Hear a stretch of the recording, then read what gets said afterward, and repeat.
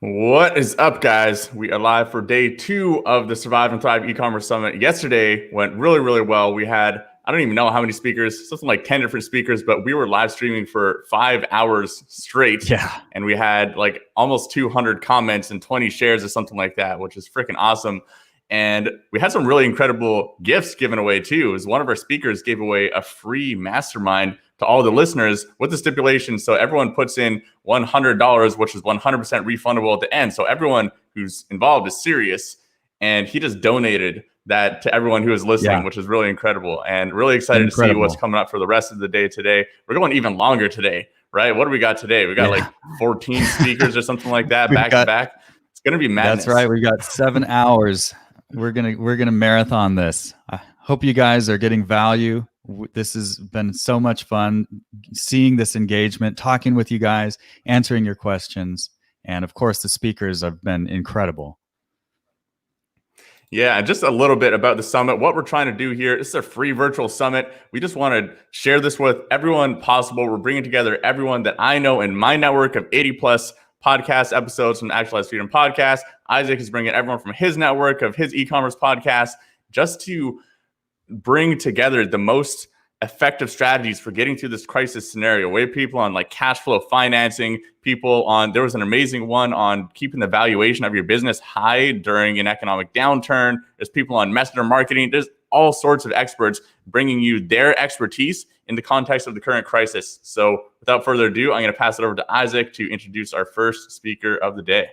All right. Our first speaker comes to us from Team FG. Let's see if we can get they're also a sponsor. Danny, if you want to splash that image, there we go. So we've got Mandy Engel. There's the sponsor logo or the sponsor graphic. So Mandy, who she works with Amazon and e-commerce companies, and they work on consumer brand growth in a wide category range. So she does hands-on work with the entire product lifecycle, from development to manufacturing and importing, down through inventory management, sales, shipping, all of that stuff. She's got 15 years of business-to-business sales experience, specialist in Amazon Global and Walmart marketplaces, so not just in one area. And of course, we're very grateful to Team FG for sponsoring the event. So Team FG is a brand partner, and they utilize an in-house Amazon agency to test customer messaging, retail pricing, branding, and consumer feedback, all of that to drive revenue quickly. And they also have, they work with their partners to get products into retail. So they work with Costco, Target, Walmart, Kroger, CVS. Pretty amazing stuff. They do warehouse fulfillment, coordination. I'm going on here. I could say a lot more, but we're very grateful to Team FG for sharing their time, and welcome, Mandy. Hi. Wait, that was a mouthful. Yeah. So you are going to talk about the current issue that you and your clients have been experiencing. Everybody's having issues with FBA right now, products moving. How are you dealing with that? You're going to talk about going to FBM, right? Yes, especially for non-essential goods, people who aren't able to get their product in the warehouse right now. So I do have a slideshow that I was going to share. Just a little bit of background about Team FG and how we have capabilities to be able to fill those solutions for our clients. So we've been able to actually turn some people around, and that way your listeners can learn from what we've been doing here. Yeah, great. I can't wait. Take it away. Hit the screen share. I'm trying to. All right. So go ahead. Can you see it? There we are. The vortex. Okay. Can you see the slide? Yep, we can see your slides. If you want to go full screen, start the show. All right. And, so Team FG, what you said, it is a mouthful. We manage all elements of brand growth, starting with supply chain. I'm actually within a manufacturing plant as well. So we can take a client through the entire product life cycle here. I have 8 years of Amazon experience in one way or the other, and I was doing some Amazon consulting and plugged myself into Team FG. So Team FG arrived with a retail network, a fulfillment center, and a manufacturing plant, and then I brought them the world of Amazon. So within the Team FG network, just on the Amazon side, we can do FBA, FBM. We do FBA in Canada, in the UK. And then we can do all of the fulfillment within our fulfillment center. So we're able to do a B2B or a B2C shipping environment. And most of our clients prior to this week were in an FBA situation, just because prime shipping and the way that the numbers worked, FBA just was a more attractive setting. So just to take it back a step and to compare the two, Amazon FBM is when you're selling direct to the customer. So you'll put your product up, customer will buy it, you'll pack it up, you'll send it direct to them. And Amazon only takes their 15% platform fee. FBA is when you send pallets or you send master cartons into Amazon, and then Amazon picks and packs them and sends them to the customer for you.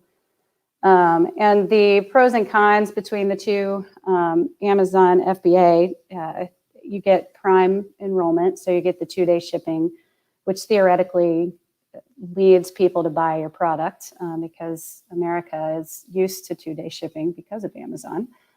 So that helps with ratings and it helps with rankings, and it's just really great for the buying. Sorry to interrupt here. Yeah. Sorry. Would you mind clicking that little hide button so that that little bar over your slide we can see? Right there. Thank you. There we go. And then buy box eligibility. Everybody probably knows how important the buy box is, and having a prime shipping status allows you to get that buy box more frequently. And then Amazon is responsible for all the packing, any type of return, customer service. If they break the product on its way, they're responsible for that. So they take control of all of the product to get to the consumer. Where FBM, you have hands-on access to your inventory. If you're able to do that, particularly now, in some ways that's attractive, where you can pack the goods up the way that you feel your brand should be represented when it gets to the consumer. You can connect a little bit with the consumer with some review cards, and you just have a little bit more of a direct relationship with the consumer. The costs are lower if you have an item that's not turning quickly. On the FBA side, you can get some storage fees that you can get caught up in. You don't have to worry about that with Fulfilled by Merchant. And then again, you've got the direct to customer reach. So those were the two options that have always been available on Amazon for shipping. However, on March 17th, 2020, Amazon warehouses stopped accepting any non-essential item into their fulfillment center, which impacted millions of third-party sellers that were using that Amazon FBA program. Anything that wasn't deemed essential, which is on that list right there, they were all of a sudden cut off from getting any stock into Amazon, pretty much cutting off their supply channel if that was the model that they had been utilizing. And then prime shipping status on those non-essential goods was no longer 2 days, but can take about 3 to 4 weeks out to get to the consumer, which again, prime shipping and that 2-day shipping method is what people have gotten used to. And products are sitting in carts and people aren't actually going through the purchase of it because it's taking too long to get to their residence.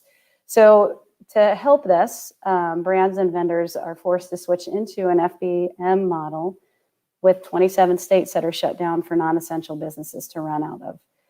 So the problem is getting the supply chain moving in a world that's stopping the supply chain from moving. So first step is to find a warehouse or a service provider that allows you to ship in that state.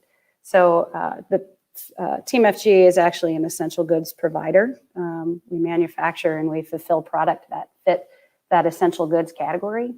So we're able to stay open and running, and we're able to ship non-essential goods as well as essential goods. So there's other people like us out there that you could possibly get in connection with to get your product into that fulfillment center and have them ship direct to your consumer.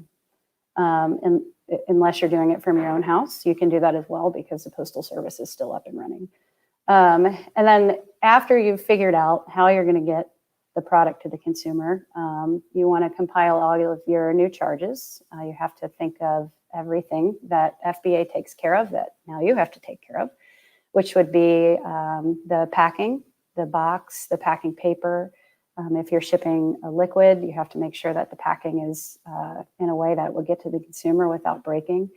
Then you've got all of your fulfillment charges. A fulfillment house will charge you a certain amount of money to handle each of the items that they're packing in the box. And you want to know that before you go into it. And then figuring out the shipping charges for each of those items and the best carrier that you'd want to use, whether that be USPS, UPS, or FedEx. Particularly if you're working with a fulfillment center, sometimes they'll have a partner that they prefer, and that partner will be able to give you some of their high volume discount rates. And then after you've gotten all of your finances figured out and you've got somebody that's going to help you get your product to the consumer, you want to apply those extra charges, if they are, to the Amazon list price or within the shipping settings on your Amazon Seller Central account. So what I've done is I've set up all of my costs that go into Amazon FBA and then all of my costs for Amazon FBM. And then I add the extra charges if Amazon FBM acquires them. And I'll either up the price on Amazon or I'll do, if you go into the shipping settings within your Seller Central account, you can apply the shipping charges that way. And then after you've done that, you want to go and change your out of stock items to fulfillment by merchant. And that's really simple to do. You just go to the edit button and it allows you to switch that over pretty easily. Now, there are cases where you're still going to have stock in Amazon's FBA, and you may notice that your sales are going down because people aren't getting Prime shipping and they've got much more time to decide if they want to buy your product or not, so they're sitting and pending. You can actually create an FBM and FBA model for each item. That would allow the consumer to choose if they want to have the item earlier and they might be willing to pay shipping, or maybe they'll wait until Amazon Prime is up and running or that ship date from Amazon starts to be closer to real time. Completely legal, completely okay. And when you shop on Amazon, you'll see it sometimes. I've got a visual down below of one of the items that we work with, and you can just see that the top is fulfilled by merchant, and then the bottom, it tells you a date that it's going to arrive from. So this particular item fulfilled by merchant arrives between April 3rd and 9th. The item by Prime, I think, arrives April 23rd. So actually the fulfilled by merchant option is getting product there sooner. And then here I just have an example of the layout of each charge. So we've got the shipping into Amazon's FBA that you acquire with the FBA fees. And then you've got your pick pack fee that comes from Amazon and then your total there.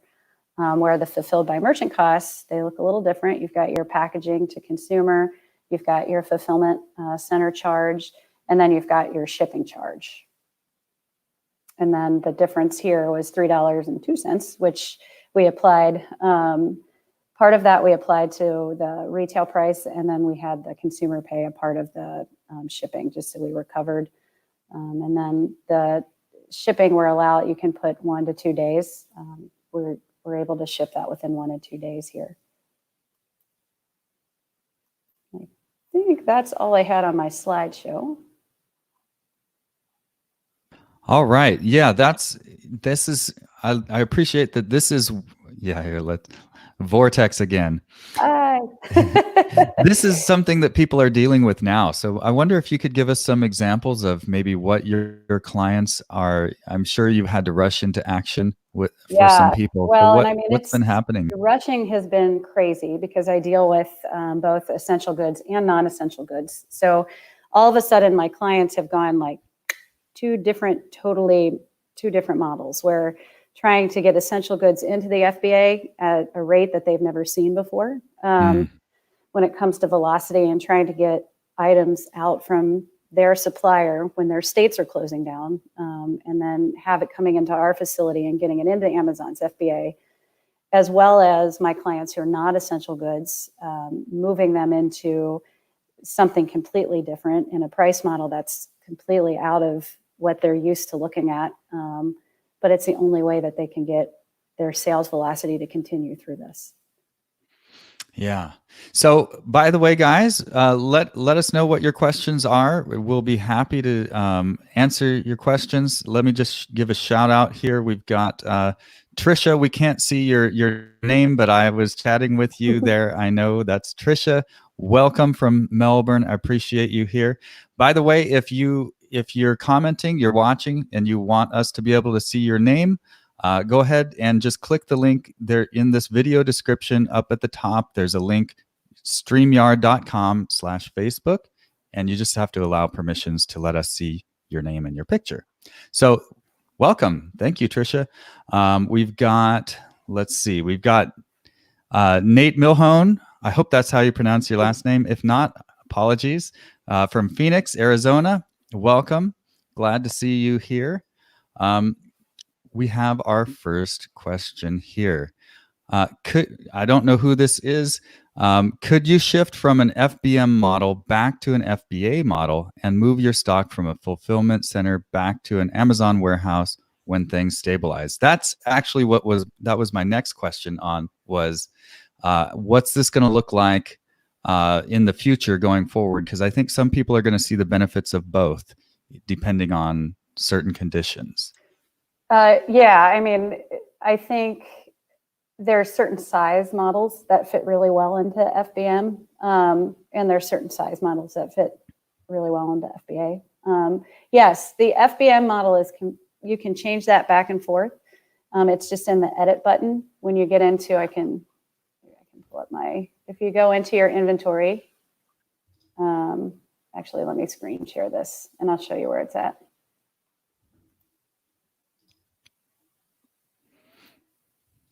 Can you see my screen? Can you see my screen? Oh, sorry. I was I was clicking in the comments. Yeah. Yes, we can see your screen. Okay. So if you go into manage inventory, you can click on the square. Let's find one that's FB. We did a lot of switching today. If you click on the square here, you'll go up to action on one selected. And it's going to change. You can change to fulfillment by merchant right here. And it'll ask you to go through a couple questions. And this one's already merchant. But if it's fulfilled by Amazon, you'll just hit done. And it'll take 15 minutes for it to regenerate. And then you'll want to put the inventory where it says available. And then you'll wait another 15 minutes and it should be live and running. Cool. So let's walk through maybe what are some scenarios that would be good to stick with an FBM model versus FBA, sort of when this is all said and done?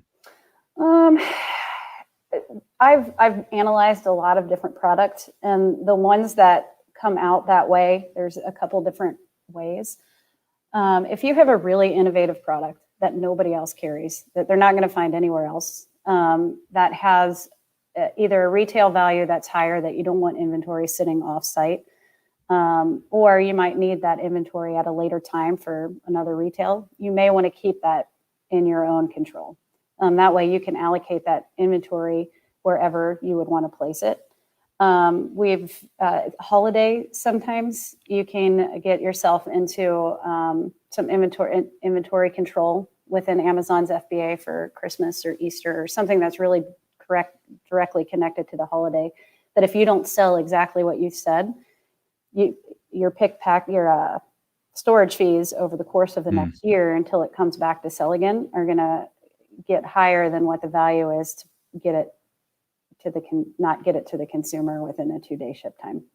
I've also found that something that might be, oddly enough, something that's very heavy that might not have a large retail value occasionally works better trying to get a better rate with FedEx or UPS on it than working through the fulfillment pick pack fee spectrum, because once you get bigger, it jumps up really high. Yeah. And what you said got me thinking. It does make sense if you are selling on, maybe if you're selling on multiple marketplaces, like I know you deal with Walmart and Target and all these other things that's in retail locations, but I would imagine the more complex your sales channels become, seems like maybe that is more, you'd be better off more with an FBM setup there.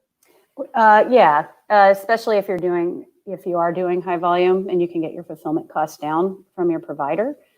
It's a math equation. Now, where it does hurt you is if you are being competitive and you're trying to sell an item that somebody else is trying to sell and they have that prime shipping flag, because typically that person is going to more or less have the advantage of getting that sale. Yeah.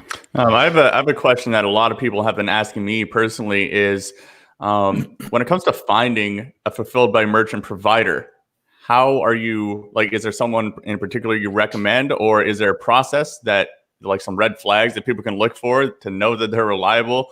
Because there's a lot of FBM companies out there that even when it's not crazy times like this, they're messing up orders. They are just kind of a mess of a business. And right now, if the business is a mess, they're going to be triple the mess. Yeah, because things are just a little bit crazy, right? Well, what I found too before I teamed up with the fulfillment center here is that not a lot of people like to touch Amazon. It's a scary thing for a lot of fulfillment centers.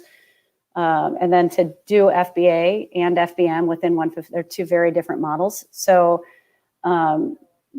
fulfillment centers usually like to be set up one way. And now Team FG, we're set up in a multiple different ways. So we ship direct to retailer and direct to consumer. So my suggestion would be to find a fulfillment provider that does both, because that allows you the flexibility to switch that model back and forth if you have to.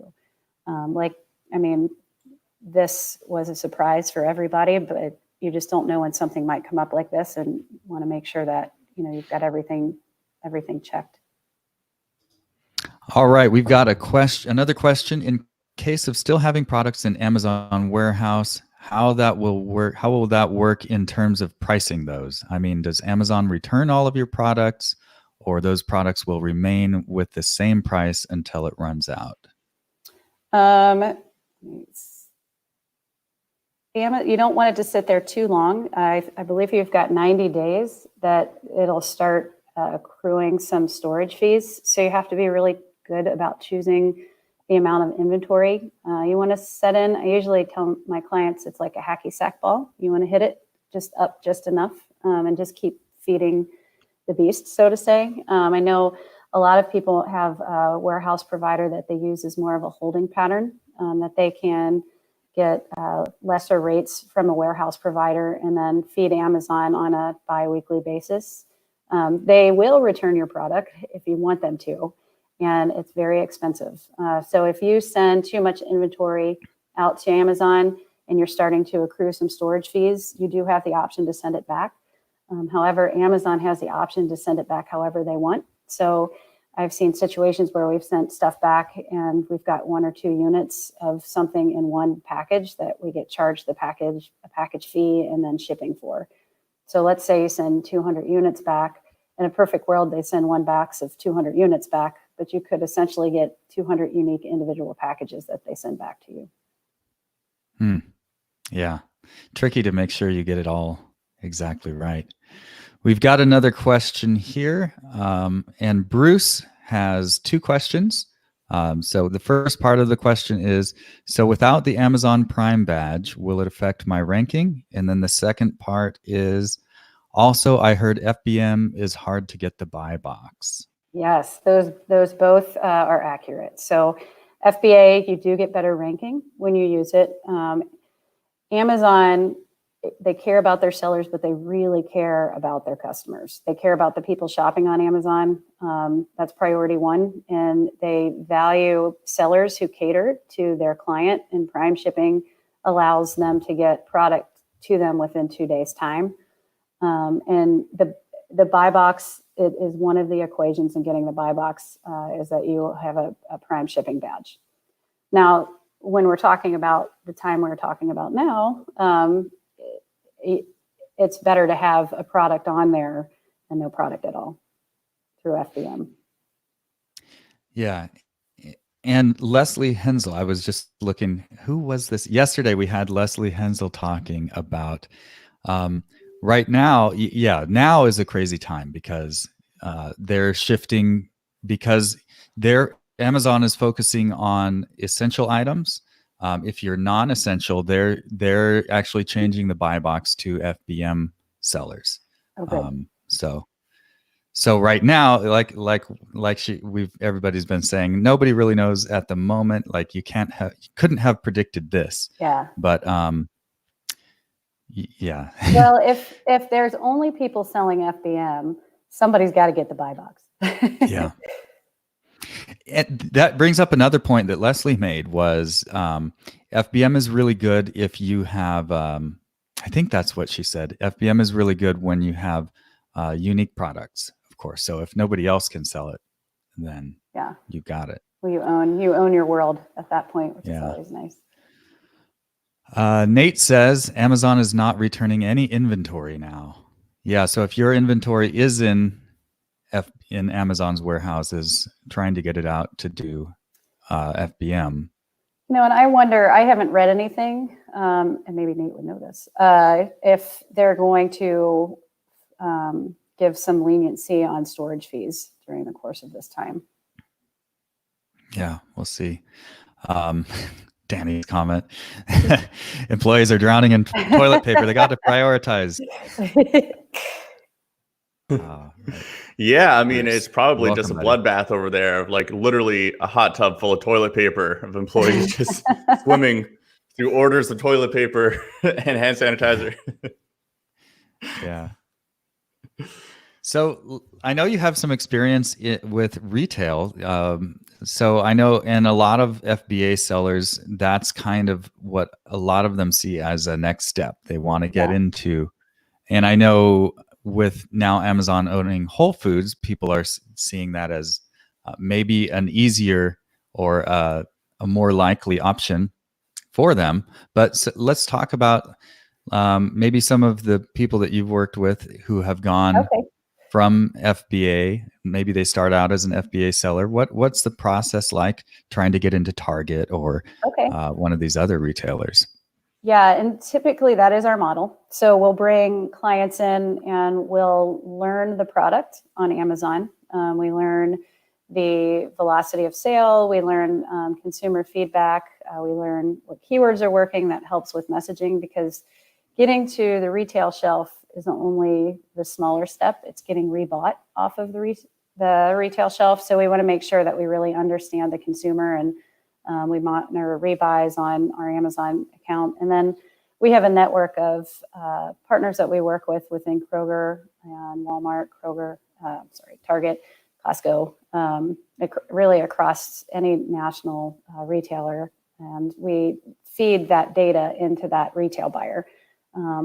Because as time has moved on, retail buyers aren't threatened by Amazon as much as they're looking at consumer data on Amazon, and it de-risks their buying purchase. So I've actually sat in meetings, Target meetings, as just solely Amazon, just giving them Amazon data and letting them realize that the product is a good one and that it most likely would turn on their shelves as well.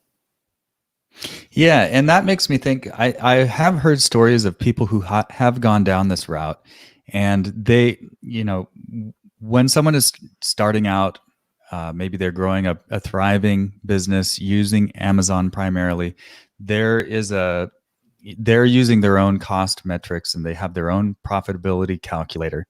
And they're looking for certain margins at the, delivered to the customer. How much did I make on this unit? And I've heard from some people that when they've started reaching out to retailers, retailers want a huge cut. And so that throws that whole profitability out the window and makes it unviable. So I'm wondering if you can share some with if that's the route they want to go, what do they need to be thinking about when they're doing their initial product development? I think they need to take a different perspective on that. Well, you really have to understand the wholesale model. I think Amazon sellers don't always understand the wholesale model because it's a different pricing model. And on the flip side of that, wholesale buyers don't understand the Amazon price model. So you really have to get a good handle of what that valued retail should be in a wholesale model, knowing that you're going to take at least 50 points off of the MSRP that you want. And then I would suggest, especially if it's a unique item, seeing how high the market will bear, because keeping in mind just that 50 points, most likely you're going to have a sales rep or something else in there, a slotting fee or something that is going to acquire even more money into retail. So the more that you can push up the retail price to see what the true value of the item is, the more margin you'll have once you step out of an Amazon price model into a wholesale price model. Mm-hmm. Yeah. Makes me think I interviewed somebody, now I'm just Megan Scarlett. That's right. I blanked on the name of Overtone Hair, and she talked about how a business that she started before that business, she was getting products into retail, and then it just blew up because she didn't understand that world, slotting fees and all of this stuff, and she ended up closing that business down. And with what she learned there, she went on to build Overtone, which is a direct to consumer product. I will say it is the reason that I was a wholesale manager before, and the reason I fell in love with Amazon was because I didn't like waiting for them. It takes a really long time. And I said, well, what can I do in the meantime? I'm like, I'm going to understand this model, and I'm going to generate revenue much quicker while they make their decisions on product. There's definitely a fun side to Amazon that's not always part of that wholesale model. Awesome. Amanda, well, thank you so much for coming on here. If people want to reach out to you online or learn more about what you do, where's the best place for them to do so? I'll tell you what, we were in the process of updating our website. So probably LinkedIn, or feel free to share my email address. All right. Awesome. Yeah, and we'll put that on the resources page. So guys, we put together summitecommerce.co/gifts. And on that page, we're going to put all the speaker slides, all the replays from all the lives that we're doing here, and all of the gifts that the sponsors are giving too. Like for the example yesterday was, I think it was Itamar who gave away a free mastermind to any e-commerce sellers who are going through some crazy stuff right now. And it's just free for everyone who wants to get involved here. So really generous. And lots of other gifts from like 15 other sponsors that we have or something like that. So e-commerce, summitecommerce.co/gifts. So thank you so much for coming on, Amanda, and thank people you guys will reach for out to having you me. there. Thank you. Awesome. And we have our next guest coming up. This is somebody that I think I've interviewed him at least twice, maybe 3 times on the Actualize Freedom podcast. And this is him right here. His name is Nate Hirsch, and his talk is going to be communication with your team during this tough time and using VAs to keep your business going. And he is an expert on VAs because he actually just recently sold his company FreeUp with one of his partners, which is all built around just hiring and finding the best VAs and then using those VAs in other people's businesses. And now he has a new project, Outsource School. So this is pretty much the guy that I go to if I need advice on virtual assistants. He has pretty much figured this thing out. So welcome to the live stream, Mr. Nathan Hirsch. How's it going, man? Doing great, man. How are you? Excellent. It's pretty early here in Bali. It's like 5:34 a.m. So hopefully it's a better hour of the day for you. But I know you got some crazy value for us. So let's hop right into it, man.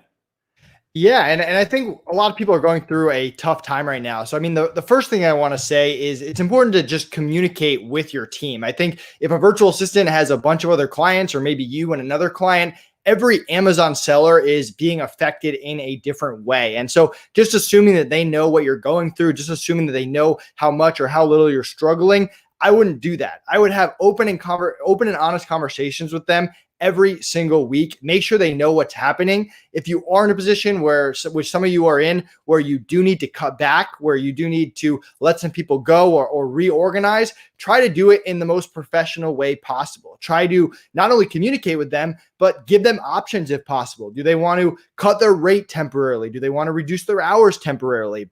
Make sure that they know it's okay for them to go out and get another job, get another client, that you support them if you can't keep them in that same original working agreement, and do anything that you can to support them. Post on social media saying, hey, I have a great VA. She's now free 10 hours a week, right? A great VA I just had to let go. Does anyone else have temporary or ongoing work that they can help? Write them a letter of referral, and they're going to remember this stuff after all this is over. At some point, all this is going to end.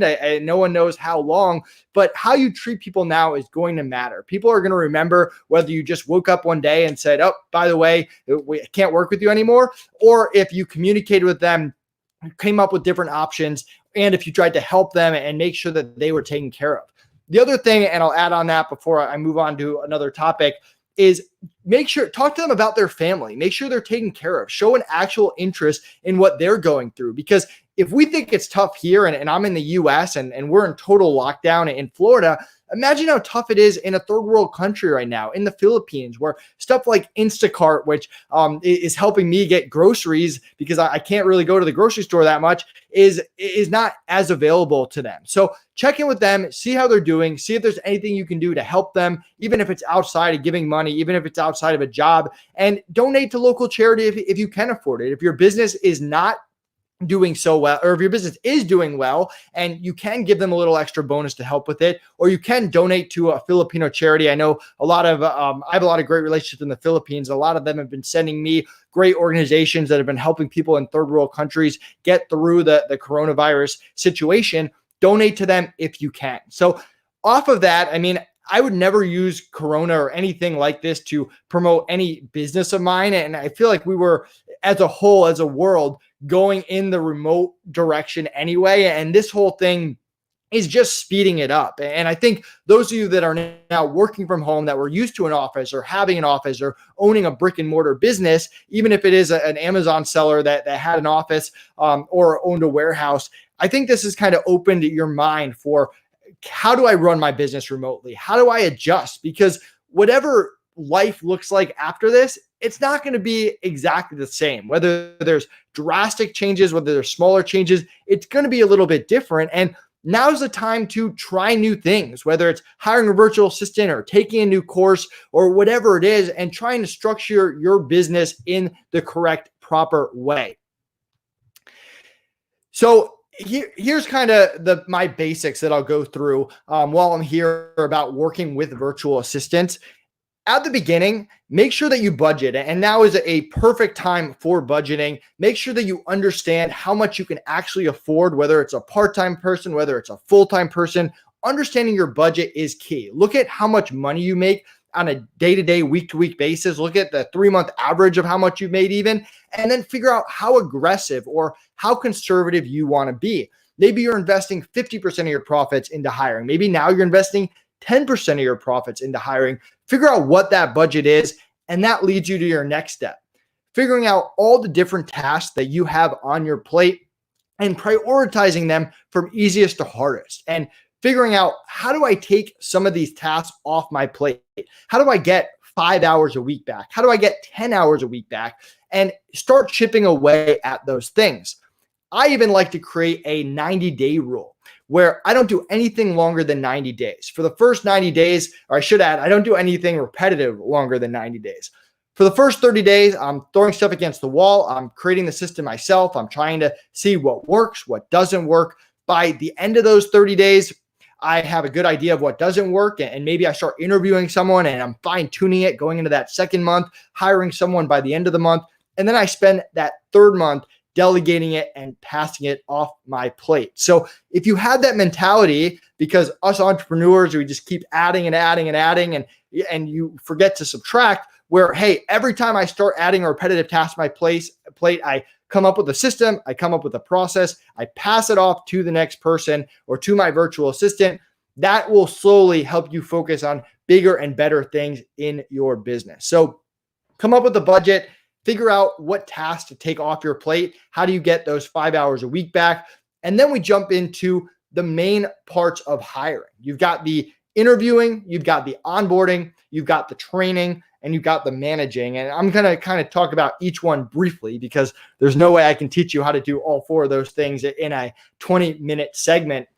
Starting off with the interviewing, I would say the biggest key here is, yes, you want to focus on experience. You want to focus on what they've done before, but you also want to factor in attitude and communication. If they don't have a great attitude, if they don't care about things more than money, if they're not going to be positive day in and day out, they're going to be really tough to work with. And it's really tough to turn someone's attitude around. You can always train them to do more, but you can't change their attitude. I've only had one time in 10 years where I've turned someone's attitude around.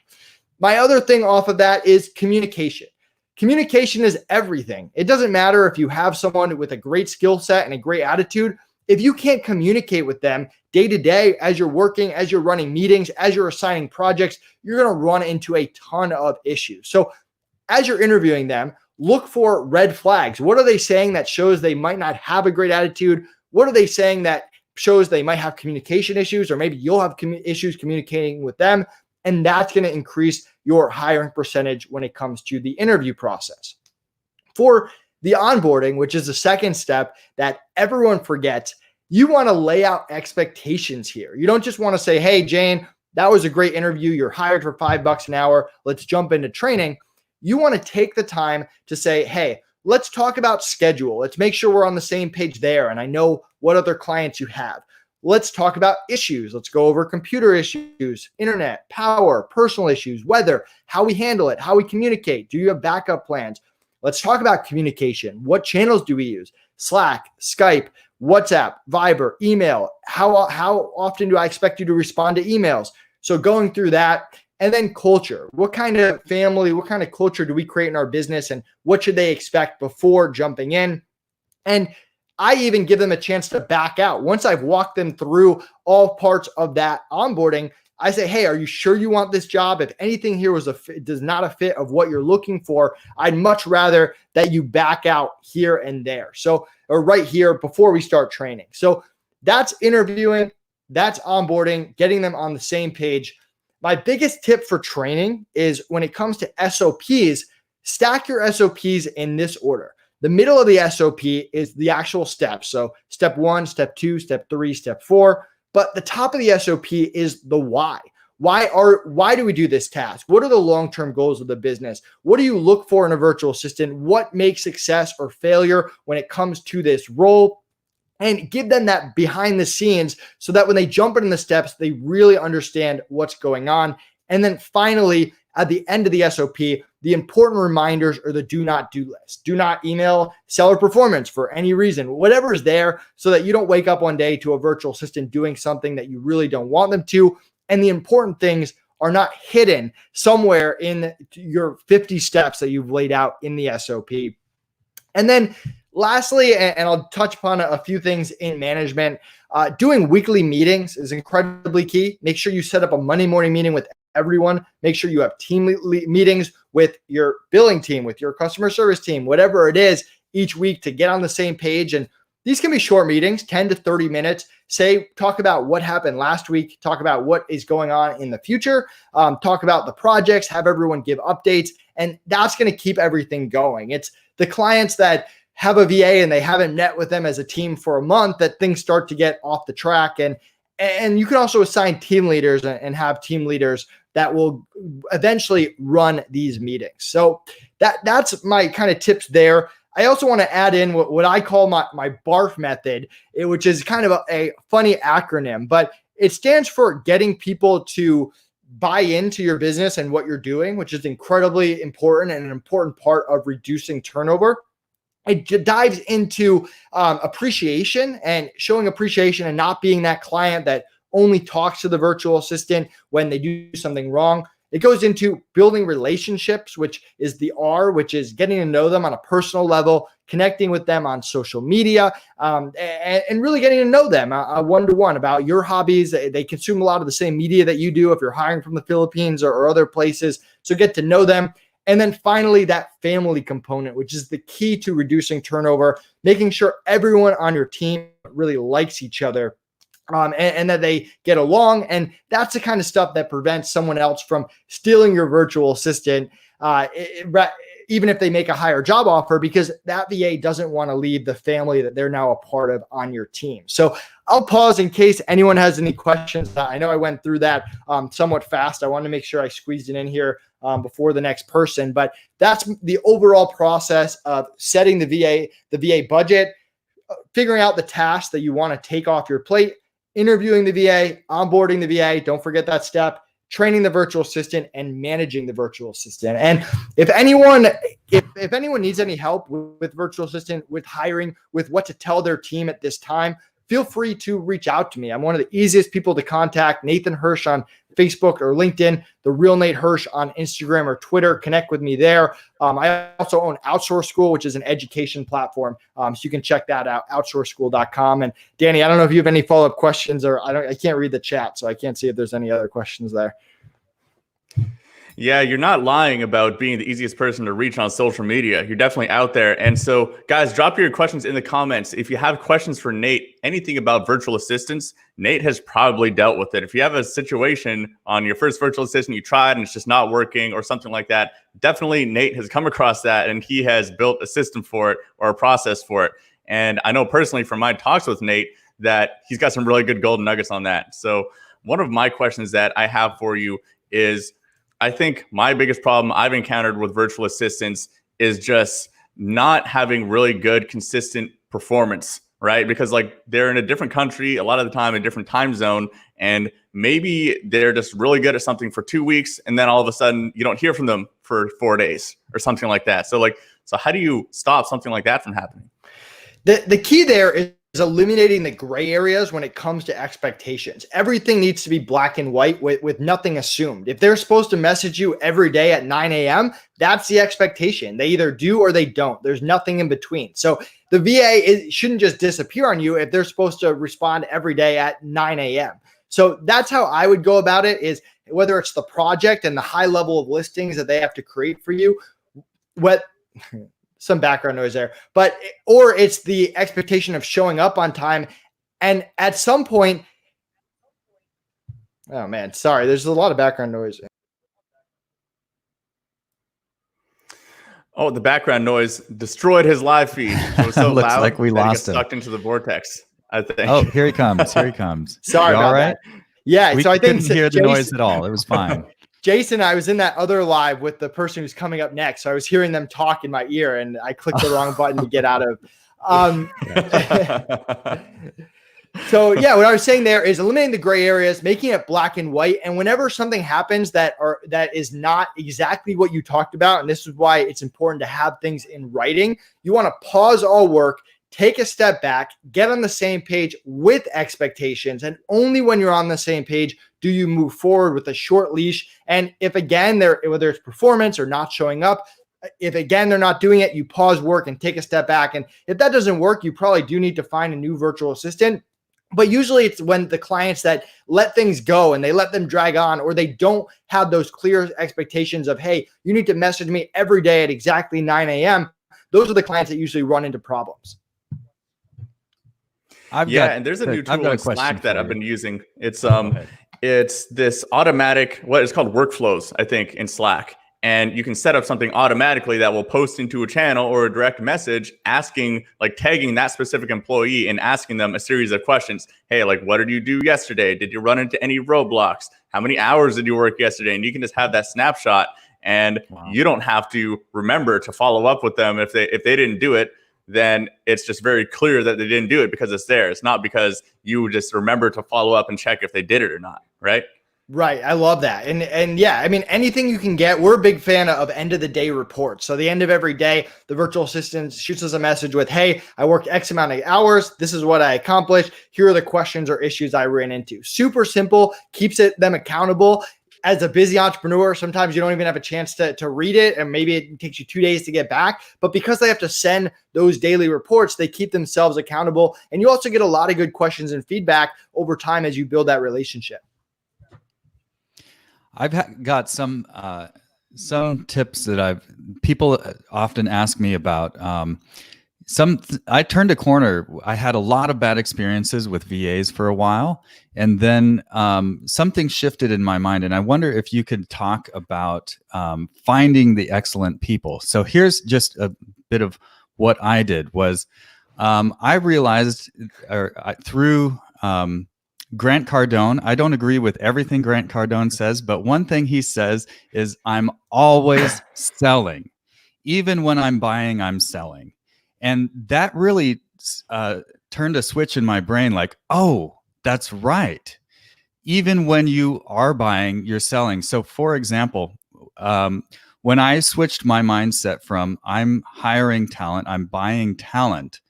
So I need to find the person who can do this, and this. When I made that switch, I started making my job descriptions as a sales page, a sales letter to the person that I want. And so it started out with, are you a rock star customer service representative? And then the next line said, here are all the reasons you want to work with me. Number one, work directly with the business owner. Number two, fast growing, exciting company where you get to learn. Number three, we'll invest in your skills with education and training. Number four, it'll make you more valuable to other employers, as well as us. And I just went on and on. Didn't even talk about the role at all until like halfway down the page. So I'm wondering if you have some thoughts on how you can find the right people. And I'll tell you, the result was the people who responded to that, it was a completely different group of people who were motivated and interested, and they started out invested in working with me. So that was a had a major impact. Yeah, and that kind of falls into the attitude component as well. And I love that. My example, which is somewhat along the same page, back when I was in college, I was hiring college kids. And I mean, the people that weren't great are the people that, oh, they just need a side job. They didn't really care, they whatever. But once I started focusing on, hey, I have something that people want. I have a job and I want people that are hungry, that'll do anything to get it. This one guy stood out named Chris Mead. And he came to me, he's like, listen, my parents aren't paying for my college. Like, I'm paying my own bills. I need this. I want this. I'm going to take advantage of this opportunity. I don't care what the job is. And he was a fantastic hire. He's now an entrepreneur now who's running a very successful business called CrossNet, competing with Spikeball. And they're on pace to do like $8 million a year this year. So those are the kind of people that I want to work with. Connor, my business partner, almost calls it the entrepreneurial spirit or the entrepreneurial hustle that they have that you want to be a part of your business. Yeah, absolutely. Roman says, I love it. And he also says, I noted the time of that Isaac Smith. Be sure to take notes later. Hey, buddy, thanks for your comment. There we go. Yeah. Yeah, that's the thing, is its attitude. It comes down to, this is the other part of that, which I was sort of poking at and you've been talking directly to, is the attitude. Starting your business. Do you get into the EOS methodology with Traction, Gino Wickman's book? It starts with your company. You have core values and you're evaluating everybody on these core values. And then do they have the skills? Yeah, that comes later, but core values first. Yeah, and it's the same thing whether I'm hiring a VA or working with my business partner. I want to surround myself with people that have completely opposite skill sets. My businesses do not need two Nathan Hirsches in terms of skills, but they have to have the same values. They have to have the same beliefs. I mean, my personal values are around customer service. It's around treating people right. It's, hey, if you make a mistake, because we all make mistakes, especially if you're a startup and you're an entrepreneur, you take ownership of it and you just make it right. No questions asked. And if I work with someone who was really smart and had a lot of great ideas and opposite skill sets of me, but we don't have the same values and they don't care about customer service, that relationship is only to go so far. We're going to have very different ideas and long-term visions on what the business is going to become. So it's so important that every single person on your team has that same core value. And that was something that I was so proud of with FreeUp that I sold. Our internal team of 35 people, if you talk to all of them for an extended period of time, you would think, man, they are all built from the same mold. They all care about the same things. They're all professional in the same way. They all have that same great attitude of hustle and treating people well. And that's something that you want in a team. That's awesome. Yeah. By the way, that book, Traction by Gino Wickman. Yes. Nice. Really, really good book. Amazing Yes. book. I basically paid $12,000 to a mentor last year to take me through that book, basically. As that was mostly what we worked on. It is so much gold in that one $15 book that like I've read it through 3 times cover to cover, and it's just absolute gold. So absolutely recommend that. That's Traction by Gino Wickman, and you guys can pay $15 for it instead of what I did and paid $12,000 for a mentor to help me work through. Yeah. And I one gotta thing say, I just want to actually- mention too, Oh, go ahead. about culture. There's something I implemented maybe 4 or 5 months ago that seems really simple, but really improved the culture of the company, because my company is pretty much all remote. Well, now it's actually completely remote technically, because I used to have my operations manager here with me in Bali, but he moved back to the UK to be in his home country during the crazy crisis and everything. So now we have our team meeting split between the UK, our main office is in Vancouver, and I'm in Bali, and we have team members in the Philippines. So we're just all over the place. And keeping the company culture is a challenge. But there was one simple thing that I implemented in our daily stand-up meeting where all of the key team members get on one call. And at the start of the call, we all go through just a quick check, like, are we green, yellow, or red for the day, just to see our workload, and then followed by one thing that we are grateful for. And it sounds so simple, but just coming up with that one thing that we're grateful for just really humanizes the interaction between all the team. Like I say, like, oh, like today I'm really grateful for it's super warm and sunny today, and I got out on the beach and it was awesome. And then it starts a little mini conversation, and then it just humanizes it instead of logging on and just like talking about all of the work stuff that's not going good and the problems we need to solve and everything. It really, really transformed the culture of the company when it was remote. Yeah, I love it. So one thing that we did that was somewhat similar in our Monday morning meetings, the first 5 to 10 minutes, everyone just showed a picture of their weekend, and people got to ask questions. People got to engage. People got to get to know each other. So that was just a great way to kick off the week and how to build relationships and really great culture over time. And then people wanted to do meetups and get to know each other on a personal level, which only helps your business. So good. Awesome, Nate. Well, if people want to reach out to you, I know that you mentioned this before, like, where's the best place for them to reach out? I know you're on Twitter and every single platform out there, but if people had to choose one to reach out to you, where's the best place? Yeah, I'm trying to be more active on LinkedIn. So connect with me on LinkedIn, Nathan Hirsch, and yeah, you can really contact me on any channel. So I appreciate you guys having me on, and yeah, this was a lot of fun, and thanks for doing this, guys. Thank you. Thanks for being with us. Really appreciate you coming on there. And guys, if you're looking for all the speaker slides, any of the replays, including this one here, so you can really dive into the tips that Nathan gave about virtual assistants and everything like that, go to summitecommerce.co/gifts. And there's going to be a bunch of gifts from our sponsors and everything on there too. Some really cool stuff popping up. The sponsors are just coming up with even more generous ways to just give free value to you guys. So make sure you go check that out. Thank you so much for coming on, Nate. Thanks for having me. Awesome. And next up, we have the man, the myth, the legend. You guys have probably heard of this guy if you are a keyword nerd. This guy knows more about Amazon keyword data than just about anyone else that I know. And his name is Mr. John Tilley. He's the CEO of Zon Guru. And this talk is called Let the Data Guide Your Decisions. Key Amazon seller data trends and insights from sellers over the last 2 months, plus tactical tips for you based on these insights. So the reason I think we should really be listening to people like John is because he has access to so much data, right? There's so many different seller accounts that are into the Amazon API and into the API of actually the real sales data from these accounts, that he has a much higher level view of what's going on than most people. Even just like an 8-figure seller by themselves, they only have, like 10 products, 15 products or something like that they have data from. John has access to so much more data, and so he can spot these kind of trends, and that's what he's going to share with us today. And Zon Guru is also a sponsor of this summit. So Zon Guru, they are a great tool when it comes to Amazon keywords and a whole bunch of other stuff, which John is going to let us know a little bit about as well. So without further ado, let's welcome John Tilley to the live broadcast. How's it going, John? What's up, man? Can you hear me? Can hear you good. Can hear you good. Awesome. Really excited for this one, just especially because of your unique position with access to so much data. And I know Amazon sellers just love to hear, like, what is the real juice when it comes to what's going on with the data on Amazon right now? Everyone's trying to put some kind of sense to it, but you're the man with probably the most information out of anyone who's been on this show so far. Thanks, man. Yeah, I'm just quickly, thanks guys for putting this on. I mean, it's just really interesting to see how people step up in this time of need for everyone, and you guys have definitely 100% stepped up, and it's just really cool to see. So thank you for that.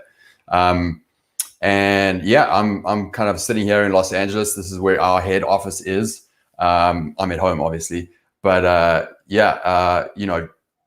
Zongear is an all-in-one platform for Amazon private label sellers, so mostly private label sellers, and we kind of help you scale through automation and data. And that's what I thought I would do for you guys. Is there's been so many great speakers on here. Nathan before me was great, and Traction, I agree with you, is the best book. We have Traction embedded with our team as well. But there's so many good tactics around what we can currently do today to help our Amazon business through this change. You know, everyone's sales are either up, down, out of stock. There's so much change going on.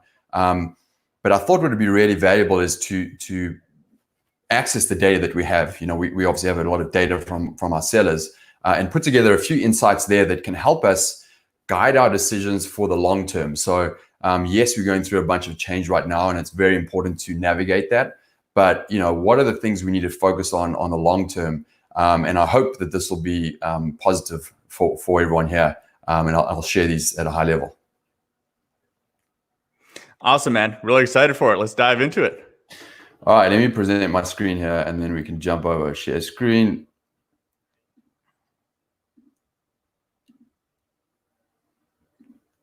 All right, you guys can see my screen?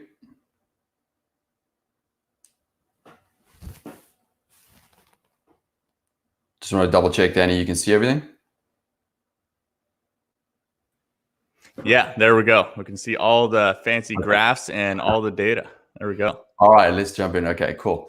Okay, so I think, you know, what I mentioned to you guys is this is really going to highlight some data trends and some insights to help guide you guys, particularly in the long term. That's what I really want to focus on, and then we'll go over some practical tips at the end. So what I did is I talked to Stefan, our CTO. He's a seller as well. You know, we have a big dev team, and I just said, can we pull a random sample of sellers, you know, private label sellers from our platform? The one caveat is that they at least have to have started selling in 2018. So we have some data to go 2018, 2019, and obviously 2020. Let's pull a random sample set. So it's just random. We're not looking at individual revenue figures here. We're just looking at the gross sum. And then what insights do we see from that? And this is some of the numbers that I pulled out, and I want to kind of go through that with you guys. Now, remember, this data set is exactly the same set of sellers. So the ones that we looked at in 2018 and 2019 is exactly the same. It's not a different random sample. So we can actually compare exact sales. And the first number I want to show you is December 2018 sales versus December 2019 sales. So what was the average change in sales over that period of time? And you can see that number here. The average for that random sample set was 22x higher. So in 2019, the average was 22x. Now that's pretty insane to see, but there's obviously some outliers that sit within that who've just absolutely crushed it exponentially. So what we also looked at is taking some of those outliers out and just looking at the median. So it's a more conservative number to look at. And still, based on that number, those sellers who were selling in December 2018 and 2019 were doing 1.6x more in December 2019 so they basically were doing double their sales in 2019 over 2018. And that's mainly just based on our normal trends, which is it's a bigger market. It's growing every year. There's more people going online. The sales are there. You guys know the Amazon trends is just going up and up. So, the basic net is if you're selling, you're going to be doing better year over year, no matter what, if you can grow your business and keep growing. So this is another stat. So I want to take that further, right? So I said, okay, let's look at today, the last 4 months right now, from January to, I think it was a couple of days ago, we look at that total number of sales versus the same period of time in 2018. So January through April 2018 versus January through April 2019. And you can see still on average, now this is obviously accounting for this pandemic that's going on right now and the effects that we're seeing in the space, still on average at 7.6x higher. So they're doing 7 times higher now than they were last year during the same period of time, the first 4 months of the year. And if you take out the outliers, they're still doing 1.3x better. So even during this problem that we're having right now, on average, businesses are doing better right now than they were before. And we're seeing that. I just spent this whole weekend, I was on a virtual summit with about 4,000 people, or probably higher than that. I'm not sure the exact number, but it was a massive 3-day virtual summit with sellers. And the feedback we're seeing is that people are doing still pretty well. People are still buying, obviously, online. But the main reason why people are doing better now than last year is because our database of sellers are people who are private label, but they continue to launch new products. And that is a really key insight here, is to keep that flywheel going. No matter if it's a small margin, a small revenue or not, keep launching more products. And that's going to help you grow your business. The next thing, and this is the really, really interesting one that kind of perked me up as well here, is looking at, I wanted to see the total drop off. So looking at December 2018, the average sales for 2018 versus the first 4 months of 2019, and what was the drop off in terms of sales. So the total 1 month revenue of December 18 versus the total for the first 4 months of 2019. And on average, the 4 months did 14x more than December. And if you took the outliers out, they did double. So, basically 1 month you did 100 sales. Over the next 4, you did 200 sales. So you just did double. So there's obviously a drop off, but it's just interesting to see last year, what was the actual drop off in sales between December and the first 4 months of 2018. And this is the really interesting one when you actually look at 2019 and 2020, which is this right here. You can see, if we look at the average, now we're just taking the average of December 2019 versus the 4 months of 20, the average is 48x more, which is just an insane number to see. And the medium is 1.5. If we take the outliers out, it's 1.5x, right? So what this tells me is that there are so many sellers that obviously, if you're lucky enough to have a product in the right category right now, your sales are just going insane, right? And you're doing so well. And on the flip side, if you're not in those categories, yes, you're probably down probably 40%, right? If you look at this number here, it's 2x, on the medium, and now it's 1.4x. So the sales are definitely down, but it's not really that much. It's about 40% down, which is a decrease. But what I'm hearing from sellers is people are still going online, they're buying, margins are up, and you're probably down a little bit on you're reducing your PPC costs as well. So on average, people are okay, and there's a lot of sellers that have done incredibly well because they've been in the right category for this. So that's it on some of the stats. And I think the interesting things for me and what I take away from this is, yes, it's absolutely changed. We're going through a lot of change right now, but those who launched more products are at least doing 1.3x better. So if you were selling in 2018 and you kept launching more products and you've kept your business going consistently and you worked on building that business as a sustainable long-term business, you're at least doing 1.3x better, and some are doing on average 7x. If you remember those figures I showed you. So, this is just showing us that the trend is continuing up even today in this crazy time. So what should you be doing right now? If you are doing, if your business is quite tight right now, and you need to focus where you need to put your focus, put it on launching more products. So spend your time right now building out your roadmap. If you are in this business for a long-term strategy, you should be planning a year out, 2 years out, 3 years out. So start building that roadmap, whether that's new products or whether that's new suppliers or whatever you're focusing on right now. Make sure you're building that out, and importantly, build it out across different categories, right? Because if you want to diversify your risk right now, build out your products in different categories, because if some products are hit, some others won't. And you obviously saw that 48x, some people are in the right categories and doing incredibly well. this is the long-term way to your fastest way to wealth. You know, we're passionate about this business, and guys, if you can just, you know, stay the course here, if there's anything you need to know right now, it's to be in this business and build it over time, and you're going to grow your wealth substantially. The other thought that I have is you know, we're also focused on the Amazon.com industry, and we kind of looking at how that's affecting us. But you should also take a second and just compare our industry to other industries, and what is the impact that it's having on us versus other industries. And hands down, you can speak to any friends in brick and mortar. They are impacted so greatly. And you know, we feel for them. But I've been talking to sellers who do this as their side business, and they've got retail stores, or they've got restaurants, or, you know, they've got, you know, any kind of other business. And they say, if there's anything that is telling me to focus on my Amazon business, this is it. This pandemic has told me this is where I need to focus. Some of my sales have been up. I've been impacted on some, but overall, I can navigate this because I don't have the physical costs of a brick and mortar. I don't have massive staff overhead. I don't have rent overhead. I don't have salaries and all those kind of things. If I can have $1 million business with one employee or just a few, and my overhead costs are low, and I can navigate this, and I'm not seeing nearly as big an impact as other businesses. So that's a really important point for me, just to reflect and say, guys, yeah, it's going to be tough across everything, but if there's anything to say we need to be in this industry, this is it. It's a way to diversify your risk, and just keep launching. So, you know, build out that roadmap and keep launching your products. Whether this is your main job or your side hustle, and people who have it as a side hustle, build it out, because this is how you absolutely diversify your risk. You're in the right place. And I would say Amazon is still a good place to build a business, but it's probably one of the only ones right now based on what we're seeing. And the data is there. The data that I showed you guys, you know, if you've launched 20 products in 2019, you're doing better than the person who launched 5 products in 2019, and you're definitely doing better than the person who launched 0.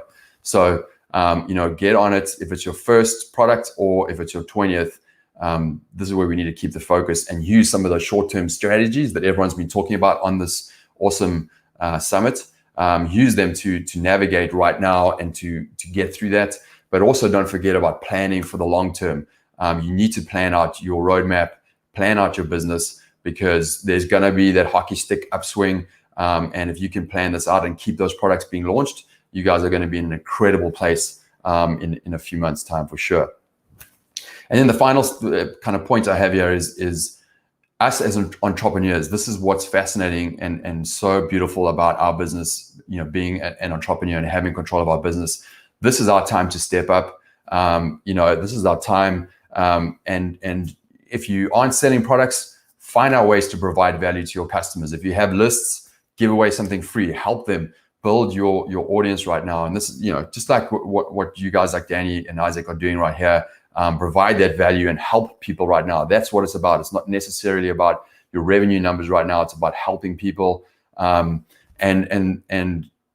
if you can focus on solving problems, you know, shakeups like what we're having right now with this pandemic, problems arrive that you can solve that are new.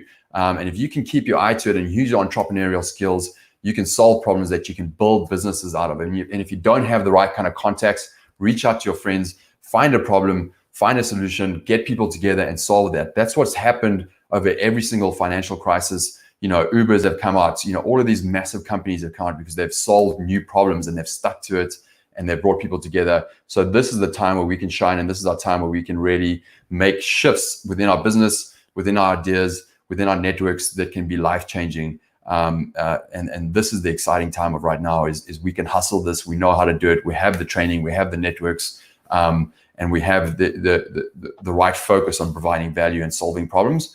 And with that, we can absolutely crush it. So that's it. I think you know, my overall message there is we're on the right, you know, channel right now. We're in the right place. Yes, we need to tighten things and focus on navigating right now, but focus on the longer term. If there's any reason why you should be on Amazon or in the products e-commerce business right now, this is the reason. This pandemic and this problem that we're having right now, we're doing the right thing. Ways that I can help you guys. We have tools, obviously, a brand new tool called Niche Finder, which is a massive database of amazing products presented to you in the right way. It's a niche within a niche. It's the right kind of products for us as sellers. Jump in there, use that. Easy Source is a partnership that we just launched a few days ago with Alibaba.com. They picked us out as a partner. So it's the power of Alibaba's data together with our kind of crafting of the data to make sure that you guys can easy validate suppliers. We have that available. And Keywords on Fire, which is the most powerful tool to help you understand how your competitors rank, how you should take advantage of that and work on your launch strategies and your listing strategies. So we have all those tools for you guys to use. If you go to our Instagram channel, that is just literally a feed of great product ideas that you guys can jump on and just see. And then also, if you go to zonguru.com right now and just go into the chat and just type exactly like that, survive and thrive in the chat, we'll just use the chat bot, or there'll be a support. We'll just send you our latest hot product ebook. We just finished it about 2 days ago. It is 165 pages of information. It's 60 products at the end of brand new hot products that you guys can look at to launch. It's going to give you ideas in different categories. And it tells you exactly what the products are and how to launch them. We'll give you that for free. It'll just come back to you guys in the chat. And obviously we'll give it to Danny to put in the gifts as well. But if you're looking for ideas and how to validate ideas, that is going to help you as well as all those tools. So just jump in, guys, and we hope we can help you guys as much as possible. So yeah, I think that's it from my side. Awesome, John. That was super, super valuable. I think I really want to highlight one thing that you said, which was finding the problems that exist right now and just solving them. And that's been one thing that I've been doing a lot. Is I've been spending a lot of time on the phone with the current clients of Kenji ROI and just other e-commerce sellers that I know, just trying to see like, what are the bleeding necks that exist in the marketplace right now? And then how can we pivot to solve those bleeding necks? And I think anyone who is not doing the same thing for the customers right now, whether you're an e-commerce or your service provider or whatever it is, you're just really missing a key opportunity to pivot. We are going through a major change in pretty much all business right now in some way or another, like you touched upon, either way up or way down. And the people who pivot are going to be the people who become those bigger companies when the economy rises again. Like, I love the example of all you got to do is look back to the last financial crash when 2009, the entire economy's down and companies are going bankrupt. But then Airbnb started in 2009. Mm-hmm. And WhatsApp started in 2009. So many other big companies started when literally everyone around was saying, this is the worst time to start a company. And look at those companies now. They're some of the biggest ones around. 100%. This is our time. As entrepreneurs, change provides opportunity, and if you're going to be the one who sticks your head in the sand or tries to avoid it and gets conservative, you're going to miss out. But if you step up, step into the light, reach out to your friends, reach out to your networks, write down things that need solving right now. Just write down 5 ideas a day. You're going to see things that no one else is seeing, and you can capitalize on it right now because everyone wants to come together in this time of human connection. So sorry about that. So yeah, it's absolutely the perfect time. So I 100% agree with you. I want to add to that. I love you guys. If you have questions, just type them in the box here. We have John. He has an incredible access to so much data. So if you guys want some of his insights into all the data that he's looking at, then let us know in the comments there. This is your chance to get inside the mind of someone who is just looking at this stuff and analyzing it all day long. So let us know in the Facebook comments if you have any questions for John about the data. Isaac, good to meet you, man. Yeah, you too, buddy. Thanks so much. I appreciate I really liked you're just sort of off the cuff comment there. Write 5 ideas a day. That's so true, especially right now. That's, I started this post before we started yesterday. I put in an image there that said, put your ideas for businesses that are going to be up. We can start here and now. What's going on now? So I think that's a muscle. A lot of us, we get stuck into our businesses and we get stuck into the nitty gritty, just the details and the weeds. And we often forget about like what's going on out there. And so just being aware and taking your perspective up a little higher and writing out those ideas, that's so critical. Even if it's like 5 terrible ideas, Absolutely. Why I think not? that, yeah, I think that's, and then number two, don't be afraid, even if they are terrible ideas, to share it with your network, because that terrible idea might spark a conversation where someone says that's a terrible idea, but what about this? That then formulates a great idea. So, this is you've got to, as I said, kind of step into that light and take your thoughts, share them, and reach out and say, hey, I've got this idea, but I have no clue how to crush this. Someone might have an idea or a network or something that can come together with that, and that's how these beautiful companies start. Whether that's an Amazon product or an e-commerce product or a software product or whatever it is, there's so many out there. So this is exciting times. Absolutely. We've got a question here. Oh, we clicked on it at the same time. Go ahead. So this is an interesting one, because right now there is a lot of products that are higher end products that are luxury items are not really seeing good sales in favor of items that are essential and people just like hoarding survival items, right? So what do you think? Thanks so much, John. Do you think that it's worth jumping on high end products now or perhaps later when the dust settles? So I think the answer is it's kind of like all of the above, right? I think the main point I was trying to get across is if you can launch more than one product, and no matter if one product is a high end or one product is a low end, or, as long as you can diversify across categories, you diversifying your risk and your potential for high revenue is great, right? So some successful sellers that I've been talking to, they have many SKUs in different categories. Some are doing badly and obviously some are doing well, but overall they're doing well. So, you have to kind of look at each individual one, but the idea being is that I would just look at a longer roadmap, whether you're doing high end now or later.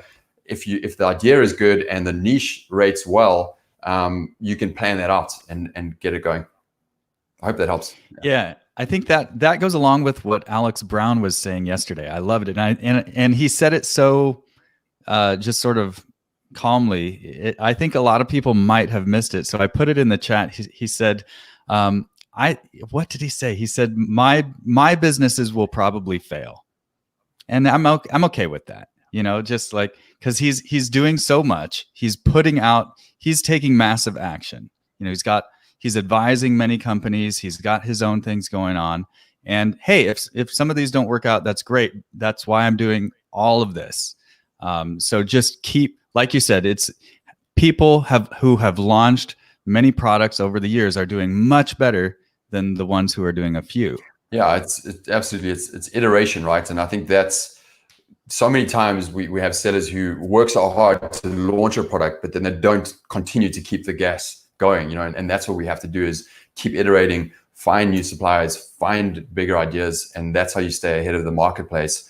I was speaking to a seller the other day who did $1 million in a month, and they just have a lot of SKUs with a lot of them with a very low daily sales, but the bigger picture together gets them to over $1 million a month because they have that many. So it's a really important point. You've got to look at this over time, right? And if you launch one product and it's only making $1,000 a month, well, that's your first product to your next, and to your next, and to your next.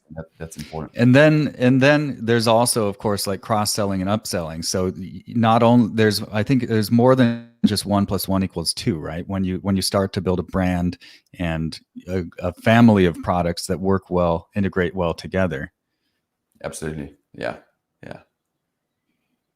And so, John, I know that no one can tell how long that this COVID outbreak is going to last, and really when this big uptick in e-commerce is going to come. But I personally have a big belief that right now there are hundreds of millions of people making their first e-commerce purchase right now, over the past weeks, and certainly over the coming weeks. There's just going to be hundreds of millions of people that are going to be forced to now become e-commerce customers.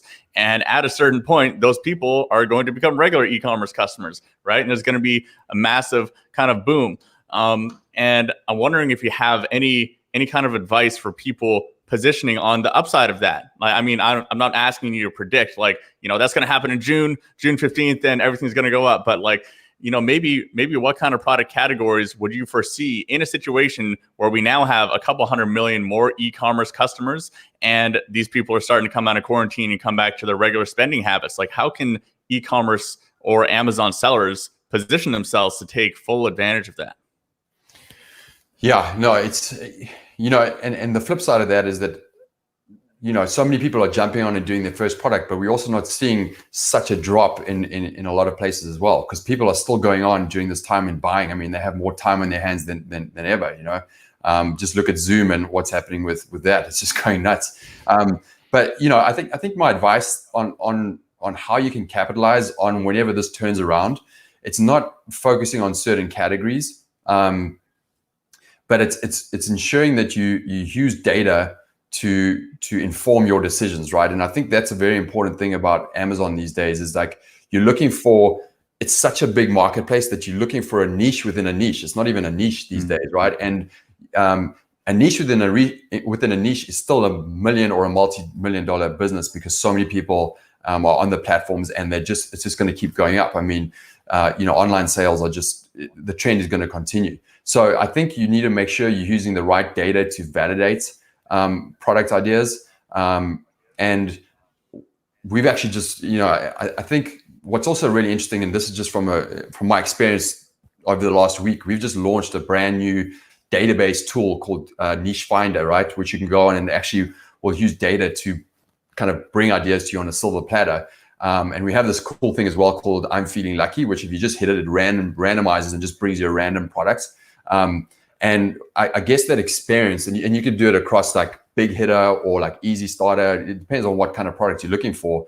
But, what it's opened my mind to is I'm seeing products that I would never, ever think of, or categories that I've never even thought of. And I think that's a really important thing to do right now, is open your mind, right? You might be thinking, oh, I love home and kitchen, but there's so many product ideas and products out there.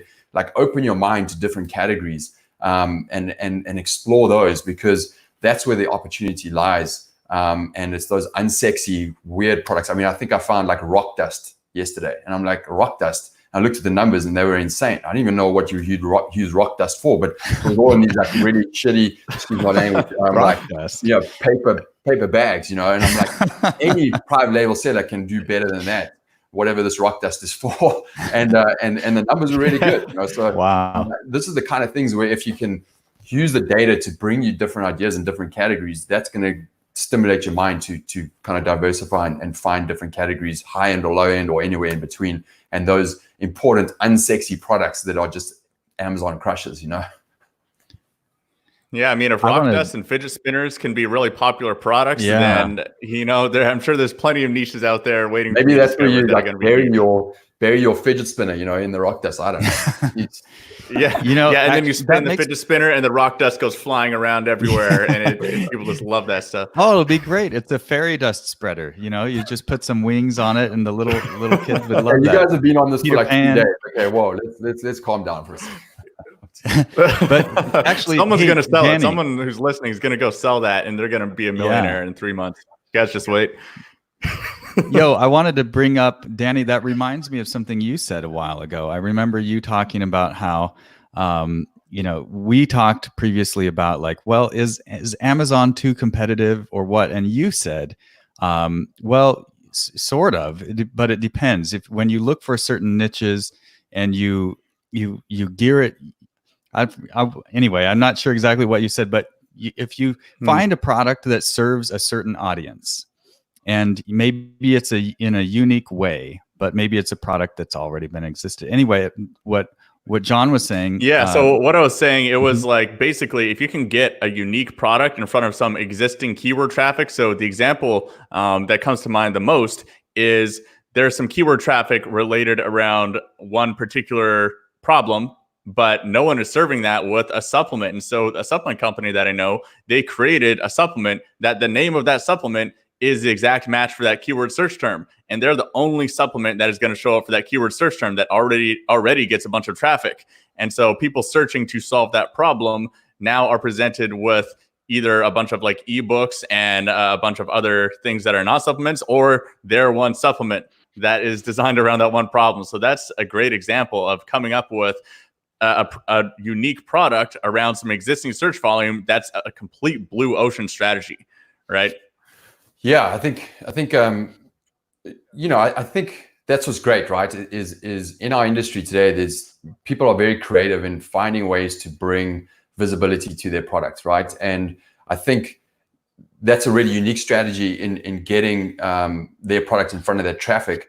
The one thing I would caution on that is that you've got to be relevant and you've got to have a great product that can create a unique connection with your audience. And so the most important thing with whatever you're creating, it has to be a product that is really well thought through, that connects with your audience, because it's all very well to get in front of them, but are they actually going to, one, buy your product through connecting with them, and two, make it into a long-term relationship and good sales. So it's important to just, even though there are these short-term strategies, you've got to make sure your product is there and connecting with the right audience. And so, one thing that's important when you're looking at going to market is to find the blue ocean around some of the relevant longer tail terms that not many of your competitors have found yet, and focus on really converting on those through obviously your listing optimization, but your PPC or whatever, or your launch strategy, and dominate on those, and you can really start to rise up. And I think that's one of the most important things to do, is to find those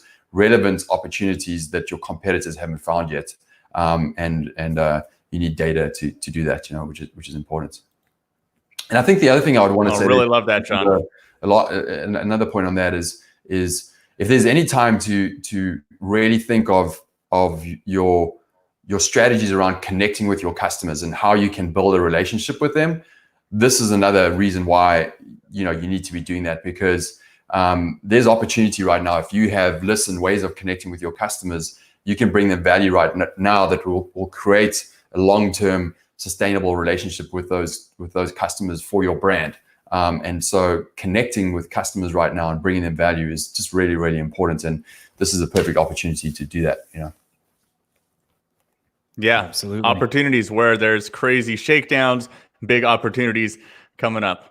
Well, John, thank you so much for coming on here. That was super, super valuable. And if people want to reach out to you online, I know you mentioned this a little bit earlier, but if they wanted to reach out to you directly and talk about anything, where's the best place for them to do that? I think our Instagram handle @Zonguru is a great place, and we have a team there, and they can DM. You guys can obviously email me direct. I'm super open to anything from there. John@zonguru.com with no H. And then just hit us up on chat as well. If you want to get that free download, just jump in there, type in Survive and Thrive, and we'll send you the ebook. You guys won't be disappointed. It's literally hundreds and hundreds of hours of work gone into that, so you guys can get that. But yeah, man, just good positive vibes for everyone out here, and this is our time to dominate. So as you say, survive and thrive. This is it. This is what we made for, moments like this. So I'm excited to look back, on this group in 3 years' time, and just remember what we've been through and how we've dominated. And I think all of us can look back on our life and remember that time where we were like, damn, this was like the worst time of my life at the time. And then you look back in 3 years and you're like, you know what? That was probably some of the best times of my life, and this is what's going to happen now. It's going to set us up if we embrace it. So, keep safe out there. Awesome. Yeah, absolutely. Love that attitude, John. Thank you so much for coming on. We got lots of people, Jamie Pyros, JJT, and yeah, we got so many people. Absolutely love that. And guys, if you're looking for any of the replays or the slides or anything that we went over here, you guys can find that at summitecommerce.co/gifts. Anything that John mentioned, we'll put all those resources there in one place for you guys, so you can go through it with a fine-tooth comb, because it's one thing to get the fire hose of awesome information from these great speakers and everything, but to actually implement it, you're probably going to want some replays and some slides and everything. So thank you so much, John. All right, guys. Thanks for doing this again. We'll catch you guys soon. Cheers for now. Thank you. Bye. And hope you guys are all staying healthy out there as well. Let's just take a moment to thank our sponsors for this free event. This event is completely free for you guys, and that is thanks in part to these sponsors. So we got the FBA broker, Corin Woodmass. He is speaking. And the BIG tribe that is here in Bali. They are an entrepreneur group in Bali. I've spoken at their events 2 or 3 times now. Really good. We got Enreach. We got Seller.tools. Troy Johnson had a killer speech on rebate automation yesterday. Zongu, that is John Tilley's company. He is the guy who just spoke there. Turnkey product management. AMZ Advisors. Data automation. That's going to be a good speech coming up tomorrow, I believe, with Will Christensen. Kenji ROI. That's me. That's my company. And TFG, we got Ecom Optimizer. Joe Reichfeld, actually. He is a speaker coming up who is, you guys have probably seen him around all of the Facebook groups. He is very active in those groups and often puts comments that are like basically blog posts in themselves as replies in Facebook groups. We got Empire, we got Perpetua, we got Marketplace Seller Courses, and we got India Sourcing Trip. That's an interesting one from Megala. She used to be the organizer of Global Sources Summit, and she is now doing the India Sourcing Trip because she is from India and she has a lot of connections there. So yeah, I think a lot of people are worried right now about Chinese companies and Chinese manufacturers. So sourcing in India is an option. Also looking at a lot of people sourcing in Mexico these days. So something very interesting to come up. But next up, I'm going to actually talk a little bit with my partner on this summit, Isaac. He has a very interesting story when it comes to selling a business. It's not on Amazon, but on a different method of selling. So a lot of you are very interested in creating an audience off of Amazon. And Isaac is very experienced in that. He sold his business that really has nothing to do with Amazon. So I just want to ask you first, tell us a little bit about what that business was and like just leading up to the sale. What did you create in that business and like that? Yeah, absolutely. So a lot of us, there's a lot of Amazon people here. There's a lot of people who sell off Amazon. So I was one of these off Amazon people. I did high ticket drop shipping is the business model. So when a lot of people talk about drop shipping these days, they talk about drop shipping from China, cheap products off of AliExpress or something like that with using Facebook ads. That's not at all what I was doing. And it's sometimes the method I used was before that, but now people are sort of used to that. So what I did was I found US based suppliers that had very expensive products. So I sold salon furniture, which was like, if you go into a hair salon or a nail salon, any chair that you sit in there, any desk or table they might have, I would sell those to the salon. So I would find US-based suppliers. Some of them were made in the US, some of them were not made in the US, and I would sell to them. So that's what I did for several years, and I sold I had other stores that didn't work. The first thing I tried was an radio control cars, planes, drones even. That was when that was getting hot and everyone said, oh, you got to be in drones. I tried it. Didn't work for me. So like everybody's been saying, failure, right? You've got to be okay with the failure. So that's what it was. It was iterating and iterating until finally I found something that worked. So I ran that store for about 4 years before I sold it. A lot of lessons learned. The main one, I mean, if we're looking for some things to take away from my experience, the main lesson in that was figure out what the main thing is and keep that main thing the main thing. I got so distracted. Hard as an entrepreneur. I know. So hard. I know. I would listen. I love listening to podcasts and events like this. I'd be constantly, anytime if you ever see me driving in my car, which I'm not doing these days because I'm in the house, but if you ever see me driving, I'm always listening to a podcast. There's almost no time in the car that I'm not listening to something. What speed do you listen to podcasts on? Everybody talks about listening at 1.5x or something. I don't like it, man. I like it real. I like it 1x. Oh, geez. Yeah. I'm on 2x all the time. I can't listen to anything less than 1.5. It's got to be like 2. I just can't. Maybe I just drink too much coffee. I don't know. I'm. If you get to know me, I'm kind of a slow talker. I like to just enjoy the present moment, I suppose. But I just like the 1x. I like it. And so I'm always feeding myself new information. And that's great. It's really important. You need to do that, but that can take you in some directions that you shouldn't go if you want, or if you allow it to. So you get a lot of ideas, and then I would do that. I would go do content marketing. I would go do this kind of thing, and I would spend months doing these things that wouldn't work out so well. And after a year and a half, coming up on 2 years of that, not focusing on the main thing. Roman says 2x in French, 1.5x in English. Yeah. If you spend even if I was on time, 0.25 in French, there's no way. Yeah, 0.0 for me. If you spend some time, if you spend so much time not focused on the fundamentals, your fundamentals start to drop. And so that's what happened for me. Someone says respect both 1x and 2x for different reasons. Yeah, we're gonna we just made a new announcement. Tomorrow, day 3 of the summit is all the speakers are gonna be required to speak at 2x. So it's gonna be a live summit, but it's still gonna be 2x because we're forcing everyone to double their speaking speed. So that's happening tomorrow. Stay tuned. But we'll do the replays in 1x. And if you want the 1x, you can wait for the replay. Yeah, you have to sign up for the replay so we can slow it down for everyone who can't listen at 2x.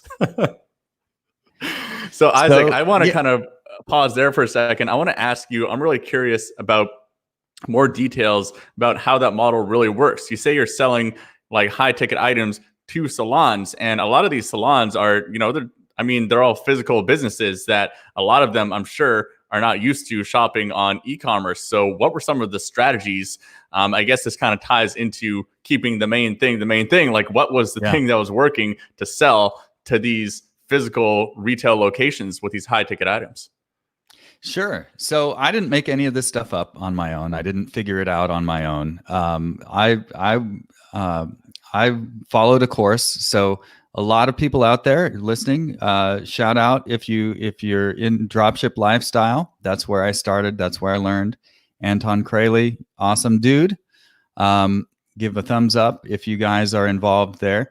That's where I learned everything. And so essentially, what you do is a lot of people would think, well, if you want to get into salon furniture, you have to go develop relationships with salon people and the distributors, and you got to go knock on doors. That's not the way I went about it at all. It's quite similar, I suppose, to choosing products or niches on Amazon, although there are different metrics that you look at. You look for what you want to look for, of course, is a product category that is selling and a product category that is underserved. And when those two line up, you have a good opportunity there.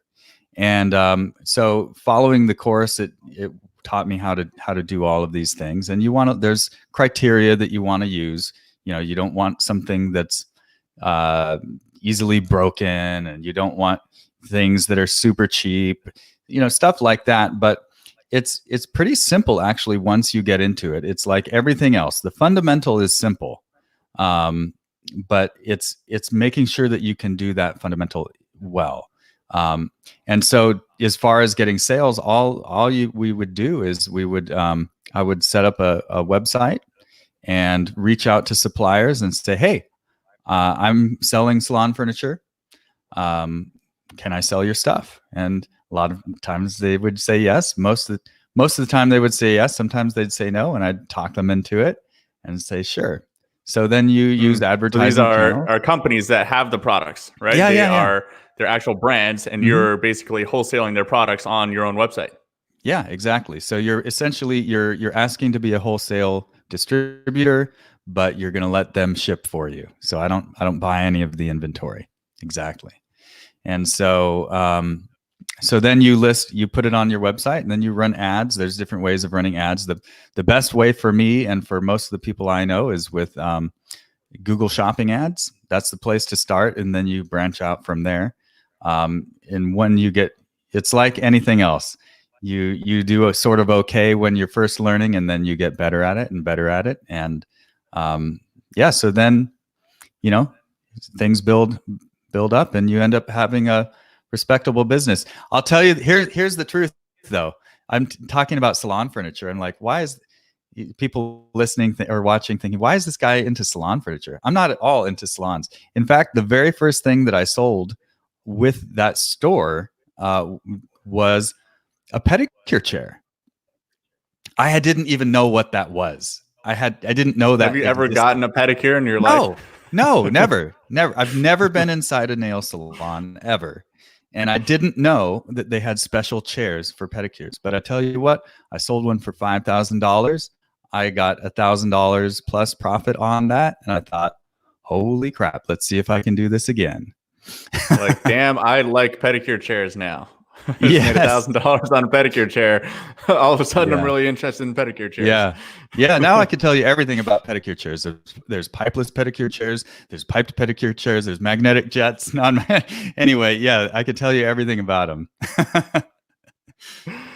Awesome. So we got a question. How many high ticket dropshippers are there in here? Let us know in the comments. If you're a high ticket dropshipper, I actually know a few friends in Bali of mine who are high ticket dropshippers who are doing pretty well. It's a very interesting space, and like it's something I personally don't know that much about. That's why I'm so interested to hear from you, Isaac, and your experience, because it's a fairly different business model than Amazon FBA, but a lot of similarities. Really, you're just looking for these opportunities and then finding the gaps in the market and filling them too. And I want to ask a little bit about how Google Shopping works too, because I know most Amazon sellers don't really touch that, and I've heard this from a few people in the more drop shipping side of the space, that Google Shopping is great, right? Because you're showing up in front of Google search traffic, and Google Shopping, it's an interesting platform where if you put in like 5 products, it's going to kind of just optimize whichever products from your website are going to be showing up the best in front of the customers, right? It's a much more automated way of doing things than Facebook ads. Can you explain how that works for people? Well, it's fantastic, and I got to say I'm largely ignorant on Facebook ads. The only are on Amazon ads. Amazon, I have only failed on Amazon. I had one product, and I have about 800 vegetable slicers in my grandma's house sitting right now. So if anybody wants a mandolin slicer, pay me for shipping, I guess. I've got 800. Grandma is not having problems slicing vegetables for the next 6 months. No, or 6 for the rest of her life, probably. Yeah. So, so it is. It's a great platform. But I think it's fairly similar to Amazon PPC. Except that you're not Google Shopping. You're not choosing keywords, and so you're selecting a product. We have some. I'll take one. All right, man. Oh, that's Ben. 50% off sale happening live only on this live stream. Get your mandolin slice. Yeah, I'm selling. I'm selling slicers here. Get your slicers. But yeah, it's a good thing. It's like anything else. There's a learning curve. You upload your product. Your product catalog, and you choose based on your product, and then you let Google decide. In fact, Ben, who just commented, this guy, I know that's Ben because I was looking at my iPad. He knows way more about this than I do. I would say I'm sort of a medium level expertise here. But yeah, we got a comment saying high ticket drop shipping is a super easy way to get your feet wet in e-commerce. So would you agree with that comment? Do you think it's a fairly easy thing to get going on? Maybe, like everything else. Like, what's easy? I mean, yeah, some people can have some success. I mean, I guess it's not hard to get into, and I guess how you define easy is how easy does success come? Like, it took me quite a while before I had, I was making more than 1,000, more than 2,000 profit per month. Like, I'll be honest, like that took me years because I had a store that wasn't working. Like I said, the RC cars, that didn't work for me, but I just wasn't giving up. We talk about you got to keep, you never give up, but sometimes you need to give up. So I spent way too long doing that. So it can be easy, but it can also just take you a long time. So it's a there are low barriers to entry. I'll say that. So that's good, which it also can be a negative because then there's a lot of people doing the same thing. How do you set yourself apart? So like everything, there's pros and cons to having an easy way of doing something. And so like what for Google Shopping, did that make up like more than 90% of your sales coming from Google Shopping, or was there other methods too? I was never able to figure out what channels actually made conversions because of the nature of my products. They were this is one issue that I think a lot of high ticket people struggle with. If you sell something very high ticket, they want to call you and make sure you're a real person, a real business, and you're legit. You're not just going to run away with their money. And also they want to know a lot about the product. So they ask a lot of very detailed questions. So I can't track which clicks caused them to call. There is software out there that will do it. But I mean, it's enterprise level stuff, or not quite. The CallRail is one. I didn't do that. But so all I could go was based on traffic. And yeah, Google Shopping sent about, I think 70% of my traffic, 75, maybe 80. Okay. Yeah. I mean, we're in a similar situation with the Kenji ROI agency, but one thing, the sales reps, they all have to ask where they found us at the very end of the sales call. So like, no matter how the call goes, if it goes good or it goes bad, at the very end, it's like, oh, one more question. We really just love to hear where you guys heard about us. It just really helps us like see like what's working and what's not working. And then a lot of the time they'll go into great detail. They'll be like, oh, I've been listening to the Actualize Freedom podcast for a while. And then it just kind of, stumbled across your website or like on a social media post or something like that. And all of that kind of data, yes, it's a very manual approach and a sales rep has to manually record it somewhere. But after every single sales call, like that's the best data you're going to get. It's not just like a number in a spreadsheet from a Facebook ad. It's the person actually going through the psychological process of how they arrived at booking a sales call with your company, right? That's super valuable. Yeah. Yeah. And I'll tell you what, I did try that for a while, but so let's just say 70% of the traffic came from Google Shopping. But the other 30, or let's just say 25%, also came from Google. So I had my customer service people trained for a while. I was making sure, oh, here we go. We've got a couple options. I'll put the comments up in just a second. For a while, I had them asking people, but they would all say Google. I just Googled you and I found you. So, well, was it an organic result or, like people are not don't understand the marketing terminology. Yeah, no, they're not patient with those kinds of questions either. Sometimes they react like, "Why are you asking me this?" And sometimes we would ask like, "Well, what did you type into Google?" Like, "Whoa, dude, what's wrong with you?" That's the kind of response. It's like you're not respecting my privacy at all. I guess with the agency, people are most of them. Well, all of them are business people of some kind. Most of them are business owners that are talking to us. So they actually really enjoy telling us how they found us because they're marketers themselves. So I suppose it depends on your customer.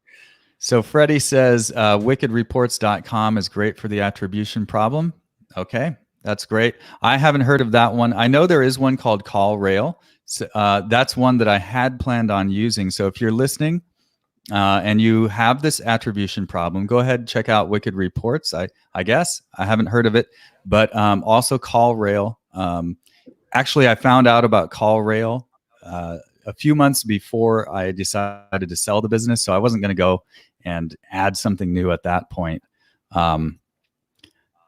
Somebody here says Inquire app at checkout. Cool. I haven't heard of that one. Maybe that'd be good.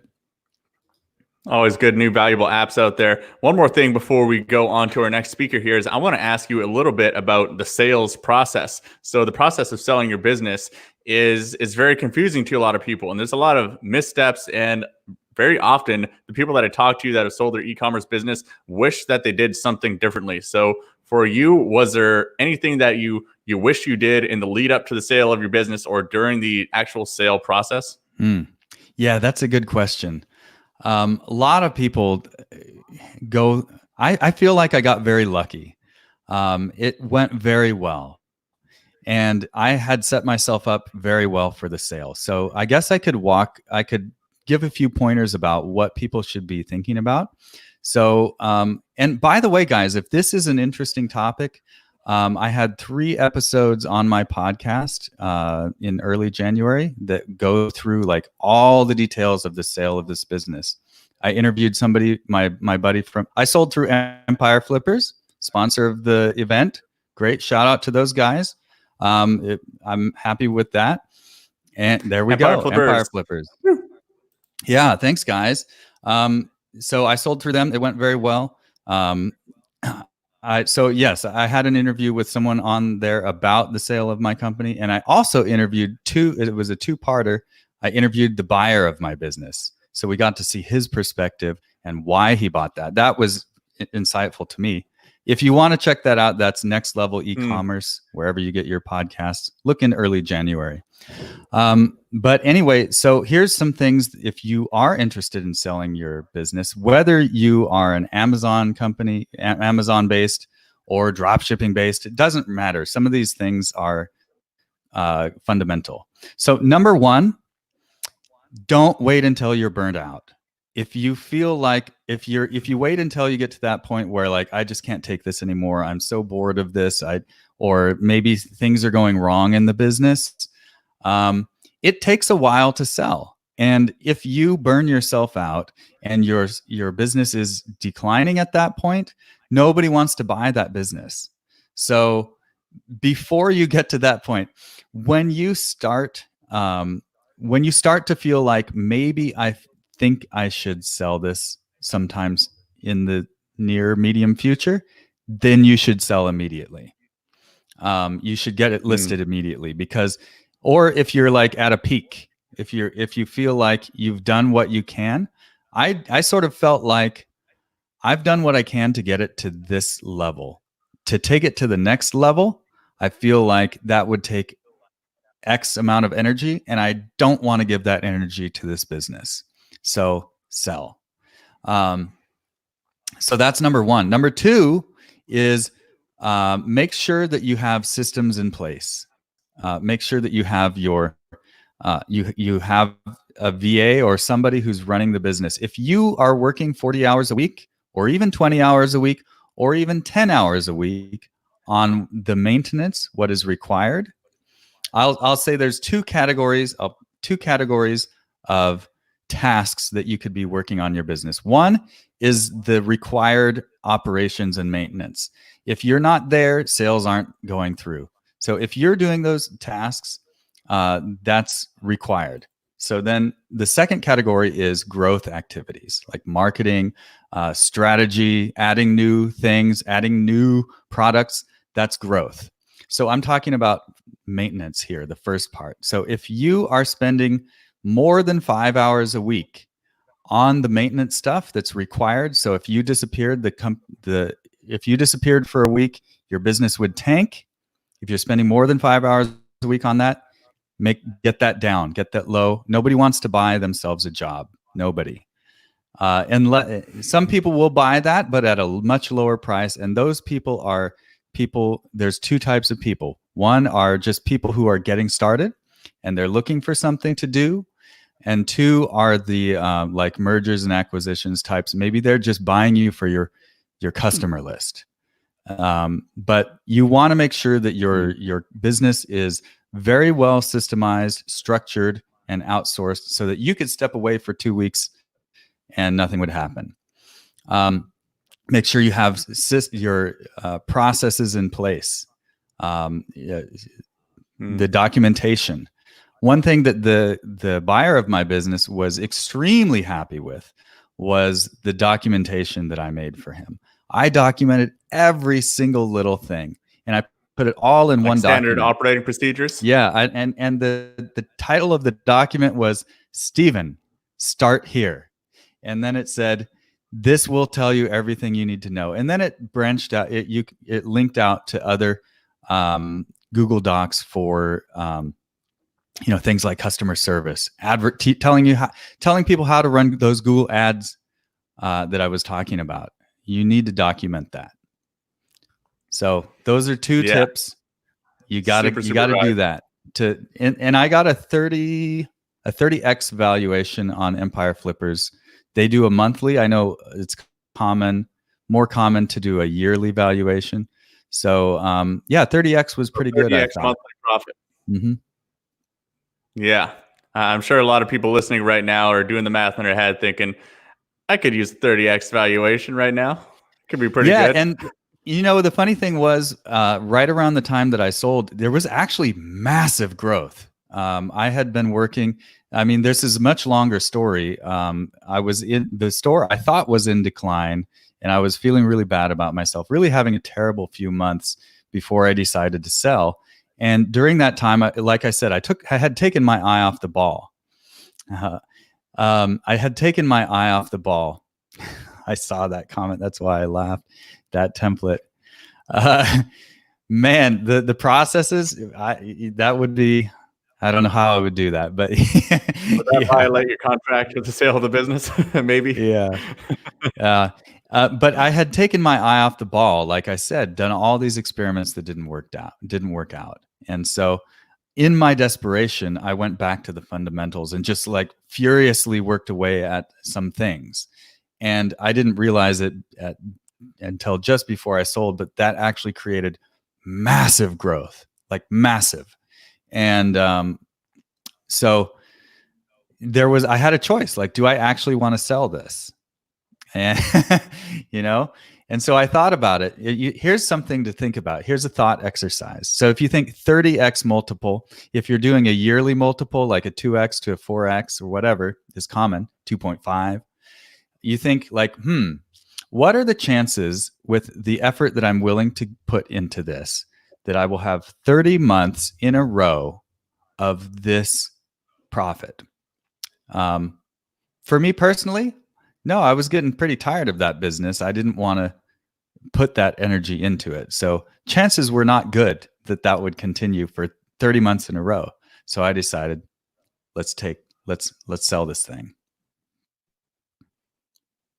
Well, I think that story, there's a lot of really amazing things to be gleaned from that. And for me, certainly that was insightful to see inside the world of high ticket dropshipping, because that's kind of like the other side of e-commerce that it's pretty foreign to me and the people in my network. So thank you very much for that. And real quick, before we move on to the next speaker here, I found this kind of funny, going back to the comment about the podcasting there. I'm with you, Isaac. I listen in the shower as well, multitasking. I'm certainly the same way. If I'm in the shower, on my motorcycle, making some coffee, is pretty much always listening to the podcast there. So absolutely love it. By the way, you have your own podcast. Just before we move on, what is the name of that podcast? That's right. Yeah, I mentioned it.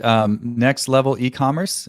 So wherever you get your podcasts. And so it's a little different than most e-commerce or Amazon podcasts that are very tactical. I interview successful e-commerce business owners. They could be from Amazon. They could not be from Amazon. But it really goes into the story and talks about how these people actually did it. What were the struggles? I love that. And that's the response that I've gotten from the audience has been, I love it when you talk about the struggles because I can relate. And I can see that this person went through something sort of similar that I did, and they just persevered. They just kept going. Maybe they read a book, or they had this thought that allowed them to tackle it. And now look at what they've done. They're at 8, they're at 9, they're 7, 8 figure seller now. I can do it too. So that's awesome. That's been, And we'll put the link to that resource as well in summitecommerce.co. All of the slides, all of the replays from this entire presentation over the entire 3-4 days is going to be there, as well as all the gifts from our sponsors. And there's some pretty cool ones coming up there. So speaking of, it is time for our next speaker. And his name he is actually a doctor. So this guy is not only a real doctor, he is the doctor of Facebook ads when it comes to Amazon. He will doctor the hell out of your Facebook ads to drive profitable sales to Amazon. It's a very complicated topic, and he's built his company Zontracker around creating attribution from Facebook ads to Amazon, which has been a problem that marketers have been dealing with forever. You know, Amazon's algorithm, they like when you send Facebook ads traffic over, but I have no idea how it's performing. So he has managed to really dive into that problem. And he gained his experience by doctoring the heck out of Hero Clip sales, doing 7 figures in sales, mostly through Facebook ads, and just really blowing up the company Hero Clip. And now he is really focused on Facebook ads when it comes to Amazon. His topic today is the other reasons why Facebook ads improved for some brands and not others. So welcome to the live stream, Dr. Yev Marusenko. There he is. How's it going, my man? It's going good. Thank you, Danny. That's very intimidating, but I appreciate that. Let me, should I share the screen right away? Yeah, you got some slides. Let's bring them up. What is the doctor's orders for today? I'm gonna give you a mix, something extremely tactical, but also big picture. So give you a mix here. All right, there we go. Yeah, so I'm gonna be focusing on Facebook ads for Amazon, and particularly data analytical perspective. So you see what a variety of brands are doing. So awesome. Can you go full screen on that presentation there? Yeah, for sure. So I'm gonna go fast. There's gonna be stuff that's kind of like for advanced level, and there's gonna be things that are kind of like beginner and in between. So you'll probably need to kind of like just slow down. And some of you that listen to the replay on 2.0 speed, maybe you won't need to. I'm gonna talk fast, but you can definitely slow down. Let me see. Oh, here. There we go.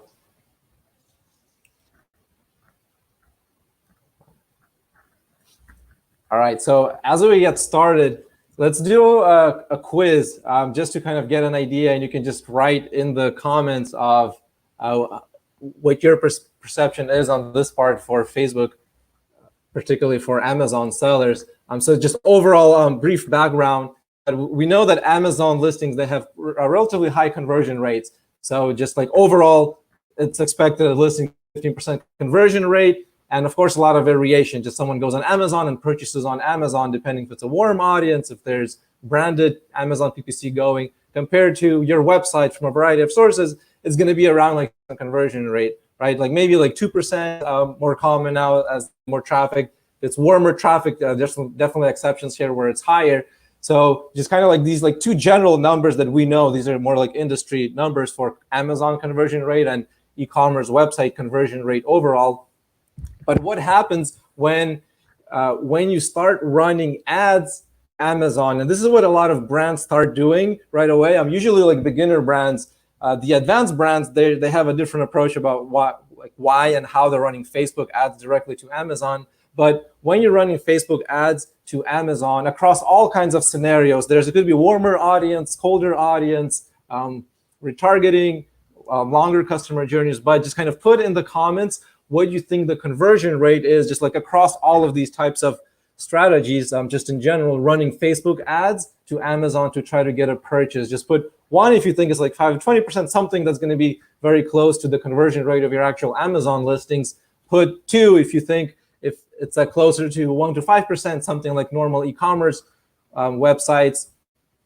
Put 3 if it's something lower than that, so 0.1 to 1% conversion rate, Facebook ads to Amazon. And then put 4, something just like way lower, just significantly lower than any of those examples. I'm trying to run Facebook ads to Amazon.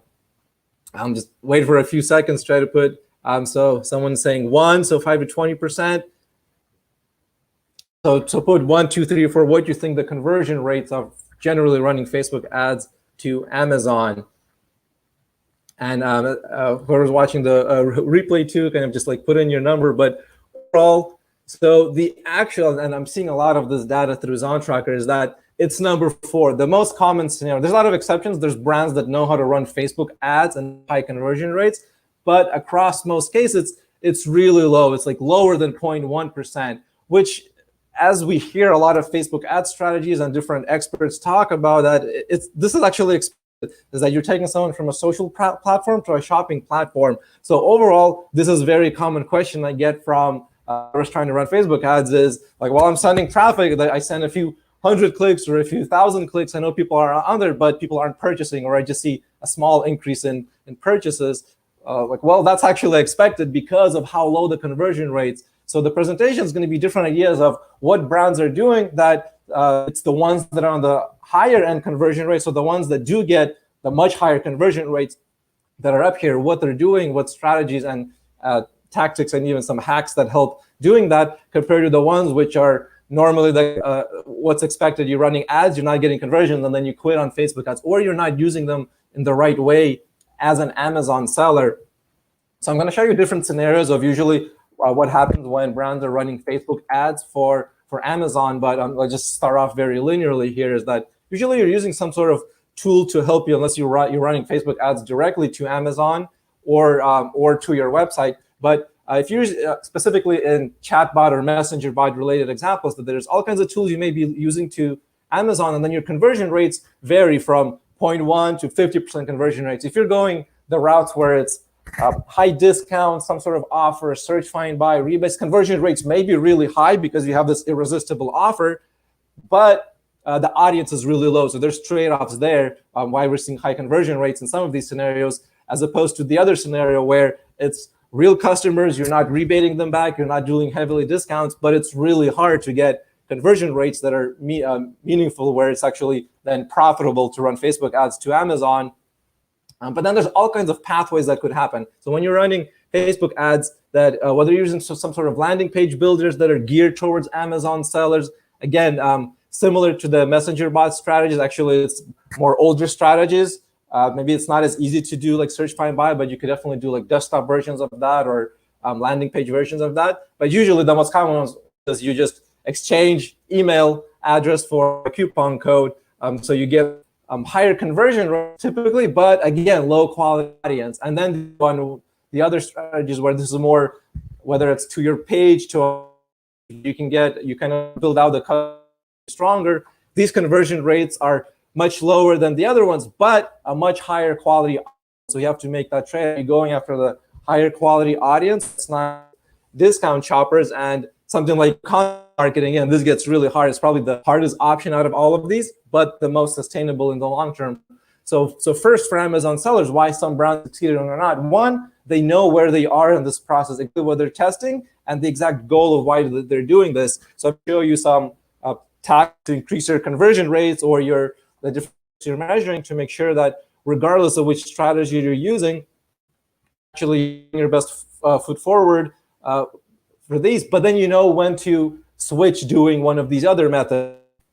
And then there's a lot of other variations of this, where you might be running ads to a retailer store and there's sales to Amazon, but you're getting kind of foot traffic into the retailer store. So there's a lot more advanced ones, but just general idea that you need to then start asking how are you optimizing some of these steps. I'm not going to go over these numbers. It's a little advanced, but generally, if you're looking at looking at the replay, so like green number one would be, it's like very common that for lower spending brands, this is actually very common, compared to number 8, kind of these more advanced strategies are less common, but it's lower spending brands, as opposed to in the red, it's higher spending brands. So something that's very common is sending Facebook traffic to your actual website.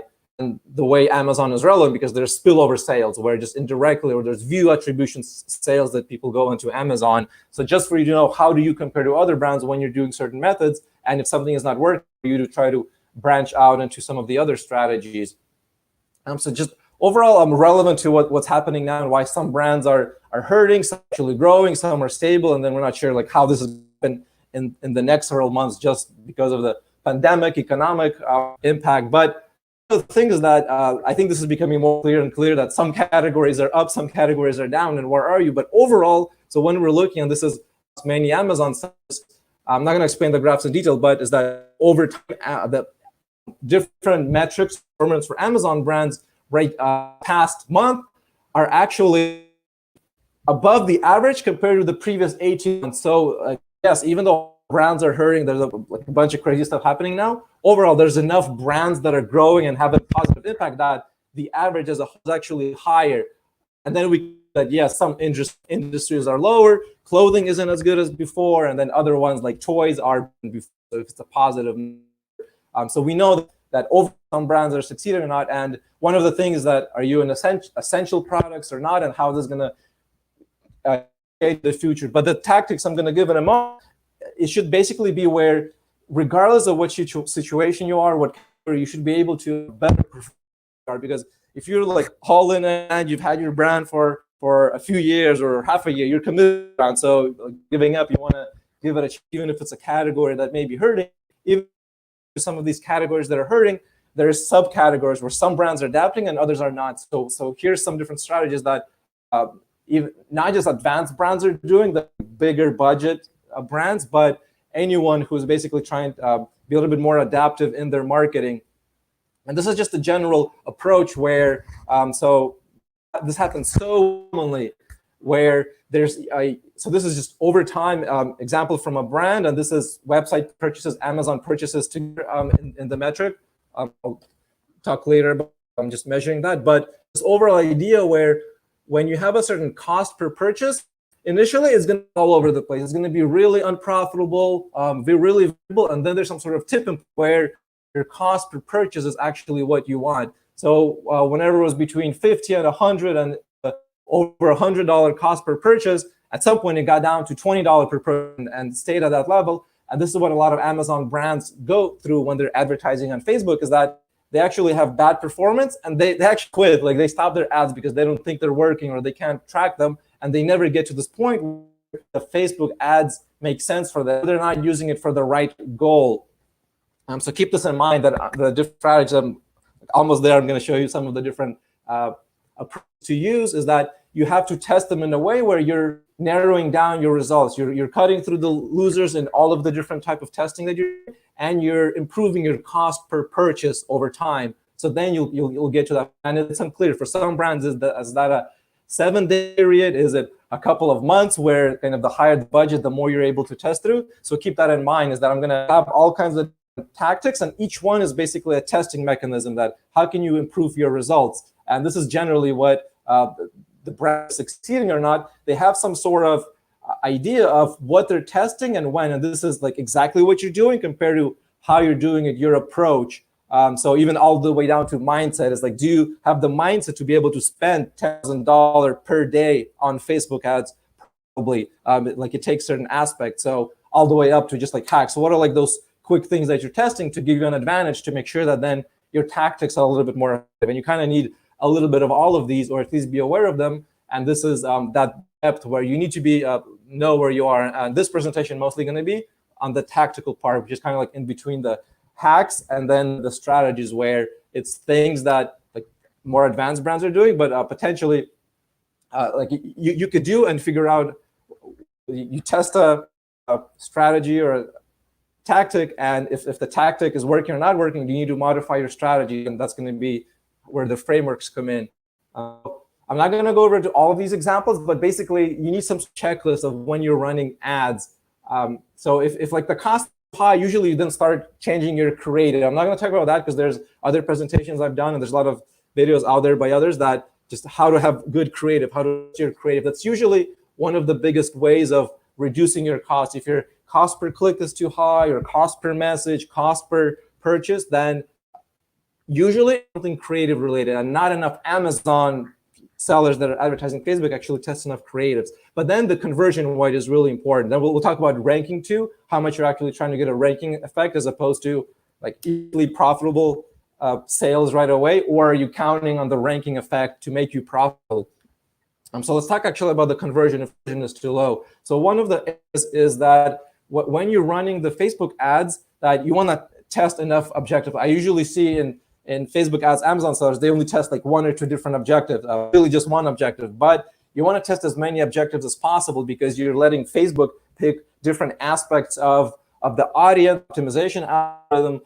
Even though if you're trying to get messages, you want to test a variety as much as possible. Just in this simple example, when you have a chat, somebody is getting through it, that if you're something like messaging replies, that's your objective, it's kind of like top of funnel. It could be low quality, it could be misleading, but if you're able to get objectives that are lower in your funnel, and give Facebook a different way of optimizing, getting you different types of users.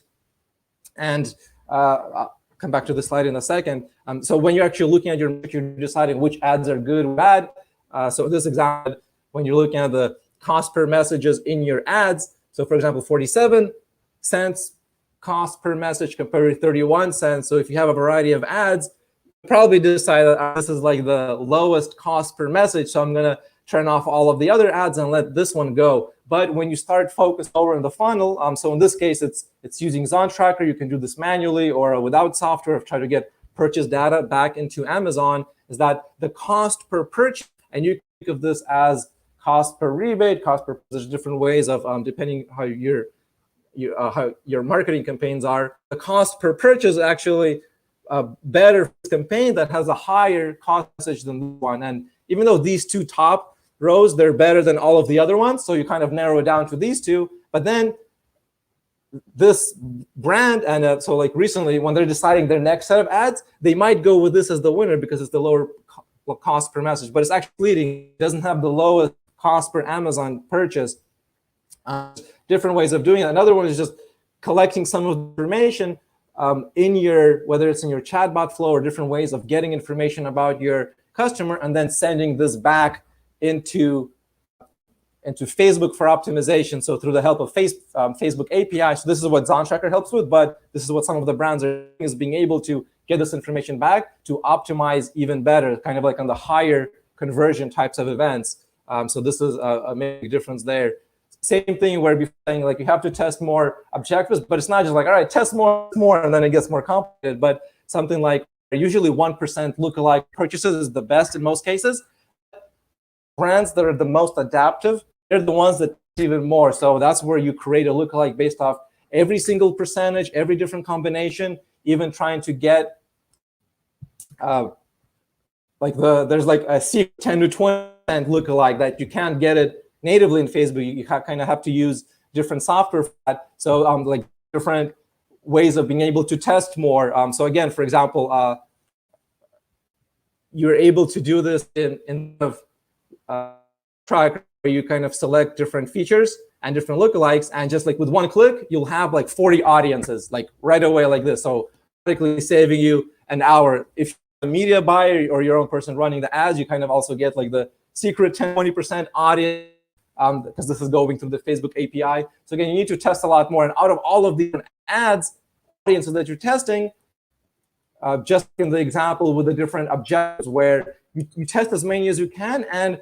within like you may actually turn off a whole bunch of them. The whole idea is testing enough, finding those winners that will give you enough variety to kind of give more room to kind of test different audiences and different buckets of optimization to be able to work their algorithm the best, just for you to know what's working better.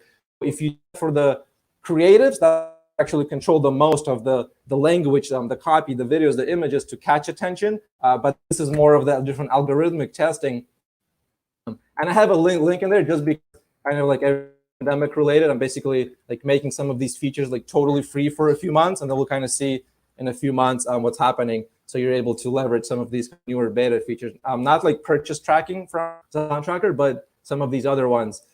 So also related to what some of the brands are doing, and this is related to GeoRank. There's other videos I've done, so I'm not going to get into the detail, but just overall big picture, how you're able to leverage is that we know that ranking varies per state across. So Amazon sellers, when you're trying to rank for, so for like totally new product, you don't just magically start ranking nationwide.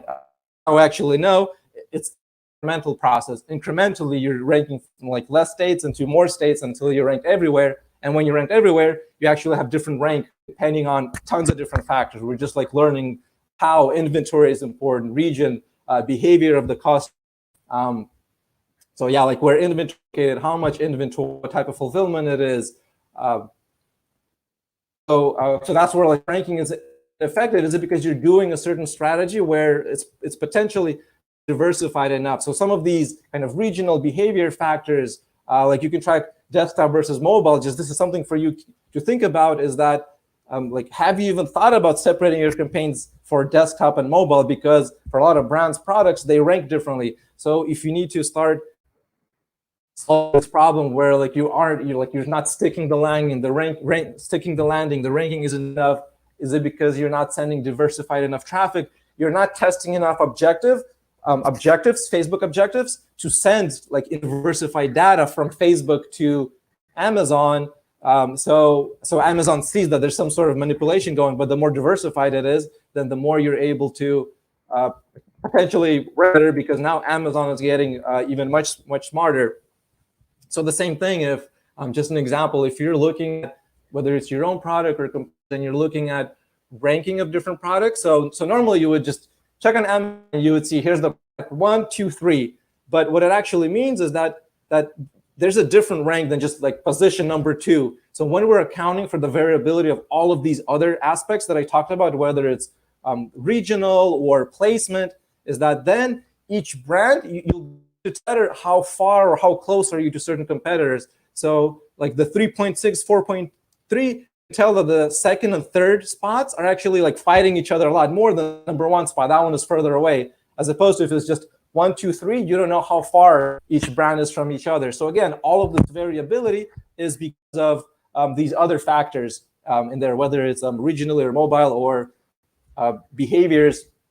So to kind of like continue from that was all examples from AMZ Jet of kind of have some of those metrics. So coming back to like Zon Tracker, when you're running Facebook ads and when you're trying to get creative in your marketing, thing that this is really interesting that especially in the past months, we see these differences even more, that some categories are hurting more than others.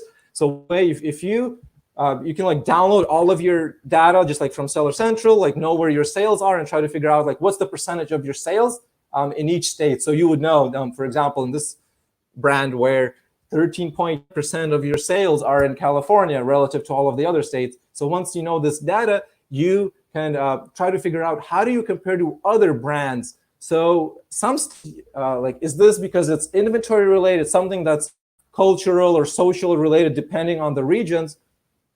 And one really cool thing is with this data is in Zon Tracker. And again, like with this link, I'm just going to give this, like you're able to access this data for free for several months. This isn't like attribution data because that's like paid in Zon Tracker, but just for you to have this like really cool data where it's really new, you're able to see how do you compare to other Amazon sellers. So if it's a negative number, you're actually below average. So even though, yes, California is like top 3 selling states, you're actually way below average compared to other Amazon sellers. And when you break it down into your category, so in this example, kitchen and dining, like your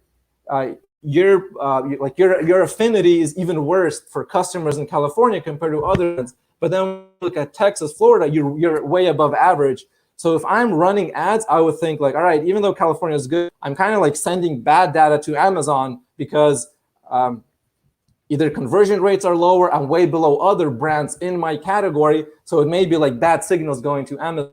Compared to that, I know like if I want to be doing some experimental marketing or trying to kind of like saturate a stale or saturate a state or try to get some momentum in ranking, I would go for the states that I know have a higher conversion rate. So I would go with the ones that have a positive number, or like or even like mid-level states where it's kind of like a moderate amount of sales, but where you have a really unique advantage. So like in this example, Carolina, where like it's probably not in your top 5 for sales and it's not in your bottom 5 or 10, but you're way above other sellers. So if you're running ads wherever you can choose your targeting, like I'm focusing on Facebook, but Google ads and other ads, then you're able to choose some of these states. So again, now just like with the previous examples where like we see regions are impact, is your ranking sticking or not? This is when you start diversifying a little bit more. So this is just a different example of looking at how I was saying here. There's like all of these different strategies that you could take to run your different ads. Let's come back about like the brands that have or not. There's kind of the scale from right on how much you're diversifying in your marketing or not diversifying, and the signals that Amazon is receiving. So if there's just grouping them as you're just trying to rank, like the system, and it's like working, but you're kind of like in a survival mode. Like that's all you're doing. That's always what you're trying to do. Compared to you're starting to diversify different type of ranking strategies. And then you're building like assets. Are you sending people like also to your website and directing back to Amazon so you have more control of the customers? So usually like the more diversification you're doing in your marketing, the better you're able to adapt, because you know that there's these different strategies that have different conversion rates and they have different audience quality metrics. So if you're just struggling, maybe you always were going after the low quality audience, and then it's really for you to adapt, because then you can't repurpose that audience. So hopefully some of those different strategies were examples for you to be able to diversify in your marketing, like test more, but also think about how to do it smart. So you're able to test more and also like cut losers faster. So yeah, and that is why we call him the doctor right there. That was an absolute fire hose of information in the best possible way. I know some listeners are probably sitting there scratching their heads a little bit right now, but I mean, that is the best kind of information, because we don't want to dumb anything down that is not a simple thing. This stuff is not simple, but for the people who put the time in to understand and figure it out, it's really powerful, because you can guarantee there's a lot of people who just can't do that. Right. So really appreciate your presentation here. Guys, if you have any questions, we'll have a few minutes for some questions on this kind of stuff. I know this is some super dense material here. And the link for that resource you mentioned with all that data. So that's bit.ly Survive Thrive 2020. We'll put that link as well over in our resources. So Survive Thrive Summit.co/gifts, and all the resources, slides, the replays, and everything will be over there. So we'll also put that there for you guys. Yeah, thanks, Danny. And I know like you and I talked about Facebook ads a lot before, and it's one of those things where beginner strategies, advanced strategies, and sometimes like the advanced ones like start getting complicated really fast. But it might be that like the brands that have an advantage, whether it's like some brands are struggling and some are able to get on top of it because they're able to get ahead of the Facebook algorithm, is that they're probably trying something that most other brands aren't. So like hopefully there's like at least one thing in there that you could try, and like because other Amazon brands that are advertising in Facebook are probably like not doing all of that, right? So as soon as you start testing some of those things, you're already, one, you're doing things that other sellers probably are not doing, and two, you're kind of like feeding the Facebook algorithm in a way that it's not used to, meaning that it's not like saturated with some sort of Facebook strategy that everybody is doing it. So it'll kind of give you algorithmic advantage as well. And then like when you get into like the more beginner strategies, it's just like about you have to like dig in and just do more of it. Yeah, and I have a question here personally is I've heard from some people that Facebook ads traffic is cheaper than it's been in the last 6 years. Have you been seeing that trend across pretty much everything, or does it really depend on certain products or things that you're trying to advertise on Facebook right now? I would say it's all true, but it's also counterbalanced by that people like are less likely to shop depending on the category. So yes, it's much cheaper, but also are people going to buy or not? Well, it depends. What is it a necessity? Do people know like are they going to have their job in a month or not? So they have to like shop a little bit differently. But the takeaway from this is actually that some brands are switching their mindset a little bit on, well, this is the perfect time to grow an audience. I can extend out my customer journey and my goal a little bit more like top and middle of the funnel. So I'm building an audience. And then later when I see how things like pan out, then I can start like monetizing the audience or actually try to get purchases. So right now, because everything is cheaper, let me grow my audience. As opposed to you have to be in specific categories where you know conversion rates are actually higher because it's probably like an essential, or you know like toys and games because like more people are at home, or like office things for the home because people are like not used to working at home and now they have to. So you can, if you're not sure what to do, switch your mentality to grow your audience now, and when things stabilize, then you'll have that audience to then figure out, can you like do something with that audience. Yeah, well, one shopping trend right now that I'm kind of surprised by, but not really, is like drinking alcohol. Is in Vancouver, a lot of the liquor stores are just like, they can't keep their wine in stock and stuff because they're stocking up on the essentials, and the essentials for a lot of people is just a bunch of wine. So to me, that means that people like us who see opportunities, that want to hop on these opportunities and grow our businesses, we are like the unique people. Everyone else is just stocking up on wine and making sure they can stay drunk for like the next 2 months in quarantine or something like that, right? So if you can keep your head straight, stay away from the wine and the toilet paper mountains, then you're probably going to be able to build something for yourself, right? Yeah, exactly. And I think like just to exact topic of this conference, I feel like most people that are listening are already like a little bit more used to either digital marketing or working remotely or from home compared to like most other audience, or most other people that they just like work in retail or in stores. So it's a like bigger change for other people. And whoever's listening, they're already like in that area where like they know like to try to look out for some of those trends.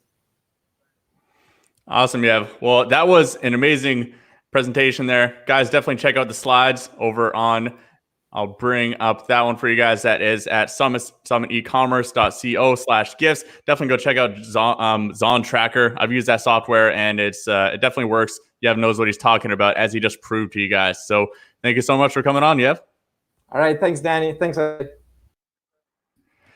Awesome. And I just want to take a moment to thank our sponsors here. So these are the sponsors of this summit, making it free for you guys, completely free. We have like 40 speakers over the entire 3. We're going to add a 4th day just because there's so many amazing speakers that have reached out and they want to share some really valuable stuff with you guys. We've got the FBA Broker, Enreach, BIG Tribe, Kenji ROI, Seller.tools, Zon Guru, Turnkey Product Management, AMZ Advisors, Data Automation, TFG, Ecom Optimizer, Empire Flippers, Perpetuo. We got Marketplace Seller Courses, and we got India Sourcing Trip. And without further ado, I'm going to pass it over to my partner to announce our next speaker. We're going fast and furious with the guys. We got like another 6 speakers today or something. Yeah, like bring it on. This is awesome, guys. I hope you're getting value. I hope you're enjoying this. What a variety of speakers we've got here. And next we have, let's see if we can get his. There we go. Freddie Lansky. So Freddie, if you don't know him, he's a cool dude. He's spent, I think, 6 or 7 years in e-commerce, building a brand around chess and teaching chess. Last year, he sold his share in that business to his partner. He came on my podcast a little while ago to tell that story, and lately, he's been focusing on his new business, which is Points Panda, and that comes from his love of travel. So he's like a lot of you, one of these digital nomad types who's been traveling all around the world for years and years.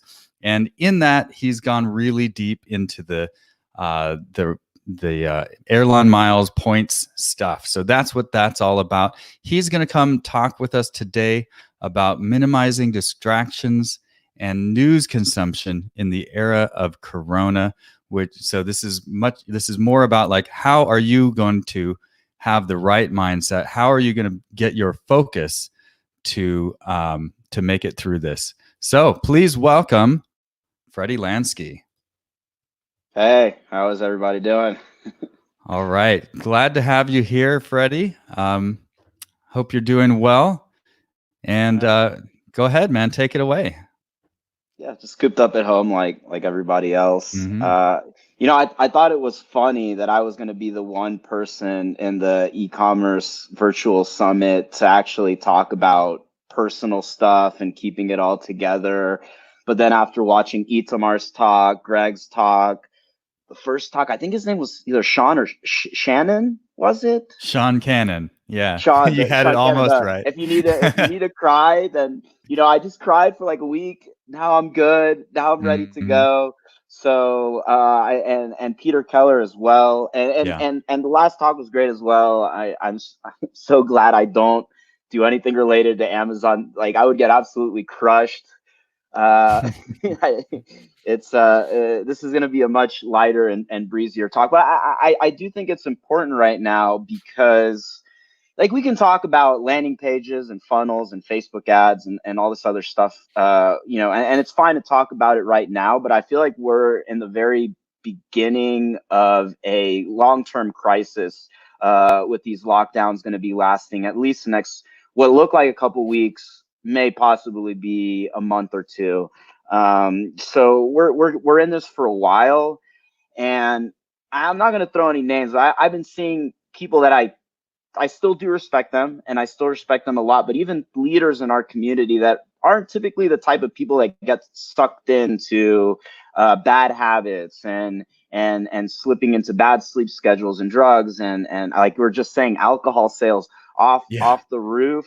But more than anything, news. But I really want to kind of stretch it out a little bit to talk more about media consumption as well. I've been seeing people that are typically, let's just say they have, you could call it ADHD. I put it on a spectrum between really crappy frontal lobe to absolutely badass frontal lobe. Like Itamar, he would be the top on that, like super disciplined, etc. But what I'm seeing is people that are farther end on the spectrum of like the tougher front, even they're falling apart right now. Even they're like losing their shit and they're not keeping it together. And so we can't talk about Facebook ads and landing pages and Amazon ranking strategies and all that stuff if you're spending 10 hours a day reading the news in WhatsApp groups, in Facebook groups, just letting this whole thing absolutely consume you. And ironically enough, I feel like people like me that are just totally a mess, even in normal times, are actually the most qualified to help those out in these tougher times, because a lot of people haven't needed to go as far as structuring environment, setting up website blockers, restricting yourself literally by physical force of taking something away from your house that shouldn't be there. All these extreme measures that are typically reserved for those that have like the worst ADHD and had just reached a crossing point in their life that I'm either going to be a failure, I'm either going to need to take Adderall and modafinil and ADD meds every day to get work done, or I'm going to have to treat myself like my dog, which is what a quote of mine from my fitness coach: treat yourself like your dog. Mm-hmm. And for most people, taking such extreme steps isn't necessary for most people, but it was always for me. Because if not, like if I just let all the website blockers up and just put all the alcohol in my house and everything, just let it loose, like I would totally fall apart even in normal times. So now I'm seeing in the worst of times, a lot of people need to hear what I'm about to say and let you know that sometimes willpower is not enough right now. If you're, I feel like we're all leaders in our community, even if you don't think of yourself as such. Just the fact that you would put together a business and hire a couple of people and grow it, that alone already puts you in the leader category. We need to keep it together for everybody else to set the example. And so what I'm seeing right now is a lot of people that I would consider leaders really losing it, like just completely losing it. Like, this is it. The business is never going to return. We're in this for years. Like this is it. Lockdown's going to continue till the end of the decade. Also, like spreading panic, and I understand why. Because I got sucked into that too for a week or two, and then I was like swimming upwards, and I finally like reached the top of the ocean where I've got my first breaths, and like, oh, what, like it was like a bad acid trip. And then I started putting it all in perspective. Like, okay, like this is real. This is really happening. It's happening to everyone at the same time. It's kind of trippy to think about that. Yeah. But okay, so what do we do now, right? So we've all had our week or two or three of mourning, right? Like March 8th, I was hanging out with a bunch of other entrepreneurs doing a very informal get together, kind of mini conference in Miami. March 5th, 6th, 7th, there's some Corona stuff on the news. Nothing really hit yet except some rumors. And then like over the next week, everything just fell apart and it all happened so fast. And so we had March, let's say 15th until today, the 30th. We've had 2 weeks to drink all the booze, to smoke all the weed, to eat all the foods, to cry. As Sean said, we let it all out. We let our tears out. Okay. Like now we have another 4 to 6 to in a worst case scenario, possibly 8 weeks of being confined in our homes. So, what are we going to do with that? For a second, just like a really funny thing that one of my friends from New Zealand sent me is a news headline that went out to all people in New Zealand. It's like, stop sharing bongs, like a message to all the Kiwi stoners. That you guys need to stop sharing your bongs for the Corona outbreak so that we don't spread this thing to each other. It just sent that to me a couple minutes ago. Yeah. Oh, yeah. Thank you for that, Danny. Yes, that's crazy. Yes. Yeah, definitely stop sharing bongs No bong sharing. and joints. That for sure. When we get back from quarantine to social distancing, I think it's going to be a long time until we're sharing pretty much anything at this point. I think everyone's going to be a germaphobe for years to come. But anyways, the point is, I think we've had our 2 weeks and we've all had enough time to process this. And now's the time to get your shit back together, because your employees depend on you, your family depends on you. You're a leader, and if you're watching this, you're already a leader, right? Instead of spending time reading conspiracy theories, scrolling on Reddit and Facebook, you're here, you're learning, you're figuring out, what are my next moves? How do I get that all together? And that's great. And I do highly encourage that. But how do you do that? How do you do that if you're peeking into the news every minute? If you haven't taken the steps that a lot of ADHD entrepreneurs have taken, such as shutting off your notifications, removing yourself from toxic Facebook groups, I block the news almost 24/7. And that doesn't mean I'm not informed, because a lot of times I'll cheat on it in various ways. And I'll talk about that in a little bit in just a second, on why saying that it's no point in setting up website blockers is pointless, because you're going to cheat on it anyways. The idea isn't to reduce your news and media consumption to zero.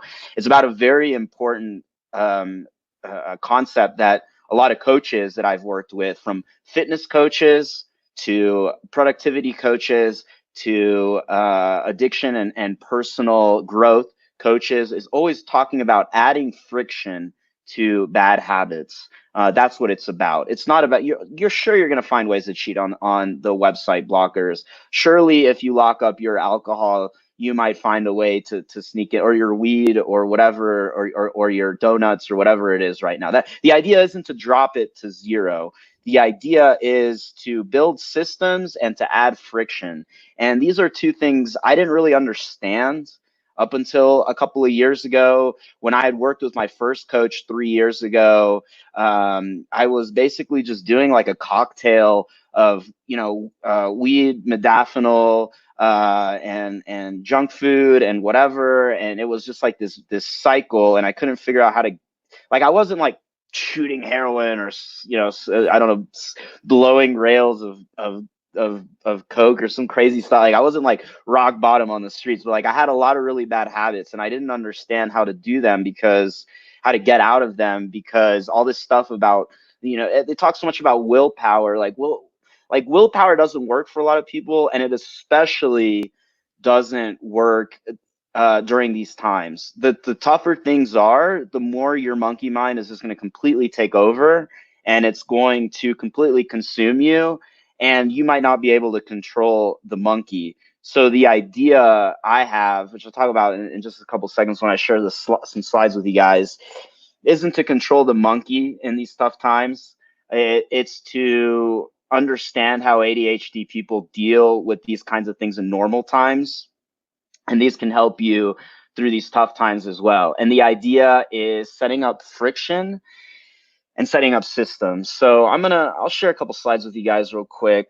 Let's see here. All right. We'll go through these pretty quick because I have a tendency to go over. So I've already been introduced, 33 years old, riding out the zombie apocalypse in Mexico City. But I'm originally from Atlanta. I had a successful exit last year with all the perks and everything. It was about 250K. Been featured on tons of podcasts and various speaking engagements in digital marketing, but it's not really what we're going to talk about today. I am extremely ADHD. Like I said, I treat myself like my dog. I restrict myself on just about every single thing that I can give myself a dopamine hit, from news to drugs to food to even masturbation, if we're being honest. Track that shit and keep it all in check all the time, or I just get completely consumed by it, which most people don't in normal times. But I think in these times, we're all ADD. So I've been to a bazillion countries, including some weird places like North Korea, Haiti, etc. I love to travel, and I still have a good business plan for my business right now. Working a lot on helping people refinance their debt, 0% APR credit cards, balance transfer credit cards, and I won't go too much into that, but I will say right now is the time to figure out what your customers are buying and not go into complete despair.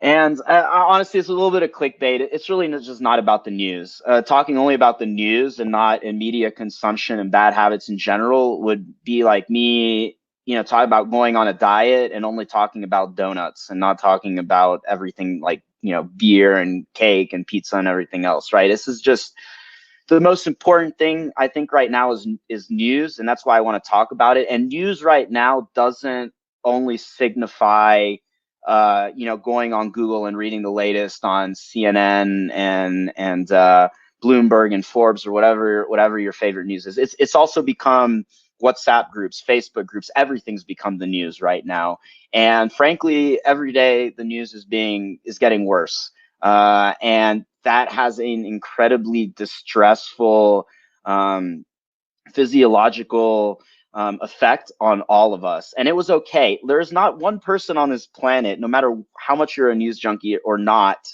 that didn't fall into the black hole over the last 2 weeks. That's totally normal.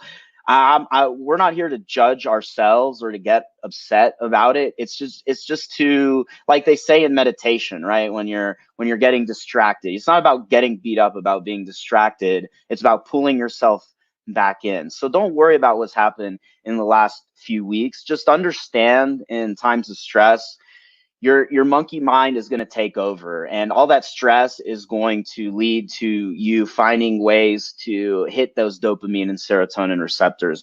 And that can be junk food, it can be drugs, and alcohol is definitely a drug. It can be anything that satisfies the monkey. And compulsive news and media consumption, the monkey loves that shit, and it's gonna keep taking you over. But the good news is the more you pull yourself out and the more you restrict yourself, the easier things are going to be. So I just want to talk about why news is so addicting right now. There's a very simple reason for that. I'll give you guys an example. Like, imagine you are watching a movie that's not that interesting, but you're still in the middle of it and it's time to go to sleep. And you at that moment, you're like, oh, this movie sucks, but I have to see what happens, as you have to know the climax, etc.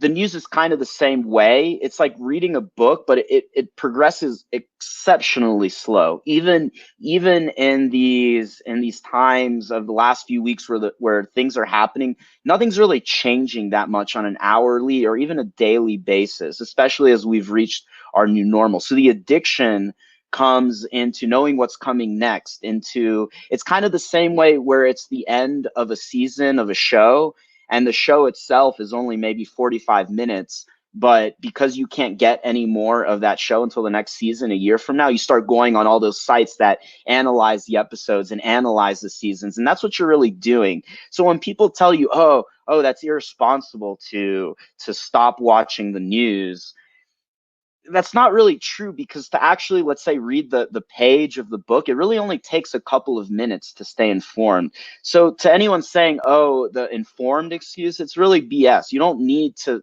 stay hours and hours and hours analyzing everything each day. And the reason it's so addicting is because you want to reach the climax. You want to reach where everything is going to become okay. And everything is going to become okay within a couple of months once they figure this all out. But you really, really, really don't want to spend each day analyzing that one page of the news book, waiting for that climax and for things to improve. That's part of our human addiction, even going back to Shakespeare, even back to the times of the ancient cultures of where they did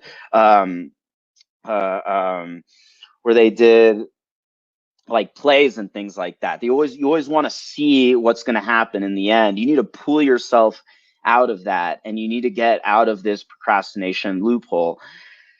So just talk about that. Just a quick chat about Facebook and WhatsApp groups and Telegram groups, and even message boards and forums that were typically healthy and places to learn about business. Everything's become coronavirus 24/7.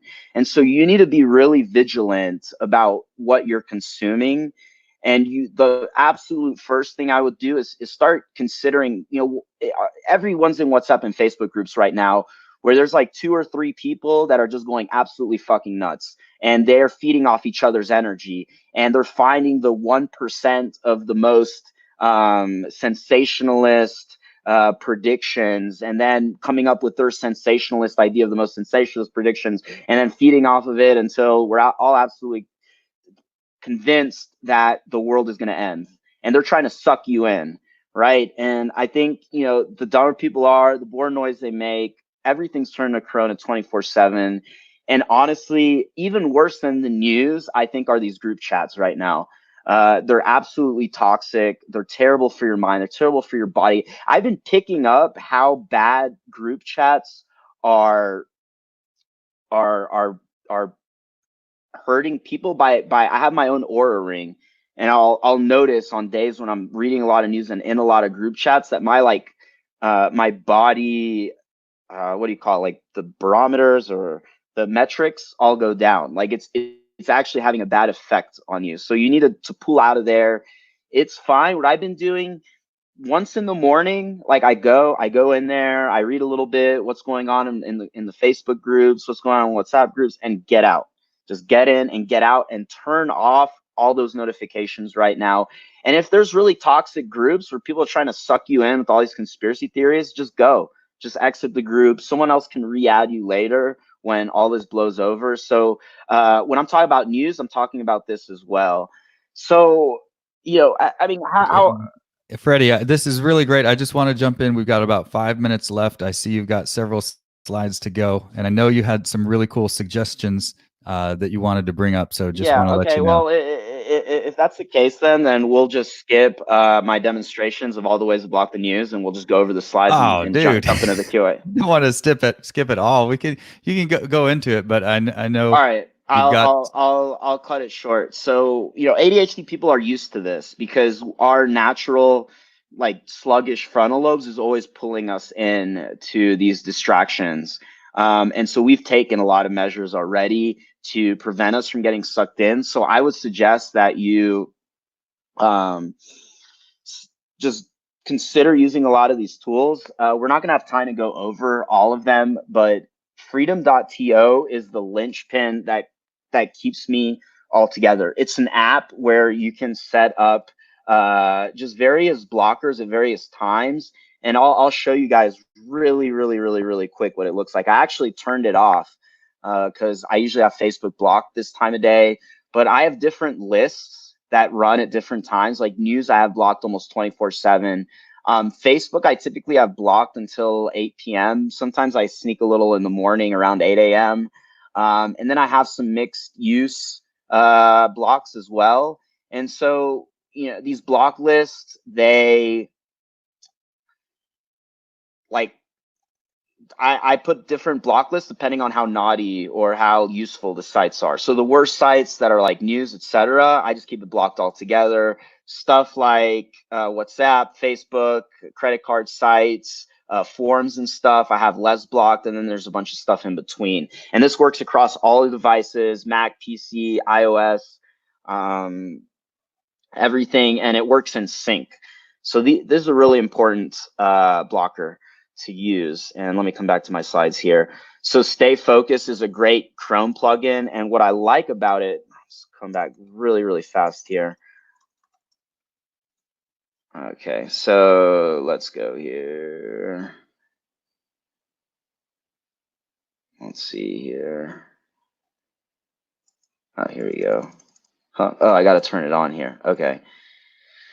So with Stay Focused, you can, instead of just blocking everything completely altogether, it can let you give you a certain amount of few minutes a day. So I combine that with Freedom to, if there are sites that aren't that useful to me, even on times where Freedom lets me use them, I still have a limited amount of time. And what I really like about Freedom is you can block certain parts of a URL. So I can block anything related to coronavirus, Trump, all stuff without having to actually block Google, which is a huge problem because Google is a very useful tool for us to look things up, etc. Gmail. We can't totally block Google, but to block the news portion, because many of us get sucked into the news portion of Google. Alarms, just spell like that on iOS, is great to remind yourself to meditate, remind yourself to drink water, get off the news, whatever it is. Screen time is fantastic. I use screen time on Mac and iOS to check my screen time. And rescue time as well is very useful. And what I really like about rescue time, which is very relevant towards right now when staying off the screen isn't really relevant, because for someone like me that doesn't have a girlfriend and doesn't have a roommate, the screens are the only connection, the only thing I have to do with the outside world. But what are you doing on those screens? And so over time, as you categorize things as productive and non-productive, Rescue Time is a free app, by the way. You can figure out what amount of time you're spending doing useful stuff versus non-useful as well. So I would definitely recommend to everyone to track their time, to track it as well. Screen time for all you people on Mac, on the latest version of Catalina, also on iOS. It's a great app as well to track time. And just getting back to our slides here. Was two more. Yeah, and I also I love using CoachMe to track my own goals. And this is getting a little bit away from screen time, but walk my steps, hit the calories, no caffeine. Not liking or commenting on social media is another great tip to make social media less addicting. So you can go on Facebook, you can go on Instagram, you can go on Twitter, but do not allow yourself to like or comment on anything. It's an insidious trick that actually works super effectively, because when you don't get to interact with it, it becomes less boring. I also keep my it comes straight back at you, right? Every comment you make gets a return comment back at you that you now have to respond to again. Exactly. So I put meditate, and CoachMe is a free app. I pay to have a productivity coach here. It's only $90 a month to have one. Just kind of check on this stuff. No news for me really right now means a little bit of news. If I go over, I don't mark that down.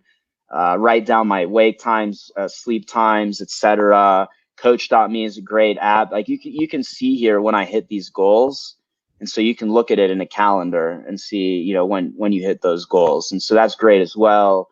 And yeah, I mean, less time is not realistic right now, because a lot of us, I mean, screens are all we have right now, which is all our only connection to the outside world.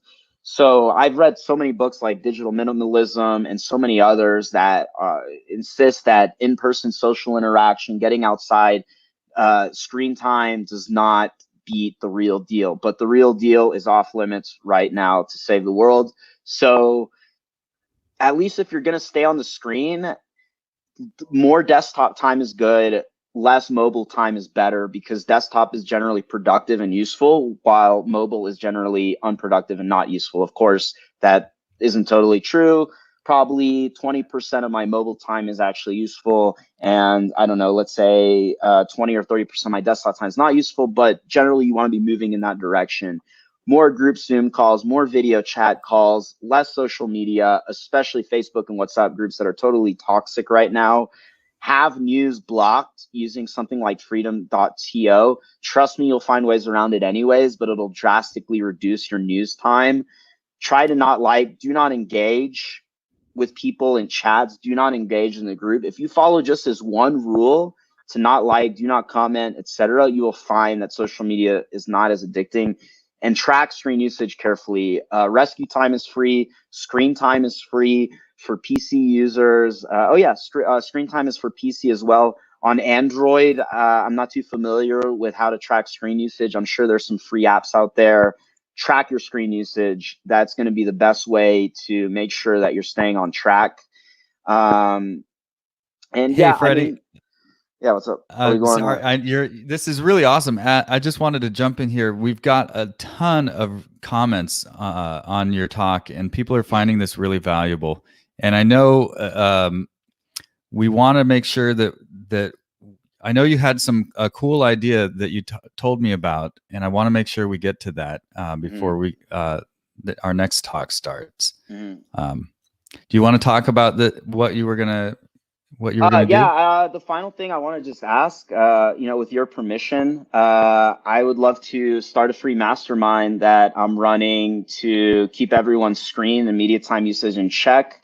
I even thought about running a contest to give the top 3 winners who got the best screen time usage a free year of Points Panda, which is about valued at $700. That's what I typically sell it for. I will put that here for you guys.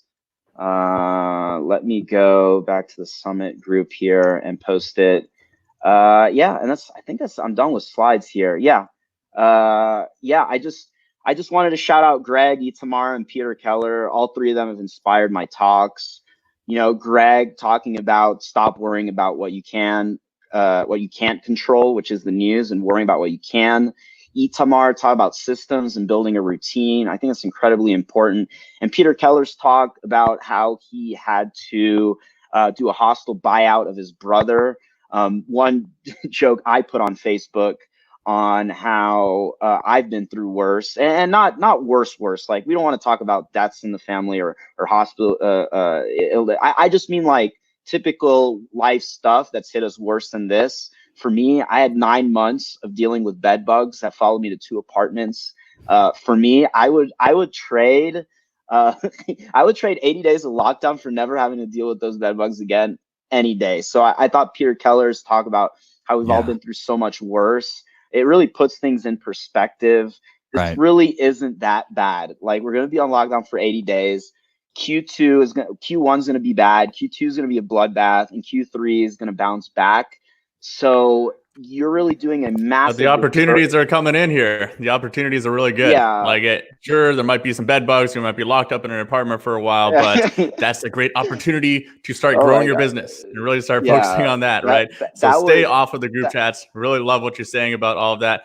Unfortunately, we got to move over to the next speaker here, but I love that you talked on something that wasn't directly e-commerce, that is actually direct related to e-commerce, because it will help you grow your e-commerce business. You can stay away from all the fear and all the scarcity that's going through everything there. So really thank you for hopping on, Freddie. And we'll put that resource that you mentioned as well. I think you posted it in the comments there, so you can check it out in the comments. Also, we're going to be wrapping up everything in this one resource at summitecommerce.co/gifts. So all of the replay of this presentation, as well as Freddie's slides, and all of the tools that he's using and everything there will be all in that one resource, as well as the gifts from our sponsors. So you guys can check that out, summitecommerce.co/gifts. And thank you so much for coming on, Freddie. Yeah, it's been a lot of fun.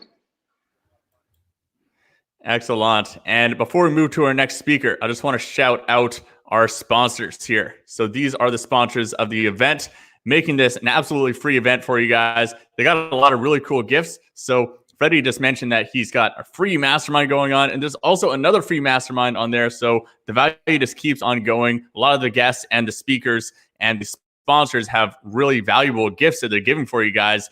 And, some of them are worth like more than $1,000 and stuff like that. So really thank these guys for being so generous with their time. So next up, we have someone who's going to be talking about Amazon pay-per-click. So her name is Liz Adamson.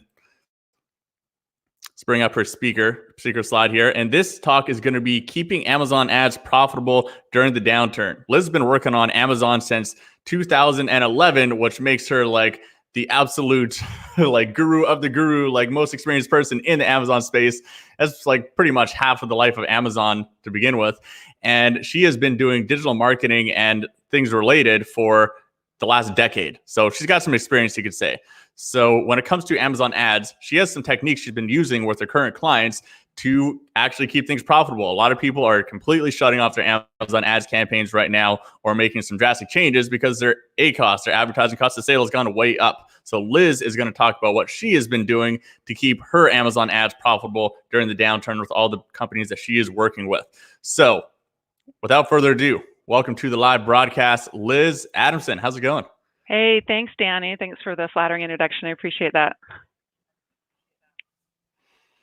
No worries. You staying safe and healthy over there? Yeah, we are. I'm just based in Salt Lake City, Utah, so we're kind of a little bit behind. I think we're lagging kind of behind the rest of the country in the whole virus thing, but we're doing good. That's good. Well, it's not a competition, so it's you don't want to be ahead of everyone in the whole virus thing. You want to be behind everyone, right? Yeah, no, we're grateful to be there. We're watching what everyone else is doing and getting ready. So yeah, we're grateful to be where we are. Awesome. So I know a lot of sellers right now they are struggling to know what to do with their Amazon pay-per-click campaigns. Like before, their ACOS was doing just fine and they'd kind of figured things out. And all of a sudden, things are just going haywire. Their spend is no longer actually converting to sales and their ACOS is just going all over the place. So I'm really curious, like, what are you doing with the brands that you're working with to remedy this crazy situation that we have going on here? Yeah, I'm going to share my screen here, and I've got some slides to kind of go through some kind of what the tactics that we're using. And hang on, I can't think and click at the same time, so just give me a minute here. Okay, you should be able to see that now. There we go. Excellent. Okay. Yeah, that's exactly what I wanted to talk about is profitable advertising during COVID-19 and what should sellers be doing right now to, basically not lose their shorts because ACOS is skyrocketing and all the metrics are changing dramatically. There we go. You already gave me a great introduction. I won't add any more to that. I have been working with sellers since 2011, and digital advertising is what we do. I've been doing. That's my passion, is to do marketing and advertising. I want to talk about three things today. First, we're going to talk about how to review the impact to your Amazon advertising business. Second, we'll talk about how to control that bleeding that you may be seeing. And third, we'll talk about how to find those new opportunities. And I'm going to preface this just a little bit more with, some sellers, like if you're in a household essentials category, you're probably seeing things skyrocket. And some of this information can still apply to you because the keyword performance is all over the map. We're seeing kind of new search terms pop up that are a little bit more unique. And so some of this will still apply to sellers who perhaps aren't seeing some of the sales drops that other categories have seen. But primarily, most of this information is going to be on how to review the impact, control the bleeding, and then find new opportunities for your Amazon advertising. Let's see. So just a recap of what we've seen so far. So on Amazon, we saw our usual sales trends suddenly begin to change in mid-March. That's when, at least in the U.S., most of the sellers I work with are U.S.-based, so we also have a few in the U.K. But we really saw those trends start to change right in mid-March as it was like 2 days after, I know here in the U.S., the NBA shut down, and all of a sudden everyone's going, oh my goodness, this is real. And a lot of those, and we started seeing sales drop and changes to a lot of the different metrics. We also saw that unprecedented demand for essential items, right? You went to the grocery store and there's no toilet paper. There's no water at least in Utah, for some reason, everyone made a run on water. And we saw that on Amazon as well. Amazon started selling out of things left and right. And of course, with that, there was a decrease in sales for products not related to the COVID epidemic. We saw that in sporting goods, in clothing, in electronics. All of a sudden, sales were tanking because everyone was either focused, so hyper-focused to what was going on with the pandemic, that they weren't shopping, or they were spending all their money on these essential items. Whatever it was, their attention was diverted, and we saw just steep decreases in sales. And then Amazon's response, which most sellers who are on here are, probably very familiar with what has happened. They suspended somewhere around, the last number I saw was about 4,000 sellers were suspended for price gouging, just kicked off the platform altogether. They restricted listings for things like sanitizer, masks, and other products that they wanted to make sure they were controlling counterfeits and controlling price gouging. So that kind of hit a lot of sellers pretty hard. They restricted inbound shipments to FBA warehouses last week. All of a sudden, sellers are getting this notice that you can't restock your inventory unless you sell toilet paper and, these other things. And then lastly, we just kind of realized this about a week ago Sunday. You went on Amazon to go order. I remember I went to try to go order some curtains of all things. And it told me my delivery date was April 23rd, 30 days out. And so Amazon, what they've basically done is they've completely pivoted their entire operation to fulfill these essential items, to get caught up, to meet with, deal with the demand, to make room in their warehouses, to have their workers 100% focused on shipping out products that a customer would normally get in a brick and mortar store, and try to fill that need and that increased demand. So that goes to, how does that affect advertising?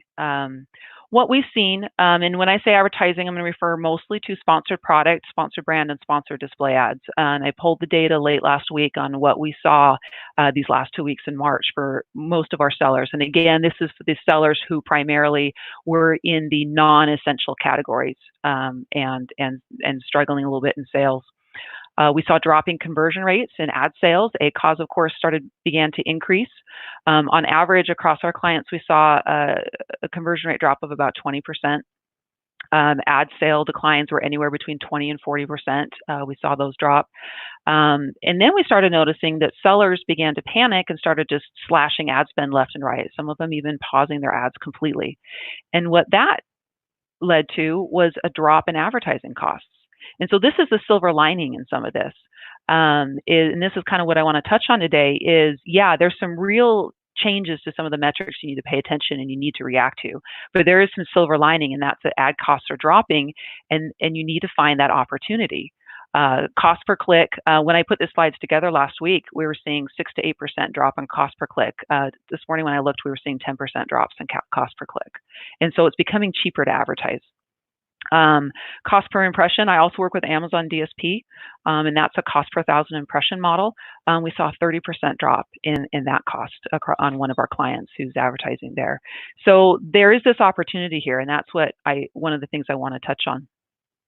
So what do you do next? And this has been my mantra is just don't panic. And I've told my employees this, my account managers who do the day-to-day operations in our company. I sat them down and said, okay, look, if you're looking at a client's account and you're seeing things just, these crazy numbers we've never seen before, if you feel even just a seed of that panic in your chest that, oh my gosh, this is crazy, I have to do something dramatic to get this done, I want you to call me and let's talk about it and let's get two sets of eyeballs on it so that we can make rational decisions. And that's what I'm telling my clients too. Like, don't panic. Let's stop and let's read the data first. So I put in here, kind of get yourself educated and check your thoughts with someone you trust. And that next step is reading the data. That's part of getting educated.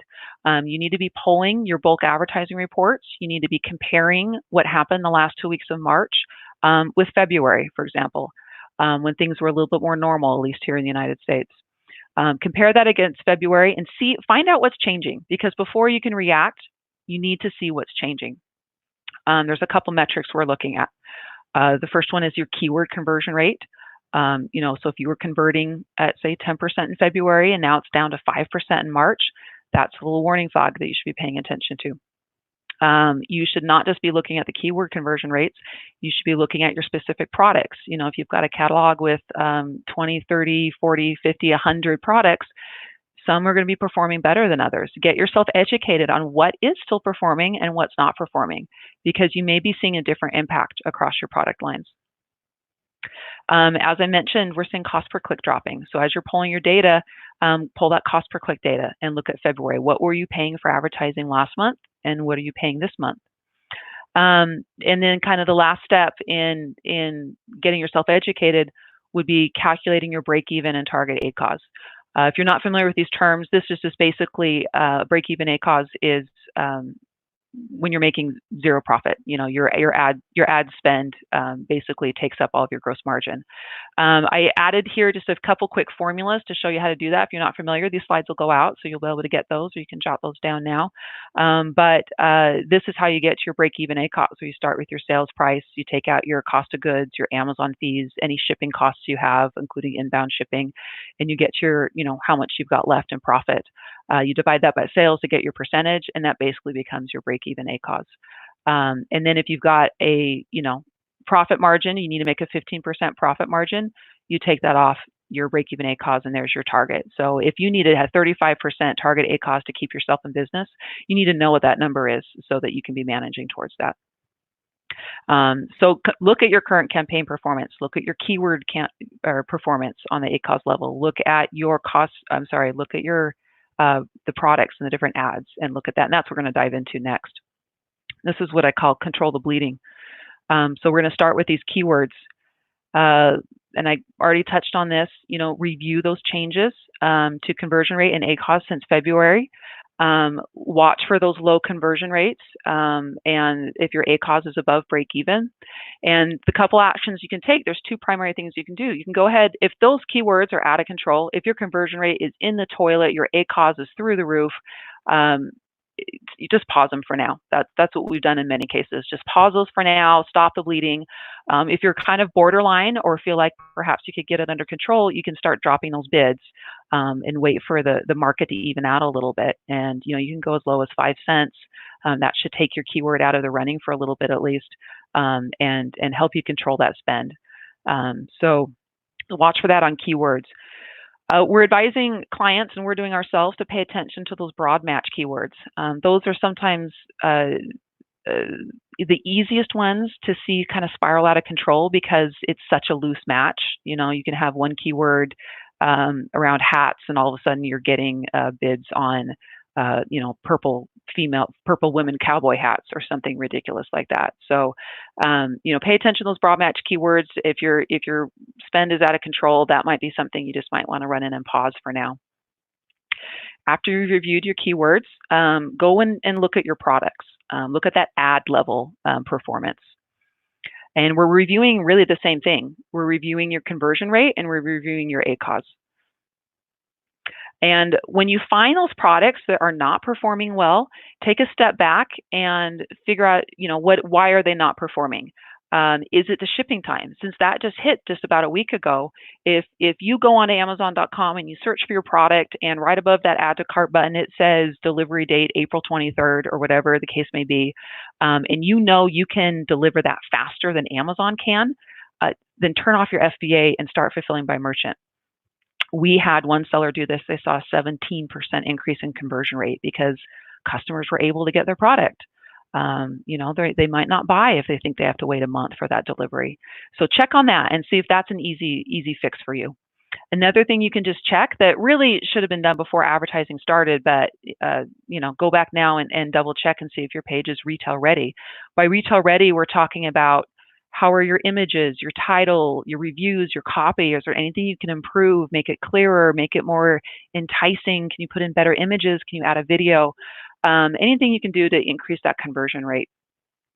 And then ask yourself, did you get all your bids and keywords optimized? That previous slide where we talked about how to optimize your keywords. Have you already run through that? And how do you feel? How confident are you that those changes that you made to bids and keywords will help correct what's going on with this ad? If you can't correct any of the above, if you optimize those bids and you're still not seeing anything, go ahead and pause those ads. There's no point in losing your shirt over an unprofitable product right now. Cash flow is important right now, and so pause the ads that aren't performing. Turn your attention to the ads that are performing, and spend that money there. One thing just to touch on that sometimes doesn't get touched on when we talk about optimization is your budget. We just had a conversation with a client this morning. Their revenue has been cut by 50% or so. They're wondering if they can afford advertising at all. And so we're walking through an exercise with them where we're looking at their current sales trend. How much did they sell last week? And based on those sales, if that low continues for them, how much can they afford in advertising next month? And then we're going to set the budgets accordingly, because our goal right now is for these businesses that are seeing drops in revenue, is just to make sure that we can keep that cash flow, controlled. So figure out what you can afford on ads next month based on the current sales trend you're seeing. Look at your budget, what it's set to, look at what your current ad spend is. And I want you to look at the campaign level, as well as in Seller Central, you can set a budget on account level. And this is helpful, especially if you've got dozens and dozens of campaigns and you don't really want to pull out the calculator and add them all up to make sure you're within budget. You can set a budget at the account level.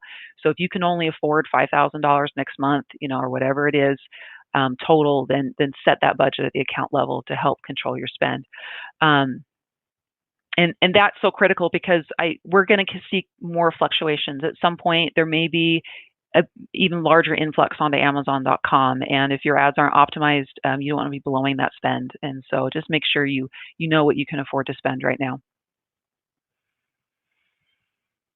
So that last step is to find new opportunities. So it's not all doom and gloom. We're talking about how to control these bleeders, how to make sure you're preserving cash flow, how to make sure that you're going to be able to just have the cash flow to continue to operate. But it's not all doom and gloom. But you do need to pay attention to that. Make sure you get the bleeding under control. But now I want you to go find the silver lining, because there is silver lining out there. We've seen a lot of solid performing ads and products, even in the non-essential categories. In fact, just this last weekend, we had one client, their sales, really tanked this last week, and we were worried about, okay, can we, how much longer can we drop, and what can we afford? This weekend, we saw this huge surge of sales. And people are coming back to their product because it's something that, now that they're done panicking, they're going to come back and shop for this particular product again, because it is something that they wanted to purchase. So again, I keep going over these same metrics. Check your cost per click and check your conversion rate. Find those silver linings. Find ones where they've either maintained or maybe even haven't dipped quite as far, or maybe they've even improved. And find those ads and products that are performing well. Check your ACOS against your targets and your break even that you've calculated. Now, once you find those ones that are performing, look for ways to expand and build on this success. You can look at sponsored brand ads. Most sellers that I talk to are running sponsored product ads. That's kind of the bulk of the advertising that's usually done on Amazon. Sponsored brand ads are only for those who are brand registered. There are those headline search ads at the top of the page. There's a couple other placements as well, but the top of the page is the powerful one. So if you're not already running those, look at those. You should also include these in all of your analysis. Find out what's working and build on it. Sponsored display is relatively new. It's still in beta, and so not all sellers might not have access to this, but they're expanding pretty quickly. So sponsored display, and I'll go into this a little bit further, it's a remarketing ad that will kind of, I like to say, chase your customer as they leave Amazon and go find them again. And then don't forget ASIN targeting, also a relatively new feature. It launched sometime early last year. I've kind of lost track of the timeline. But this is where you can go and target a specific ASIN. And this can work well for you if you've got an ASIN that's performing really well and you want to get a little bit more traffic to another ASIN. You can target your well-performing ASIN and try to get some eyeballs to that other product. You can target competitor products. You can target complementary products. Find the products. There's kind of two thoughts to this. Find the products that are getting a lot of traffic and target those so you can get that additional traffic. You can even find the products that maybe they haven't fixed their delivery dates. They still have that April 24th delivery date. You can deliver faster, get your product advertised on that page with that promise of faster delivery, and you'll reap the benefit there. Continue to find new search terms. This is something you should be doing anyway, but we're seeing surges in search terms that really were low performers before, and now they're surging because people are searching for slightly different things to fit slightly different needs. And so keep pulling those search term reports. Look for those new search terms, check them against your metrics, and add them back in as phrase and exact. I'm not advising that you add broad, and there goes my dog. Let me just shut my door. Hang on.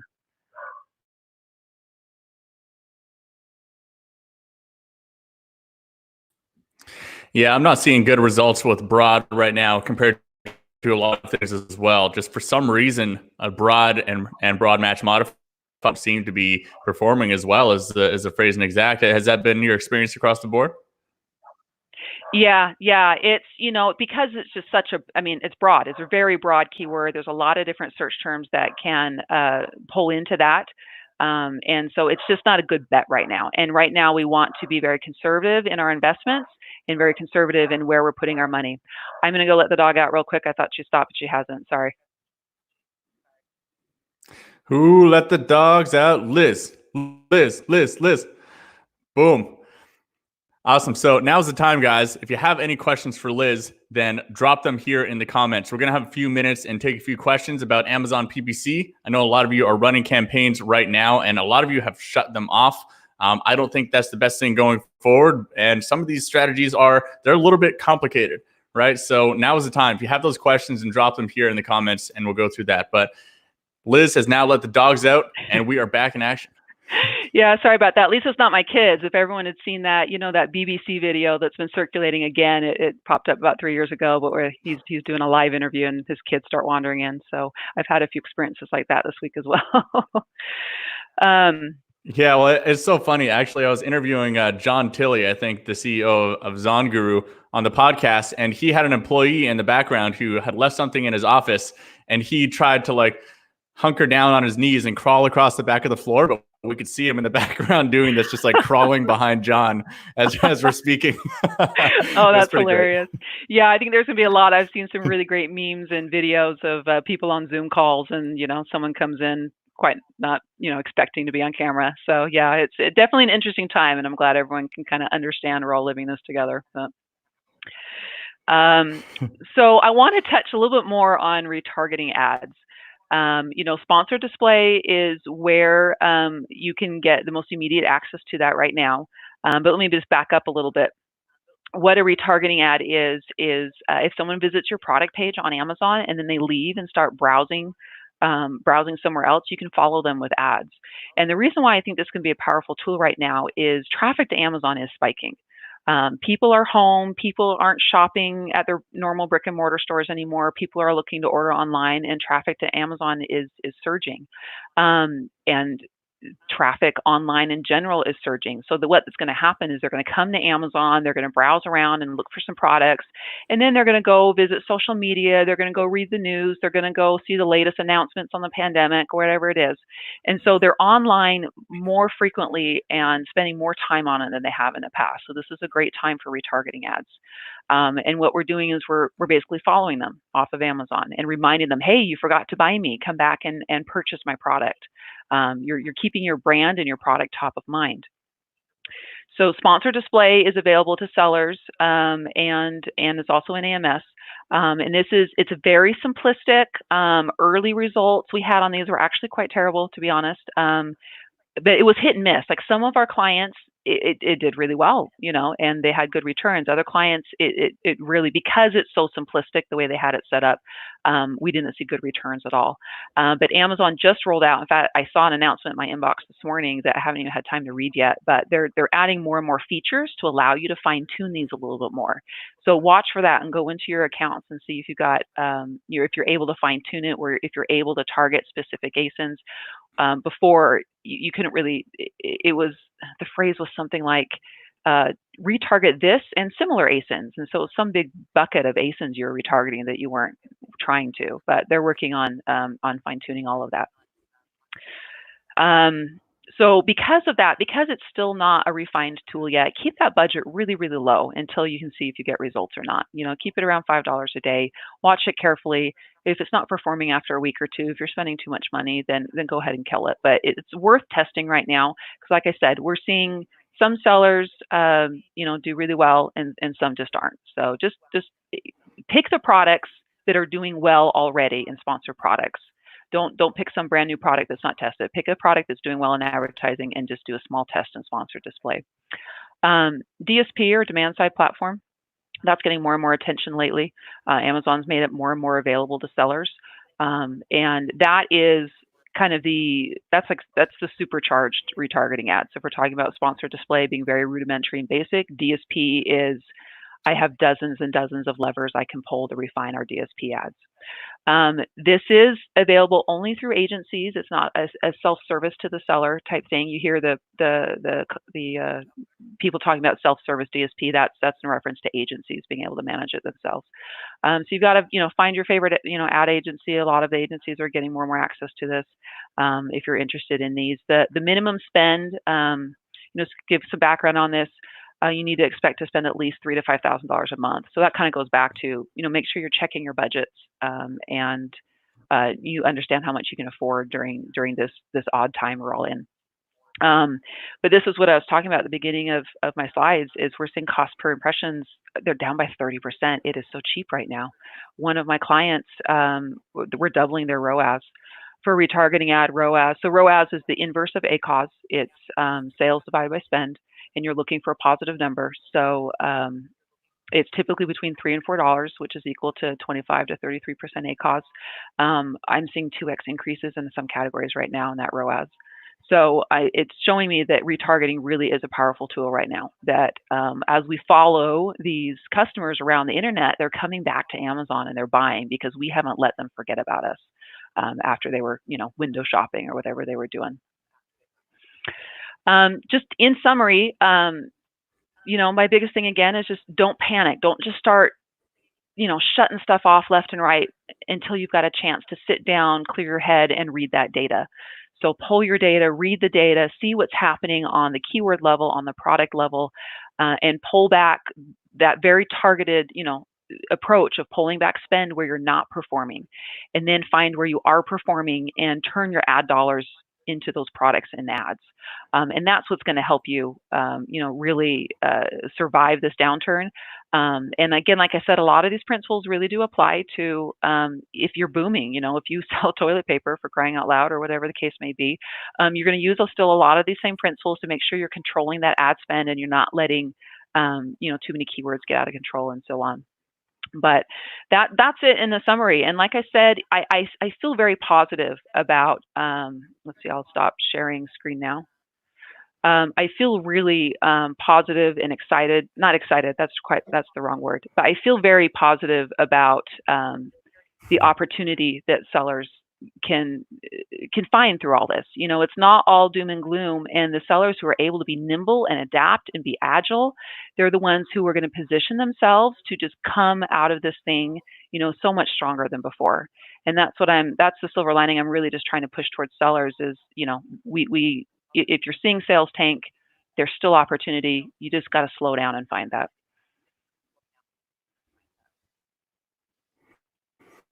Yeah. And what Liz said there about not panicking, but that is whether or not you're in a crisis scenario. And when we're in a crisis scenario like we are now, we have to work extra hard to not make decisions based on fear and to not just really panic and open up your Amazon Ads dashboard and see the numbers not very good over the past couple of weeks, and just start lower the bids on everything just randomly because everything's looking like it's not going good. So calming down, maybe doing a little bit of a meditation so that you can look at the data and make some rational decisions, especially based on what Liz just said, because she's been diving into this stuff over the past weeks when things have gotten really crazy. So thank you so much for coming on, Liz. That was super, super valuable. Yeah, thanks, Danny.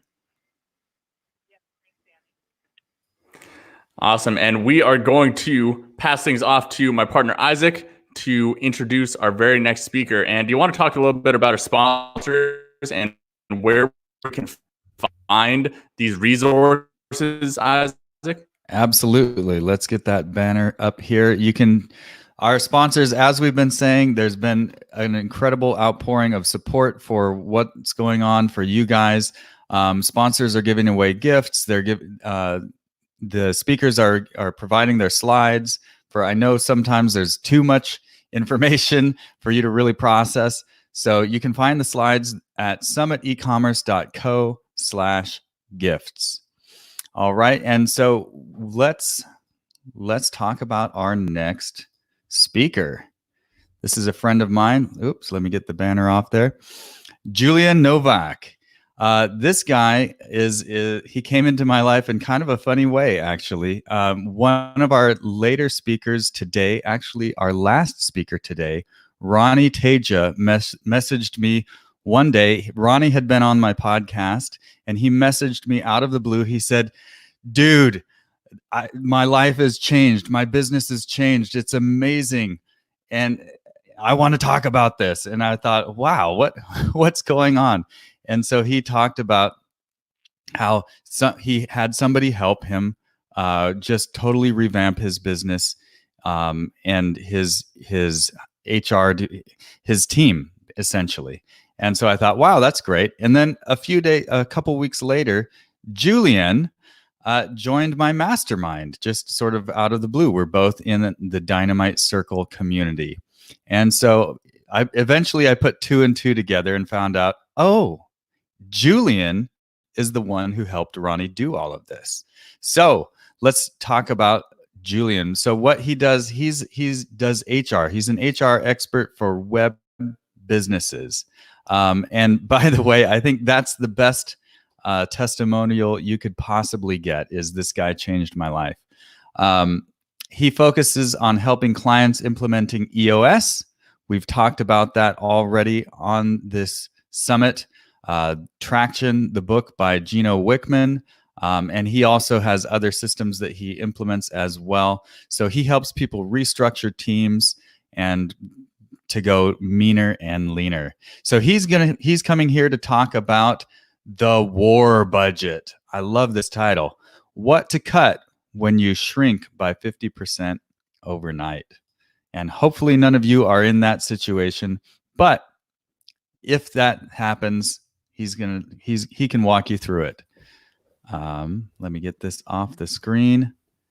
Julian, welcome. I'm so glad to have you. Yeah, I'm glad to be here. I'm glad to be here with you, mate. Thanks for having me. Appreciate that. Yeah, thank you. All right, so you're going to talk about the war budget. We're gonna do the war, mate. We're gonna go in the trenches and see how we can get out of there. In one piece. In one piece. All right. So yeah, let's do this. Yeah, it should be fun. Let me share my screen. I got a few slides for you. Fresh off this morning. I've made them just for you, Isaac, because I know you like them. All right. Can you see my slides? Okay. Yep, we see it. Right. And you could go full screen there. Yeah, awesome. Let's do this. All right. Okay, perfect. So yeah, get you to it right away, the war budget and what you can't when you shrink by 50%. I'm just gonna cut that one. So yeah, so what we're going to see here is a situation where basically you shrunk by 50% overnight. I'm an HR consultant, and I can tell you I've had very few sad conversations with people in the last few weeks. I've actually had sellers in tears asking me what to do with their team. And they asked me, Julien, do I need to fire everyone? They stuff they've built, they've got 7-8 figure business, 15-20 people working for them, and they've got to fire 7 and 8 people in one go to survive, and that's fucking minimum. So how do we do that? How do we survive? So the presentation I'm gonna go through is extremely relevant if you're an e-commerce business and you're doing 7 and 8 figures and you've been brutally affected by this COVID stuff. So you've lost 30% or more of your sales in one go, and you haven't really recovered since that. And in my example, I've put 50%, but over 30% is totally applicable to what I'm going to show right now. And second is that you're coming out in the red out of nowhere. Whether your cost of acquisition have exploded, whether you've been left with lots of small shitty orders and you've lost your big customers because they're not ordering anymore, whatever. You're just waking up one day and you're completely in the red and you're thinking, oh, what the fuck am I doing with this? So what happened with that COVID stuff is that our entire paradigm has basically shifted, and what we've now is a completely new situation. So before, we had a previous situation where we were growing, we were recruiting, we were launching new products, we were doing exciting stuff and so on, and all of a sudden the ground got moved from beneath our feet, and we ended up overnight with a completely new situation. And that new situation, we got basically no certainty on nothing apart from freaking like masks and stuff, pasta, and basically toilet paper. And in a new situation, our business can just be totally wiped out. We can be a 6-figure, we can be 7-figure, we can be 8-figure, we can whatever. It doesn't matter one bit. We can just get absolutely wiped out in a day because of something. So the only thing that matters, in this situation, is this new situation that we're all in, is how quickly we can adapt, how quickly we can move, how quickly we can change to survive and seize the right opportunities coming. Like that French snail, I thought it would be funny with my French accent to show you a little snail flying like this. But in that new situation, some people say, it will last 1, it will last 2 months, it will last maybe 3 months, maybe we'll get back to normal after, maybe. Some people say it will last even longer. Some people say, it's not going to be very long. It's going to be quickly run, whatever. And after that, what happened, when, where, who benefits, whatever. I think over the course of the last weeks, I've read the news a little bit like everyone, and I've just read pretty much everything. all scenarios dissected and changed, and the truth is, no one has a clue. No one has a clue of what's going to happen. No one has a clue whether we're going to stay in that situation for a year, 2 years, or whatever, or whether it's just going to pass next week or whatever. We don't know. No one knows. And in that situation, basically, when we have no fucking clue like this, the best asset we have is to be very adaptable, like this flying super quick snail who's managed to change his situation to be very adaptable to his environment. So we've got to really appreciate that adaptability and speed are the key resources right now. Agility and speed are the key resources. So if you're in that situation where you've lost 30% sales or more and you're suddenly in the red, you have a team of 15, 20 people, and you were planning for growth with new product launch and recruiting and all that stuff, your only resource right now is how quickly you're going to redefine your business to adapt, morph, and survive. Nothing else matters. Nothing else matters. So the previous situation where having a clear plan and having a ton of resources perfectly aligned behind that plan to brutally execute the plan with perfection, that situation has now stopped. It has stopped. And if we are still set up in that way, so with a very clear plan that we're going to execute brutally and all our resources align nicely behind it, it's going to kill us because we're not going to be able to adapt properly. So the new situation is very uncertain. It evolves very, very quickly, and it's totally unpredictable. Totally unpredictable. So we have a situation potentially like right now, say you're selling polyester shoes, and I don't know how this is doing right now because I don't know polyester shoes, but let's just say it's doing really fine. It's doing okay. And let's say tomorrow at 9 o'clock, that bloke from the health organization says, hey guys, we've just got a new study and we've just found out that actually the virus likes polyester. It's attracted by polyester.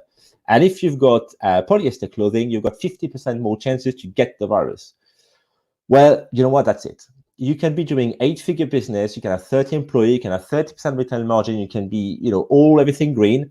In that moment, you are done. You are done. You are being wiped out of the equation in a second because that guy with his study has just terminated your business straight away because we are in that sort of environment right now.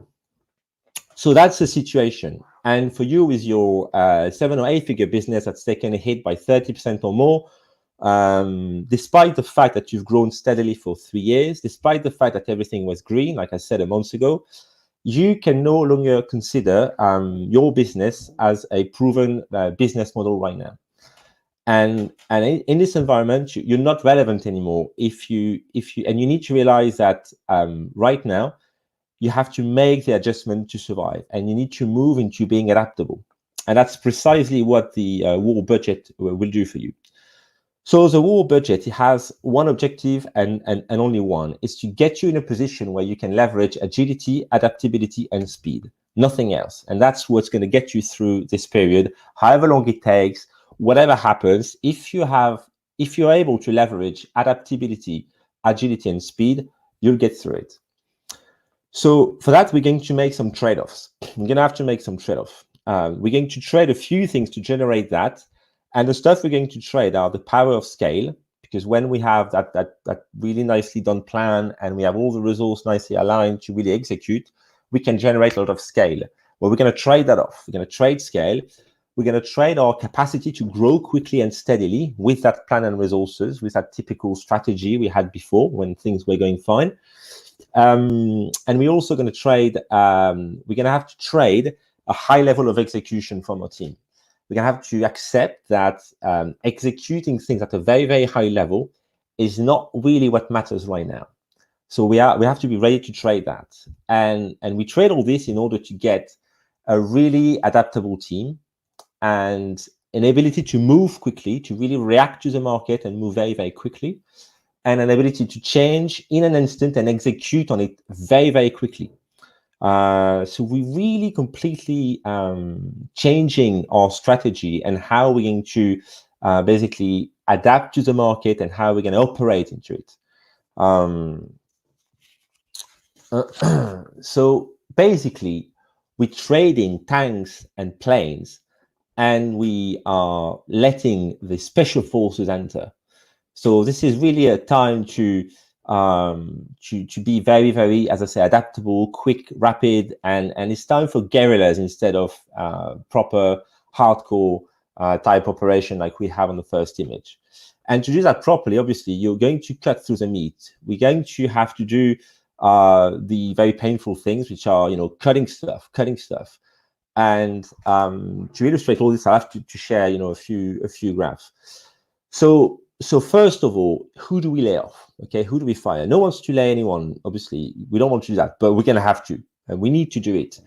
And if you're hiring locally, the first thing is you're going to have to follow, obviously, redundancies, guidelines, and stuff like this, which is yet another reminder to hire freelancers and to hire self-employed people and to potentially outsource your team to another country so that you don't have that sort of problems.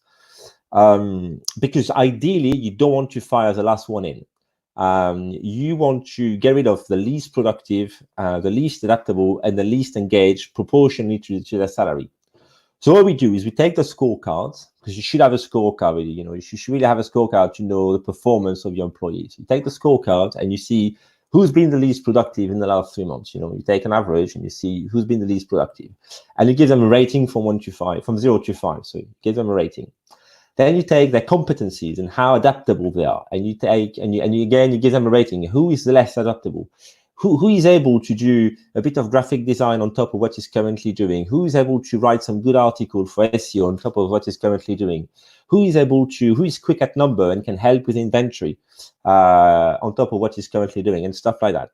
So you see, like, who's adaptable, who can learn new things very quickly and evolve in a changing environment very, very quickly and strive in that. And then engagement, critical engagement. Who is engaged with what we're doing? Who wants a company to survive? Who wants to fight for the company? Who wants to fight next to you? Who believes in what we're doing in that company? Who believes in our mission, in our values, all that stuff? Who is always helping his colleagues when they are sick? For example, he picks up the load. He doesn't ask for anything. He just does it. Who's that person? Again, you rate your people from 0 to 5, engagement.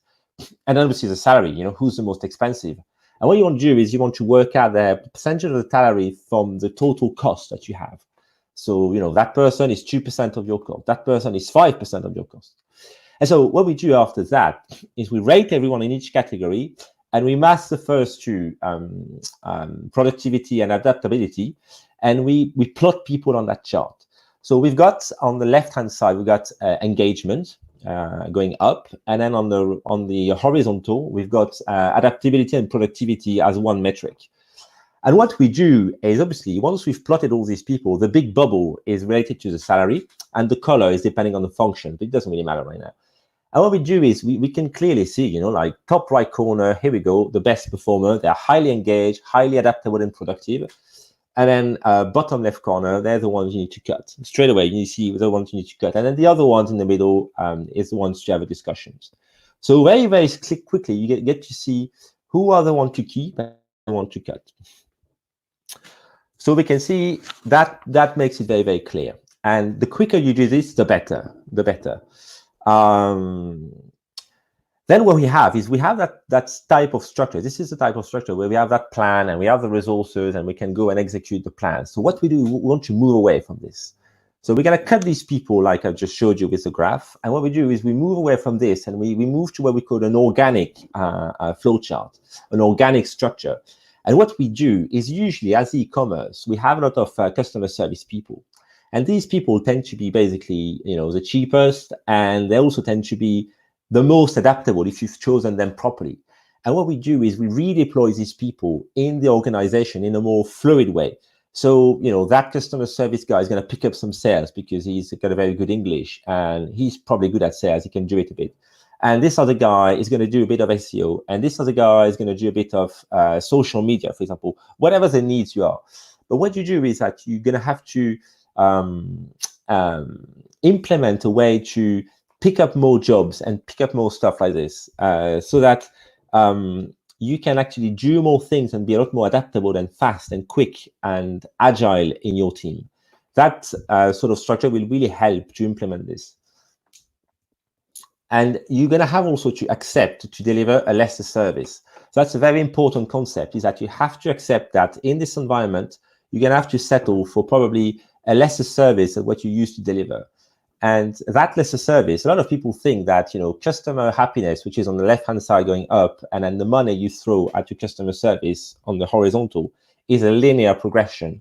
Whereas actually you can make a lot of savings in this when you really need to, because obviously if you're shrinking by 30%, you've got to find savings. And basically you basically have three rows, at the beginning, the first one, a minimum to be in business, is what you have to spend basically to be taken seriously. If you haven't spent that, basically you're a scammer. So you're not delivering the product. You don't even have anyone to take the orders properly and stuff like this. So beginning is minimum to be in business. And then the second rise is, a decent, excellent customer service. So that's your second best ROI. And then the last bit is memorable customer service. Is what usually in e-commerce we're trying to build, so that customer keep going back, and we change into ambassadors and stuff like this. What you want is basically go down to the second dip and settle for just good, solid, excellent customer service. We're not going to be memorable anymore. There's some stuff we're not going to do anymore, but that's okay. We accept that, because in that situation right now, all customer service people are going to need to do other things, and we're going to have to redeploy them to do something a bit different and take additional jobs. So we do this because we want to keep resources to acquire customers.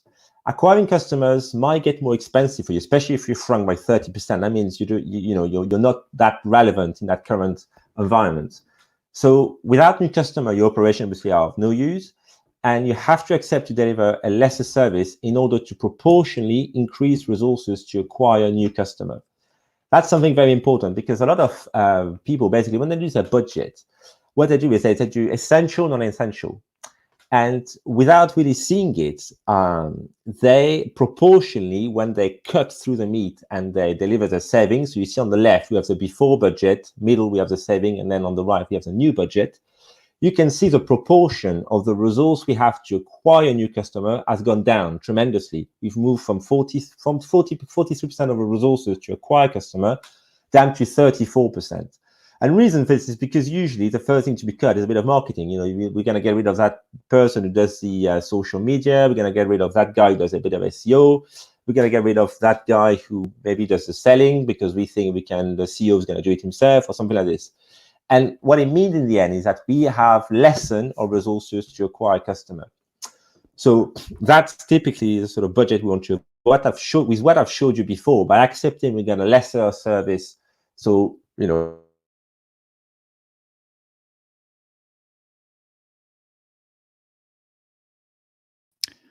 Looks like maybe we lost you, Julian. So we can take this opportunity to talk about some of the questions. So think about the questions that you have for Julian. Let me send him a quick message. Julian, we lost you. This was intriguing to me. The idea that you're going to do a lesser service, accept that as a lesser service.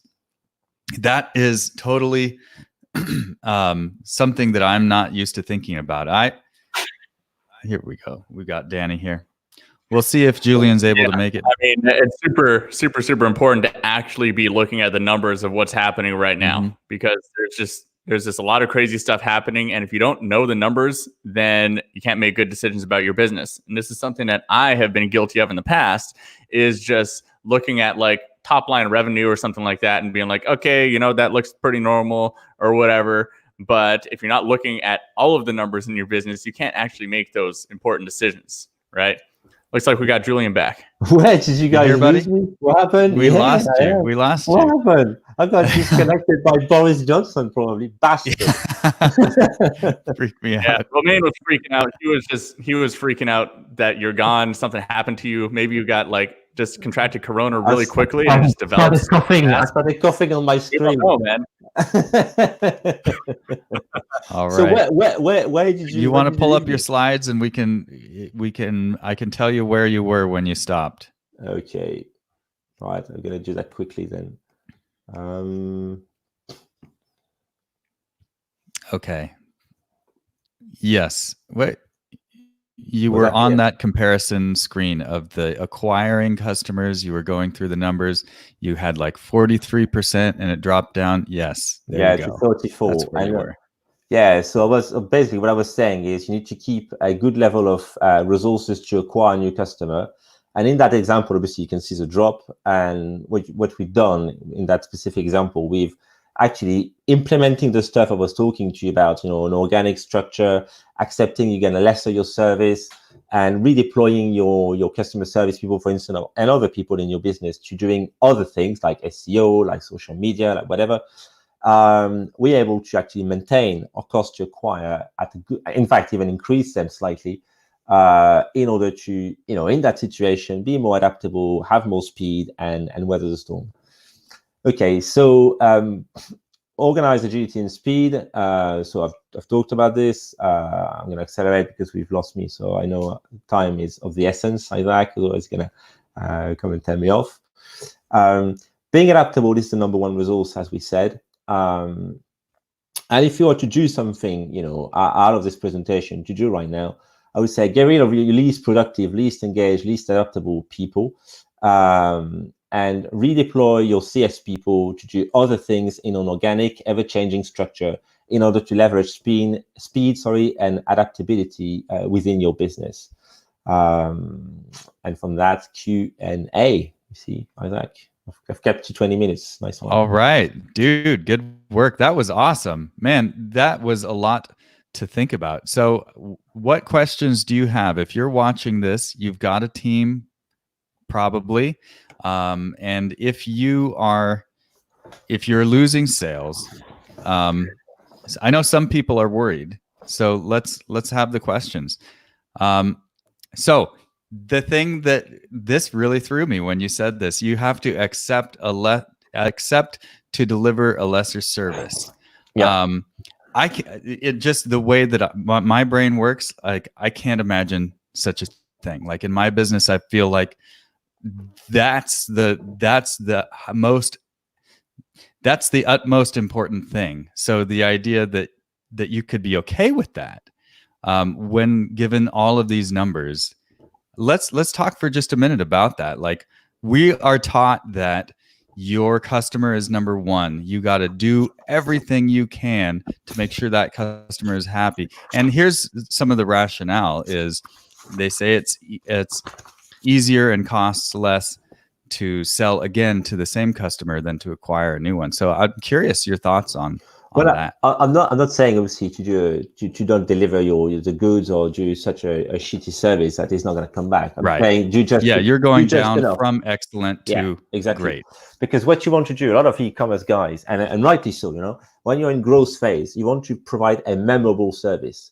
And by memorable, you want that service that you stick in their head, so that when they have that need again for that product, they don't even think. They just know. They come to you. They come to your brand because you've gone above and beyond. You've done stuff that are crazy, so that they remember you. But that's when you're in growth phase. Okay, that's when you're in growth phase. You want to acquire customer. You want to build your brand and stuff. When we are in that fucking crazy situation, when as I said, that blow from World Health Organization can just say, "Hey, polyester attracts the virus." Paf, you're done. When we've got, we're all like locked in our house and stuff, this isn't time to grow. This isn't time to, and in my situation, in the example, we've lost 30% sales or even 50.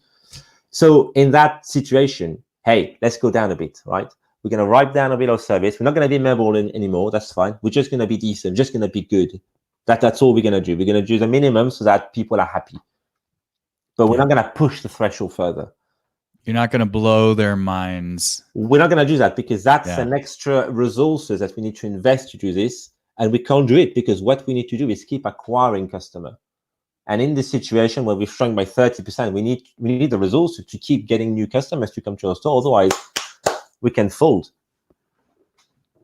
Okay, we've got a question here from, I don't know how you pronounce your name, but you can see it there. Having a very committed team where everyone has an important role on our company, what other changes can I take to reorganize budget?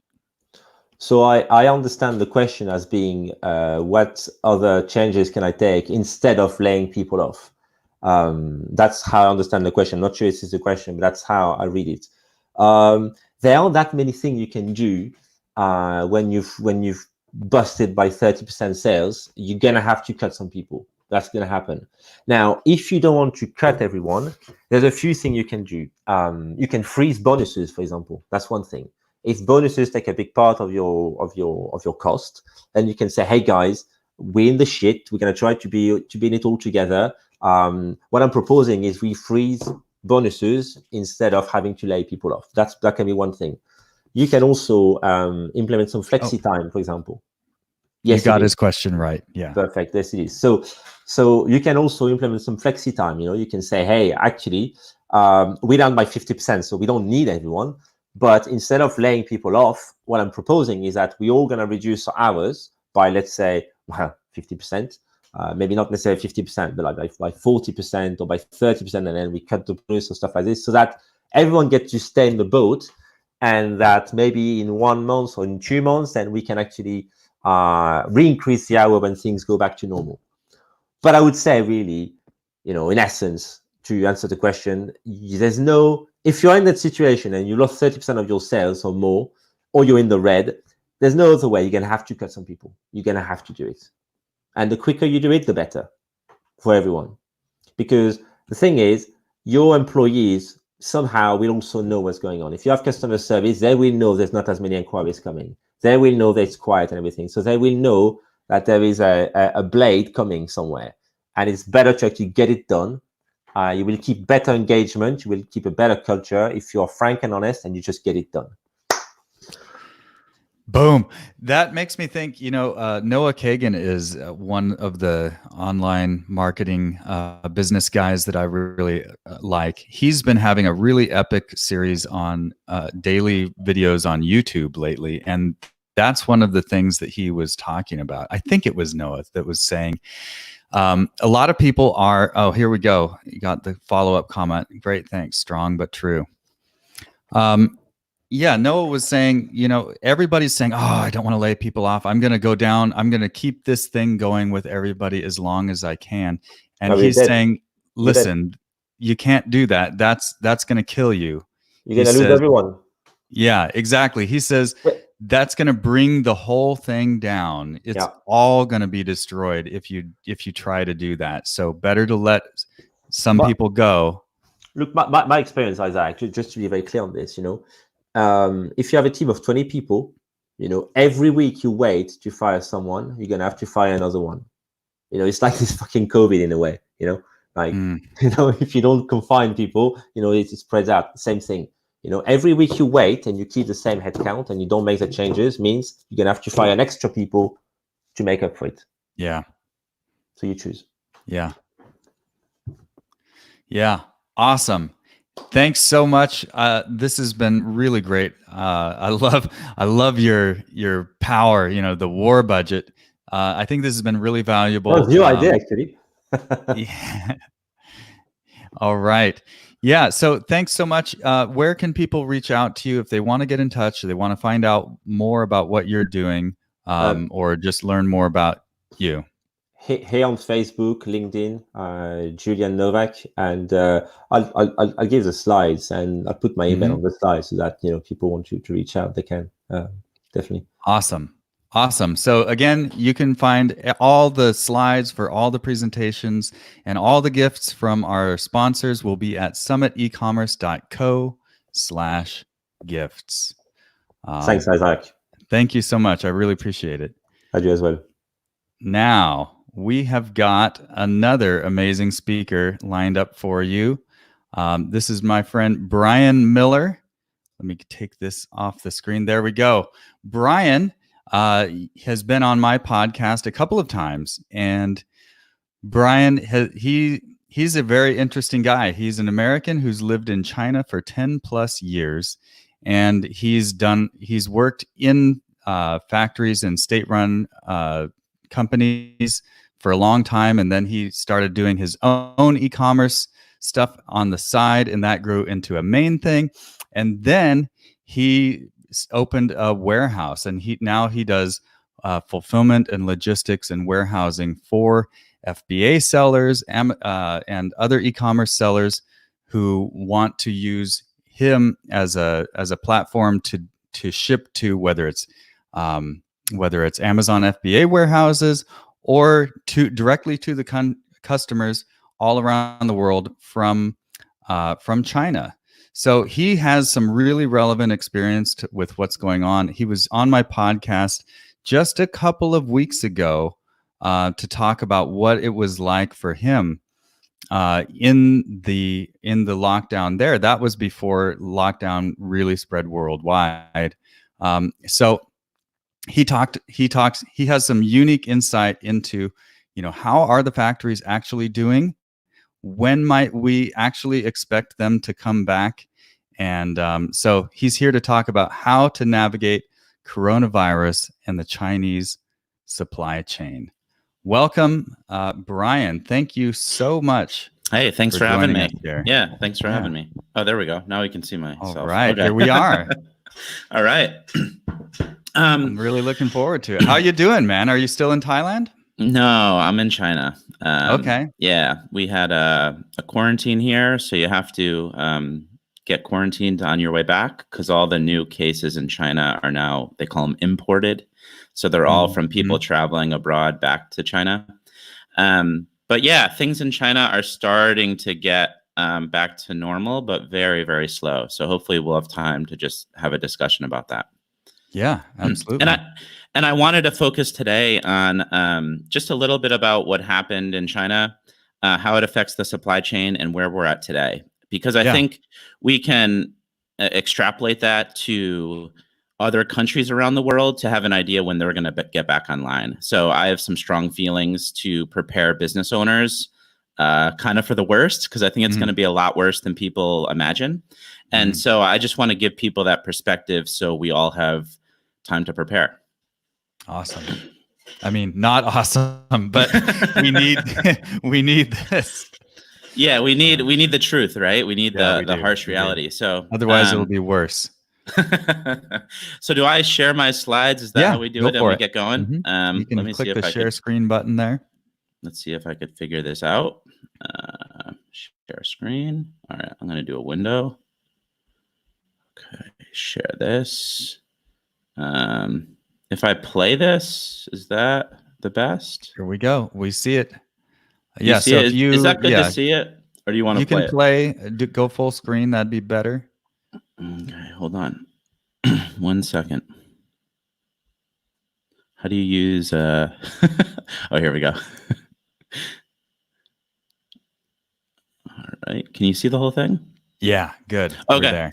Okay. Cool. So, remind me when I'm 20 minutes. I'll look at my clock now. But so I really like to start with this photo because this is really the kind of image that encompasses what happened in China and what's still happening. So when I was out this weekend, I had my temperature checked probably 5 to 10 times, just going to the mall, running around the city. So it's just to give an idea of, even though China is kind of on the other side of this, they're still being extremely cautious just to make sure that the spread doesn't continue. And we see this type of picture, not in the hazmat suits, but people actually getting temperature checks daily here. So how do we survive during the outbreak? I want to go, as I said, into just a little bit about what happened in China, what's happening now, what are the effects that we see in the supply chain, and then we'll open it up for questions. So why should you listen to me? I run a 3PL warehouse, as was said before, and I have employees here on the ground in China. And I was in China as the outbreak began and through much of the outbreak. And this kind of was already said. I've lived in China for 10 years. I used to work for a Chinese state-owned company doing manufacturing, and I started an FBA business as well. I sell Bluetooth speakers. And the photo on the right was in the beginning of the outbreak when I was going to do a supply run. So this was we're still wearing masks in China. You're still kind of required to wear one. So life still looks similar with everyone wearing masks, actually. So I just want to go over like how we got here, because everyone doesn't realize how fast this has occurred. We're only a few months in. It feels like we've been through this for years. I mean, certainly me, because I was, at the place where it started. So I feel like this this pandemic has been 5 years old, but it's only in fact a few months old. So I just want to run through these dates really quick. December 31st was when China identifies and actually announces that there's a new virus with pneumonia-like symptoms. So they saw some isolated cases in December and possibly in November. And this is where they officially announce it publicly, that there is some weird virus going around that we don't really know what it is, okay? January 11th, the first person dies officially from the coronavirus. There was a lot of cases where other people were dying previous to this from pneumonia. But this is where the government actually officially declares it a coronavirus death. And the first known cases official cases outside of China start getting reported around January 20th. So just to keep in mind, everyone, from January 10th to January 20th, my city is about 1,000 miles from Wuhan, which is the outbreak area. And we basically saw no one wearing masks to about everyone wearing masks. So this was a clear ramp up of the concern within the country and the concern of the general population. This was very quick. And I'm sure people are seeing it in their own countries, how quick it moves. And by January 23rd, the Chinese authorities started to close off Wuhan, China, which was the epicenter of where it was first discovered. And by January 30th, the WHO, so the World Health Organization, declared a global health emergency. And then we start seeing deaths outside of China. So on February 2nd, we have a death in the Philippines. And then on February 7th, this was very interesting in China, but one of the original whistleblowers that was reprimanded by the Chinese government, Li Wenliang, he passed away. So in the beginning, China did try to cover or not, say really what it was, because they also weren't sure. And they actually reprimanded some of the doctors that came out and spoke about it openly in the public for spreading rumors. And Li Wenliang was one of the first people. He was like a 30-plus-year-old doctor, and he died and he became kind of a hero within the whole virus, because he was one of the first people to bring it out to the public. And this actually the government caught a lot of heat for this on social media, because it spread like crazy, and the Chinese censors were unable to manage the outbreak of sorrow online for this doctor. By February 11th, deaths in China surpassed 1,000. And then by February 20th, we see very quick growth in cases in Italy, as we know now, South Korea, Iran, etc. So a little bit about, I just want to tell people what we saw on the ground when I was here and how things ramped up and how life was in China, at least. And then we can compare it to our own countries. So as I said, from January 10th to the 20th, we started people wearing masks out in public. And this became common and required. On January 26th, it actually became mandatory in my province to wear a mask. So you weren't actually allowed to leave the house without one. And if you were to try to go into a supermarket without a mask, they actually wouldn't let you in. And then during that time as well, we see most public places require a temperature check to get in. So if you went to the supermarket, you would get a temperature check, as well as a bank. I took a taxi to my warehouse during that time, and they had roadblocks set up. So every car passing through the toll gate each person, even the driver, had to get a temperature check by the police.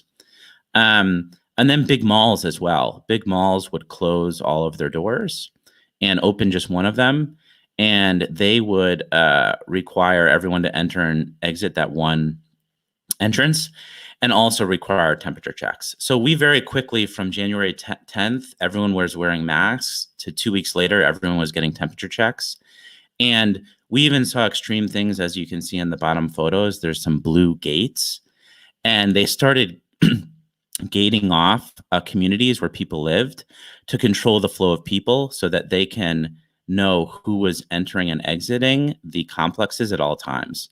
So they wanted to make sure that the people that were actually living there were going there, and people who weren't were not allowed to go in. So they tried to control the distance of people and the amount of contact that people had during daily life. So this was a very clear indication that things were getting much more serious. And this was, keep in mind, 1,000 miles away from the epicenter. I went to the bank as well during this time, and we saw registration. So I had to write my name, my phone number, whether I've been to Wuhan, the epicenter, and whether or not I had any symptoms of the virus. So they were trying to track people to, see if there was an infection, they could backtrace all of the infections. And this was the same at my apartment complex as well. I needed to register when I left, when I came back, and whether I felt any symptoms of the virus, in addition to the temperature checks. And then, so I said kind of registrations in apartment complexes February 2nd to 3rd. And then keep in mind that during this time, this is Chinese New Year. So from January 25th to February 3rd was originally Chinese New Year. So everyone was home anyways. And the Chinese government extended the New Year till February 10th. So around the end of the new year, the new deadline, around February 6th or 7th, there were new factory registrations for employees that wanted to go back to work. So we required new requirements to get started for work. And that included, at least at my facility, registering all of our employees and the address of where they were working, providing the proper protection equipment, so masks and gloves if necessary, and also sanitizing the facility every day. And lastly, taking everyone's temperature. So if any of my employees had a temperature, I had to report it to the government. And these new regulations needed to be approved by health inspectors in China. And so at the end of Chinese New Year, we found that all the factories wanted to get back to work. However, they all needed to wait for a safety inspector to come to approve their facility to get started. And this is what we saw kind of started to delay a lot of the factories to get back to production for a lot of buyers that are people who are buying from factories. And then lastly, on February 10th, there were city and apartment quarantines enforced. So they cut off sections of the city to restrict the flow of people throughout the city.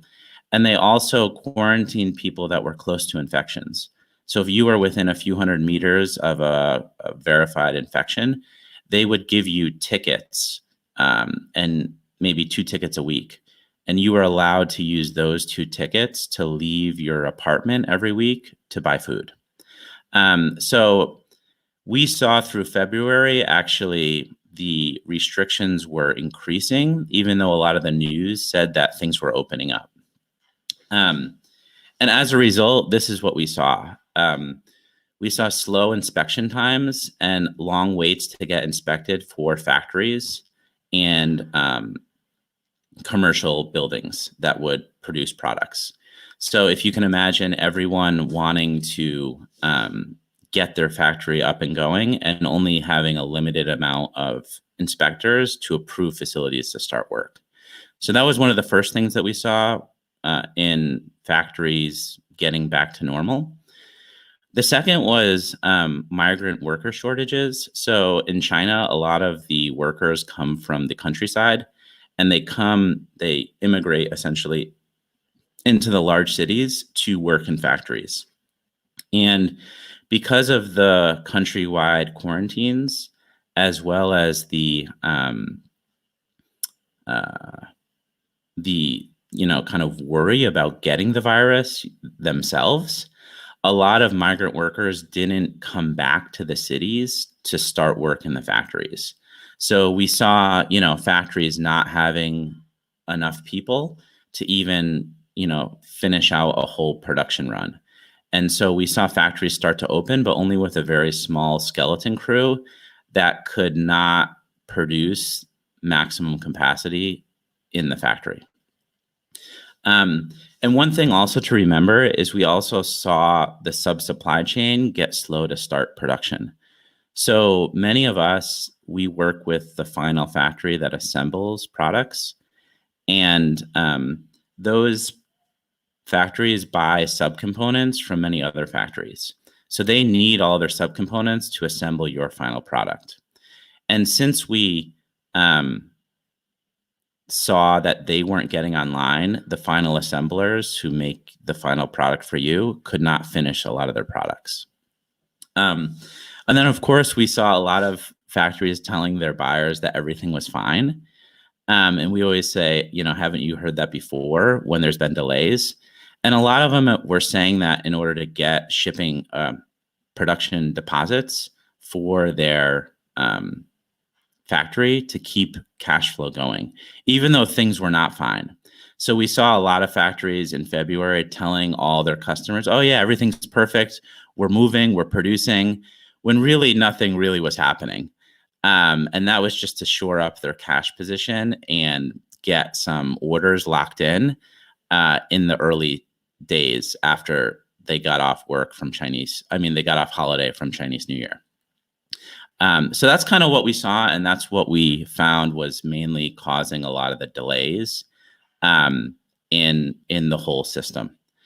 But the one positive things that we saw from the whole thing was that China has a very strong centralized government, and citizens generally listen to the government. So we saw people adhering to quarantines, and I think that's what helped get us through the virus much quicker than I think a lot of other Western countries will be able to get through it. And we're still under not quarantine, but people are still very cautious in, assembling in big groups or whatever, meeting in groups, big groups. People still are not doing that. So I just have a quick trade outlook, and then I just want to open it up to questions and discussion. So I think it's very hard to move the supply chain. Unfortunately, China's has a very strong supply chain. So for many small businesses, it's hard for us to move our supply chain. Coronavirus is definitely speeding up the diversification of the supply chain, especially since we started the trade war. However, the world is still reliant on China, at least specifically for sub-supply chain. So even if you don't assemble the product, a lot of made in America products get their subcomponents from China. So they're still very reliant on that Chinese supply chain, either or.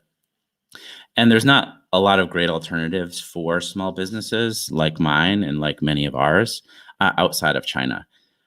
The other low-cost competitors like India and Southeast Asia don't have as good infrastructure, whether it be roads and ports or online infrastructure like Alibaba to connect with factories.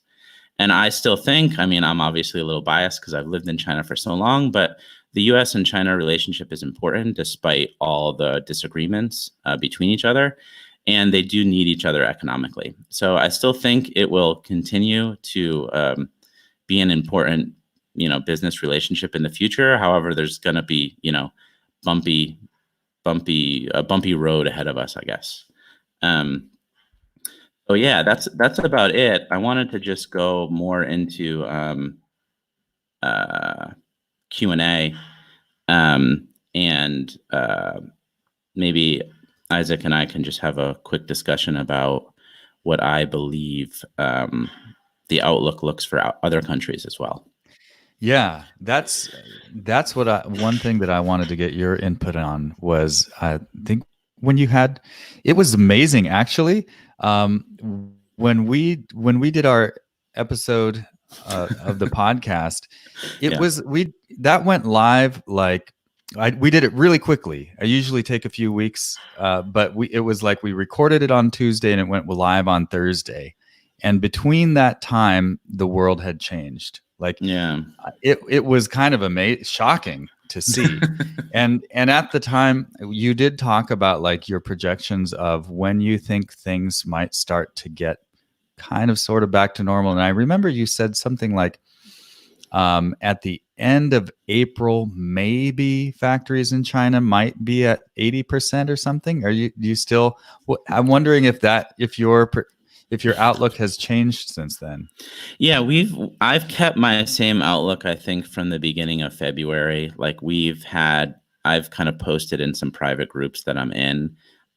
During February, I told people nothing was really going to get moving.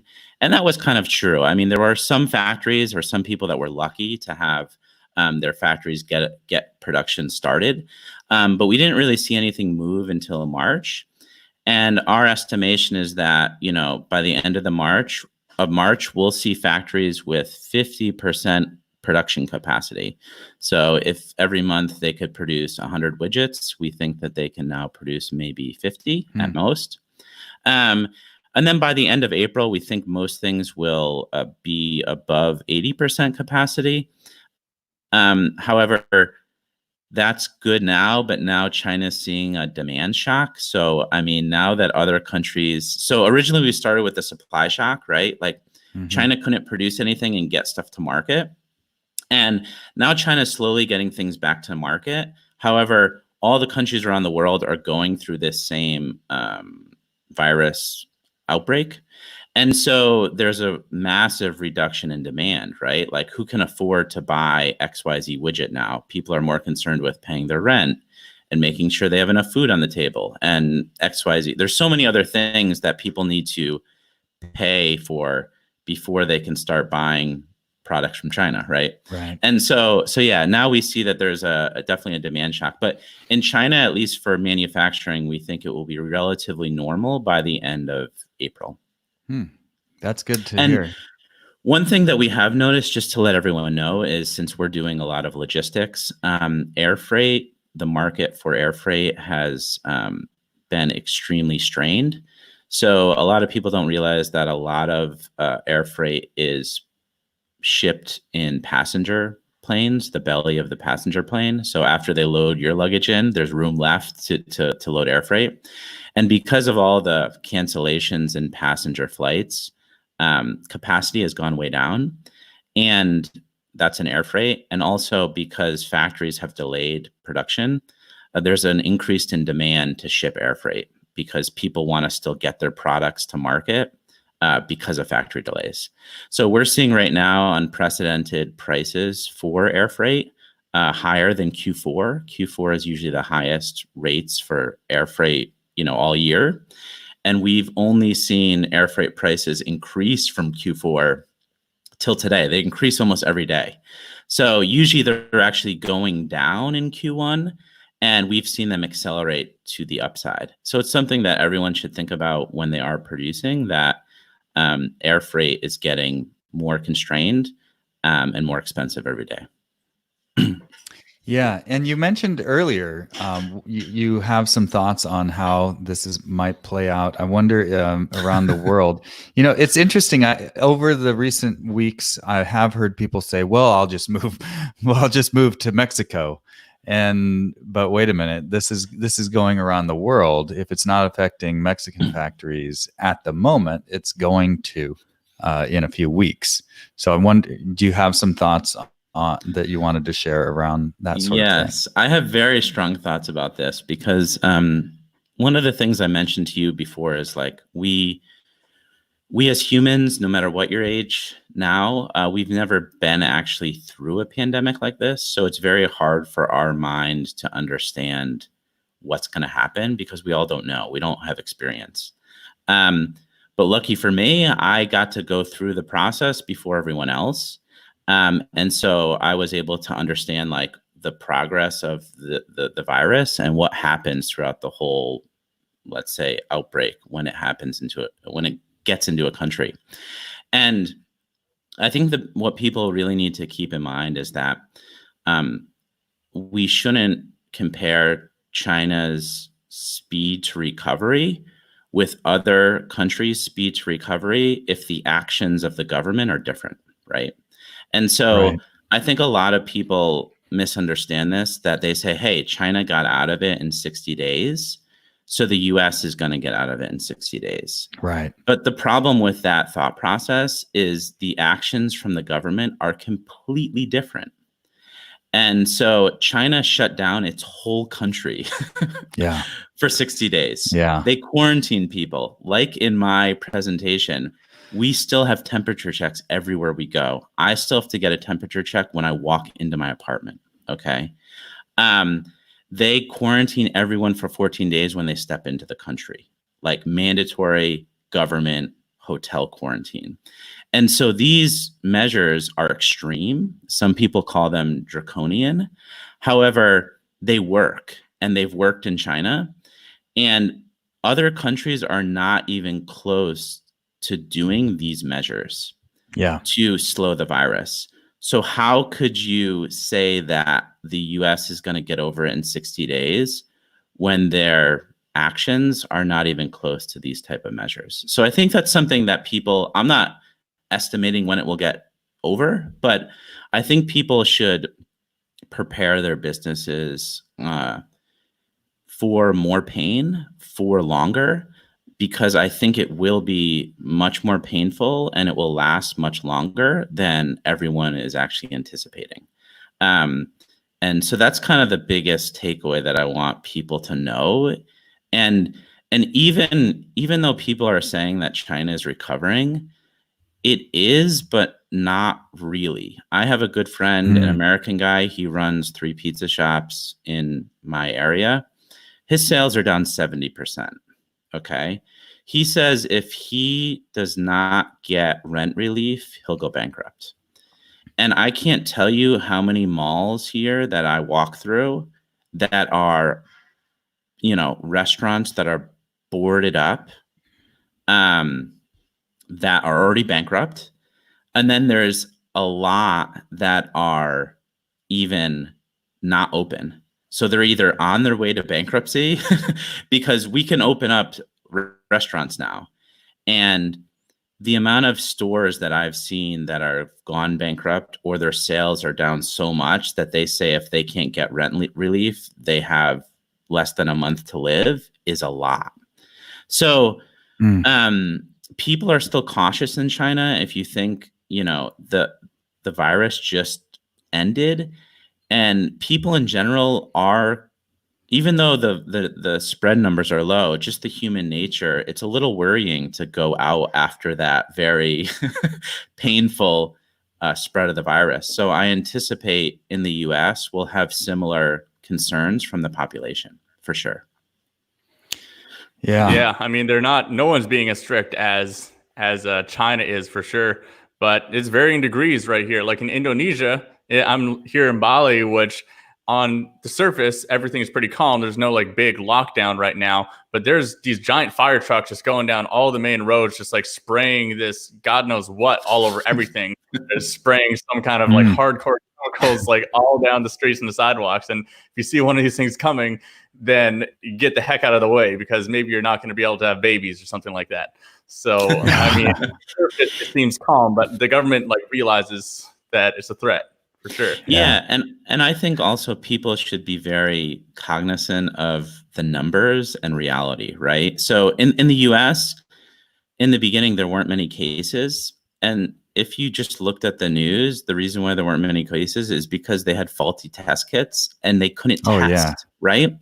And that's even going, we're just getting enough tests in the US to test everyone. And so it's not that there's not a lot of cases. In the US, they couldn't test for it. Okay. Now they're getting up to it. But people also have to think about this. There's also an incubation time.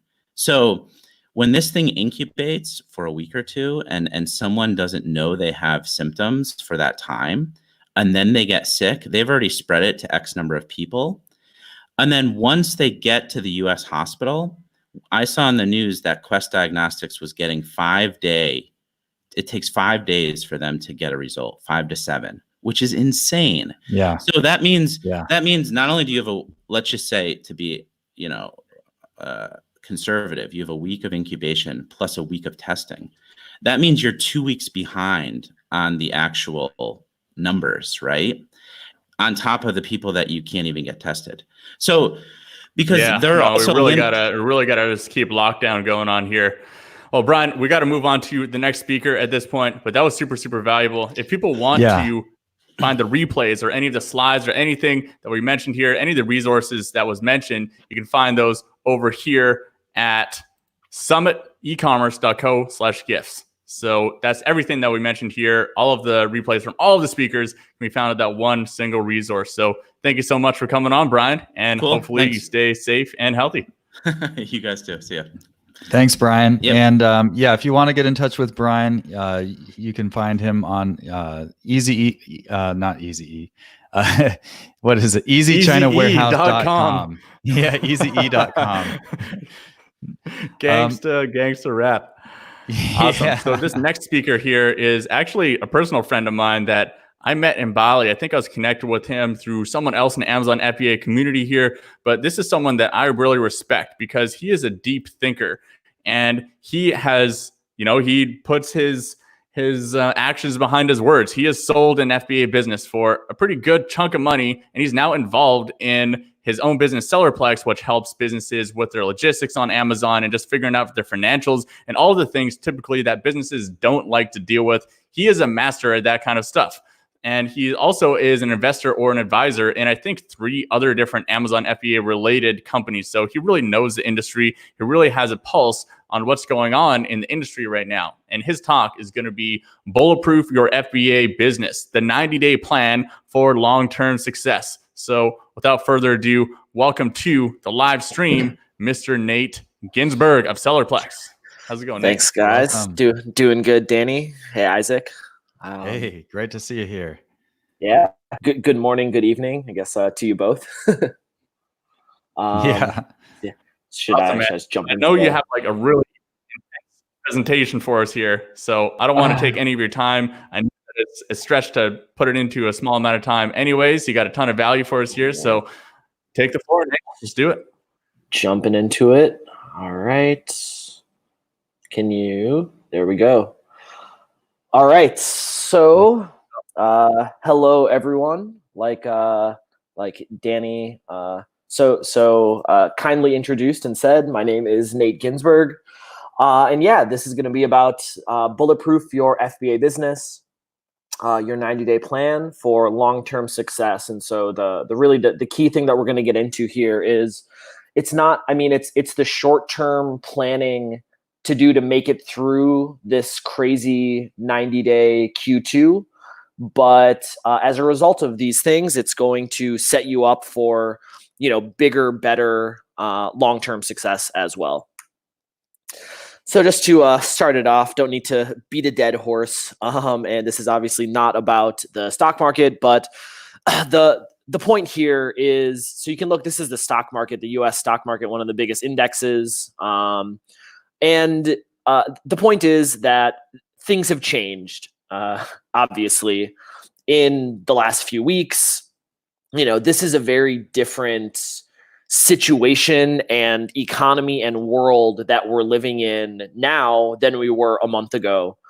And I say that not to scare you, but to just make it clear that what you did before isn't necessarily going to allow you to survive moving forward. And so, being aware of this, that allows us to adapt so that we can survive. And that's what we're going to talk about. So just quick, little bit background on me. Like Danny said, I sold my FBA business in 2017. I've since then invested in 4 other businesses. Aside from business, I love yoga, gym, biking, Burning Man. Unfortunately, which looks like will not, if I had to guess, would not be happening this year. Now with Sellerplex, help FBA businesses improve their cash flow and profit to prepare for exits, which is really a lot of the same stuff that you would do to prepare for an exit. to maximize your value is like the best practices and foundations of things that you can do to, give yourself the best chance of survival, tightening up the ship, all that kind of stuff. So just a quick, a little bit about my story. So basically, I unexpectedly had the opportunity to sell my FBA business. This was a couple years ago, actually almost exactly 3 years ago. Which was, very unexpected, but, also going through that process, I mean, went through successfully, learned a lot about what businesses need to have successful exits. And then since then have invested and partnered with a couple other people in their businesses. And all of these actually serve the e-commerce space. And so one's Amazon PPC, another is e-commerce email marketing and post-purchase funnels. Another is e-commerce design development. And so, between all of them, I don't know, there's something more than 60 or 70 or I don't know, something different kind of, different clients that we work with kind of across all the businesses. And so because of this, it's, two things. One, have insight into what's going on in the market, as well as have, a handful of these different data points from the business standpoint of, have had to have, some emergency Q2 planning, with all the businesses trying to be like, all right, what are we going to do to make it through this? So this has been, really top of mind, really relevant, for me. And so I want to share all this with you. So, all right. So what we're going to accomplish here is crush uncertainty, fear, and doubt. Talk about the most important tool that everyone should be using, regardless of what kind of business you're in, actually, to ensure your short-term and long-term success. The 4 audits to solve your cash flow, improve your profit, improve your business value. And once you go through everything, another benefit is it's a business that you can exit from. And all right, so just want to start with the oldest and strongest emotion of mankind is fear. And the oldest and strongest kind of fear is the fear of the unknown. And so, we've all been going through a lot of crazy times. There's a lot of uncertainty, a lot of unknown, and and stuff around, am I going to have enough money to make this payment? Can I cover my team? Can we cover this next this next purchase order? And the thing is that just like the other famous quote, the only thing we have to fear is fear itself. Clarity kills fear. And so that is the goal here of what we're going to get into is really is giving you the clarity that, like, look, the reality is it might not be the scenario that you were hoping or wanting, but truth, reality, that's what we have to, that's all we really have. And so being, understanding that truth and reality about your business is going to at least kill the fear of uncertainty, and allow you to make the best decisions. And so the first thing that we'll get to that in a second. First, to hammer this point home, businesses don't go under because they run out of profit. They go under because they run out of cash flow. And so just keep that in mind, that in times like these, it's all about cash flow, cash. Profit is not going to keep you in business, keep you alive, where cash and cash flow is. And so the tool that everyone should be, if you haven't done already, should get set up ASAP is a cash flow projection. And so here you see this is a basic cash flow projection. The whole point of this is tracking your cash. So this is over a 12-week period. And so, and also with this whole situation, pandemic, it's unclear how long things are going to last, but it's, I think there's reason to hope that in 90 days, in 3 months, things hopefully will, have turned the corner towards this, towards recovery.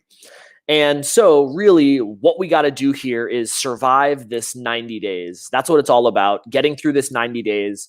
And so this 12-week cash flow projection is what's going to allow you to do that. And so the basics here, you start with, this is broken up 12 weeks. You have the first week with your opening balance. Then you have your cash inflows, your cash outflows, and then a closing balance. And then that closing balance goes along to the start of the next week. Same thing, inflows, outflows, closing balance. And, you want to get this set up. So this is kind of like, you want to get this set up with your baseline. And so after this, we're going to get into a lot of different things you can do to improve this. But yeah, to start is just get it set up with your baseline to see, it's like a pulse check where you're at. So yeah, number one, set up your cash flow projection, 12-week cash flow projection. All right, next we're going to go into 4 of these different audits that everyone should be running on their e-commerce business. Each one is aimed at finding you more money, finding you more cash flow, or a precursor to allowing you to do that. So that's what this finance audit is really going to enable you to do. So here you got to make sure that you have your profit and loss statement complete and correct. And as well as if you're a bigger business, make sure you have a balance sheet. And so a few reasons why you need this. So one is these are actually correct and complete financials are a prerequisite if you ever want to sell your business, or often if you need to take on funding or get loans. And so having this set up, having this complete and correct will put you in a situation that you're able to take advantage of opportunities that are presented to you. So my business, when we sold, for example, was really, really fortunate that my team had us on top of all of our financials because, my sale was unexpected. And thankfully, we were on top of what we needed to so that we just could proceed with that sale. Whereas if we weren't on top of that, things would have at the very least been delayed, and it's unclear if or how that would have moved through. So first reason why you want to get all that together. And then the next is this is like the foundational report of where you can go in and start making adjustments. So once you have your profit and loss statement, so your profit and loss for everyone I hope knows, but it shows your revenue, shows your expenses for a given period. And what you want to do is once you have your profit and loss statement together is ruthless P&L review. So you have to go through all of your expenses and ask yourself, what can I cut? What can I restructure? What can I renegotiate? Do I need this? Is it ROI driven? And, really going through every expense that you have. So everything that you cut is going to increase your profit, increase your cash flow. And really like you don't want to, you got to keep the things that are still helping you and keeping you in business. And so that's why, so really the question as you're going through is, do I need it? I mean, if yes, obviously keep it. And then the other one is it ROI driven? And so, for example, PPC spend, if that is making you positive ROI, don't turn that off. Assuming, of course, you have inventory to be able to supply those orders. But don't cut things if it's driving you positive revenue.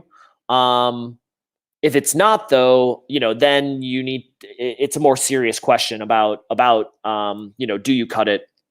And so then the last part on the P&L, and this is something that we see a lot of sellers not as on top of as they should be, is SKU level analysis. So you really need to see, on a per SKU basis, profitability, including ad spend, including all your costs. And if something isn't driving the profit that if something isn't driving you like comfortable profit, then that needs to go, because it's just tying up cash, and you can't be doing that in times like this. So yeah, review your P&L, ruthless review, see what you can cut, save you cash, increase your profit. All right, so after that, getting into more of the cost-cutting ways and things that you can do from on the operations side of your business. And so this is a big thing that I've been dealing with my businesses, as well as talking to other owners, is what to do with your team. A lot of businesses have gotten, to be honest, they've gotten fat over the last few years of this, the longest bull market in the world economy, in the history of the world economy. And so it's easy to have, bloated operations, and even team that, might not be as lean as it could be, or what you need to be now in order to give yourself the best chance of short-term and long-term success. And so the reality of it is, really the way to approach this is you need to have honest conversations about your business and their personal situations. It's, in times like these, as a leader, you need to be communicative. And so if you're nervous, and the business is struggling, like you have to be honest with your team about what the reality of the situation is. And what I recommend, and what I've been doing with my teams, is also understanding about their situation. And you can tell them that you're not sure what's going to happen after this month, or you're looking at making cuts, and to get a sense of really just understand their situation the best possible, so that because when it comes to the team and your operations, there's different options. It's not just black or white. It's not just keep going as you have been, or layoffs. There's hour reductions. You can, pause people's work, forced leave for a week or a month, restructuring to performance-based pay.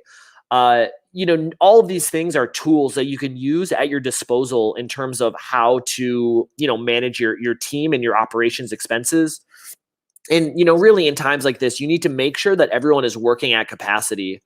And then the other thing, with the team is, now more than ever, so critical to have strong SOPs in place, because if there's going to be staff turnover, you need to have all of these things documented so that you can take it over, or you can consolidate roles, and the business is going to continue. So yeah, that's, one place to look in. I know that is very, it's like, yeah, it's challenging what to do with your team. But that's a big expense on the business. And so needs to be, seriously addressed and, and looked at. And these are some options of things that you can do, when it comes to the team and operations.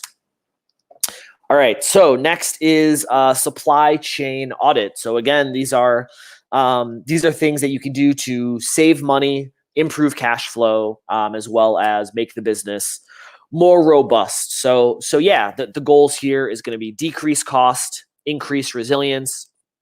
And a big thing is moving to JIT, which is just in time, versus JIC, which is just in case. And so, there's a lot of tricky things going on here with supply chain, and Brian before was just, he's got as good insight as anyone into, what's going on with that. But now, with cash being tighter and cash flow being more the priority, you can't afford to have, extra inventory, because that is, that ties up cash flow that maybe you need to pay your team. And again, like, capital efficiency is really the goal here. So basically, being as on top of as possible your supply chain, ordering enough units, but not not over ordering to stay in stock, but also minimize the cash needed for that. So some other stuff, ways that you can also decrease costs, is getting multiple freight quotes. So this is something that a lot of sellers don't do. They just use the freight forwarder that they've always been using, and like that's fine, but there's often opportunity, and when we audit people's supply chain, we often find opportunity to save money by using different vendors. So get multiple quotes. Another one, and now, as important as ever, and with all the uncertainty around FBA, and I mean, hopefully there's no more, inbound restrictions and delays, but now more than ever, you need to be using a 3PL to have, so a few benefits of having a 3PL or a warehouse. One is to have that as a backup for, let's say, your FBA restricts inbound shipments in your category, and having a separate warehouse and 3PL will allow you to still fulfill orders. And then also it's a cost saving tool with, Amazon's, their storage fees being, so exorbitant. Keeping more of your stock in a 3PL and then shipping in smaller quantities to Amazon will help you save fees. And then the last thing for resilience, and Brian talked about this as well, is it is getting backup suppliers. And so this is, ideally, if you can find them in other countries, but at the very least, having you want to have the least amount of single points of failure as possible. And so giving yourself backup suppliers, even if it's within China, to have if needed. All right, so now diving into some more stuff you can do on the cash flow side. So there's a big difference between cash flow and profit. Profit is a figure on your profit and loss statement. Cash flow is the actual money that is going into your bank account. And again, cash flow is what keeps us in business or gets us out of business. And so now I'm going to run through some things that you can do to just improve your cash flow. So one is getting better payment terms with your suppliers. Now is a great time to be bringing this up with your suppliers. Everybody, the reality is, everybody is affected by, this corona pandemic.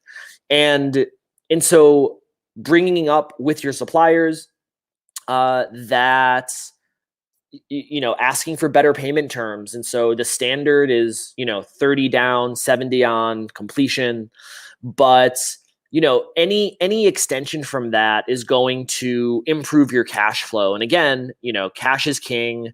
Cash flow keeps us in business.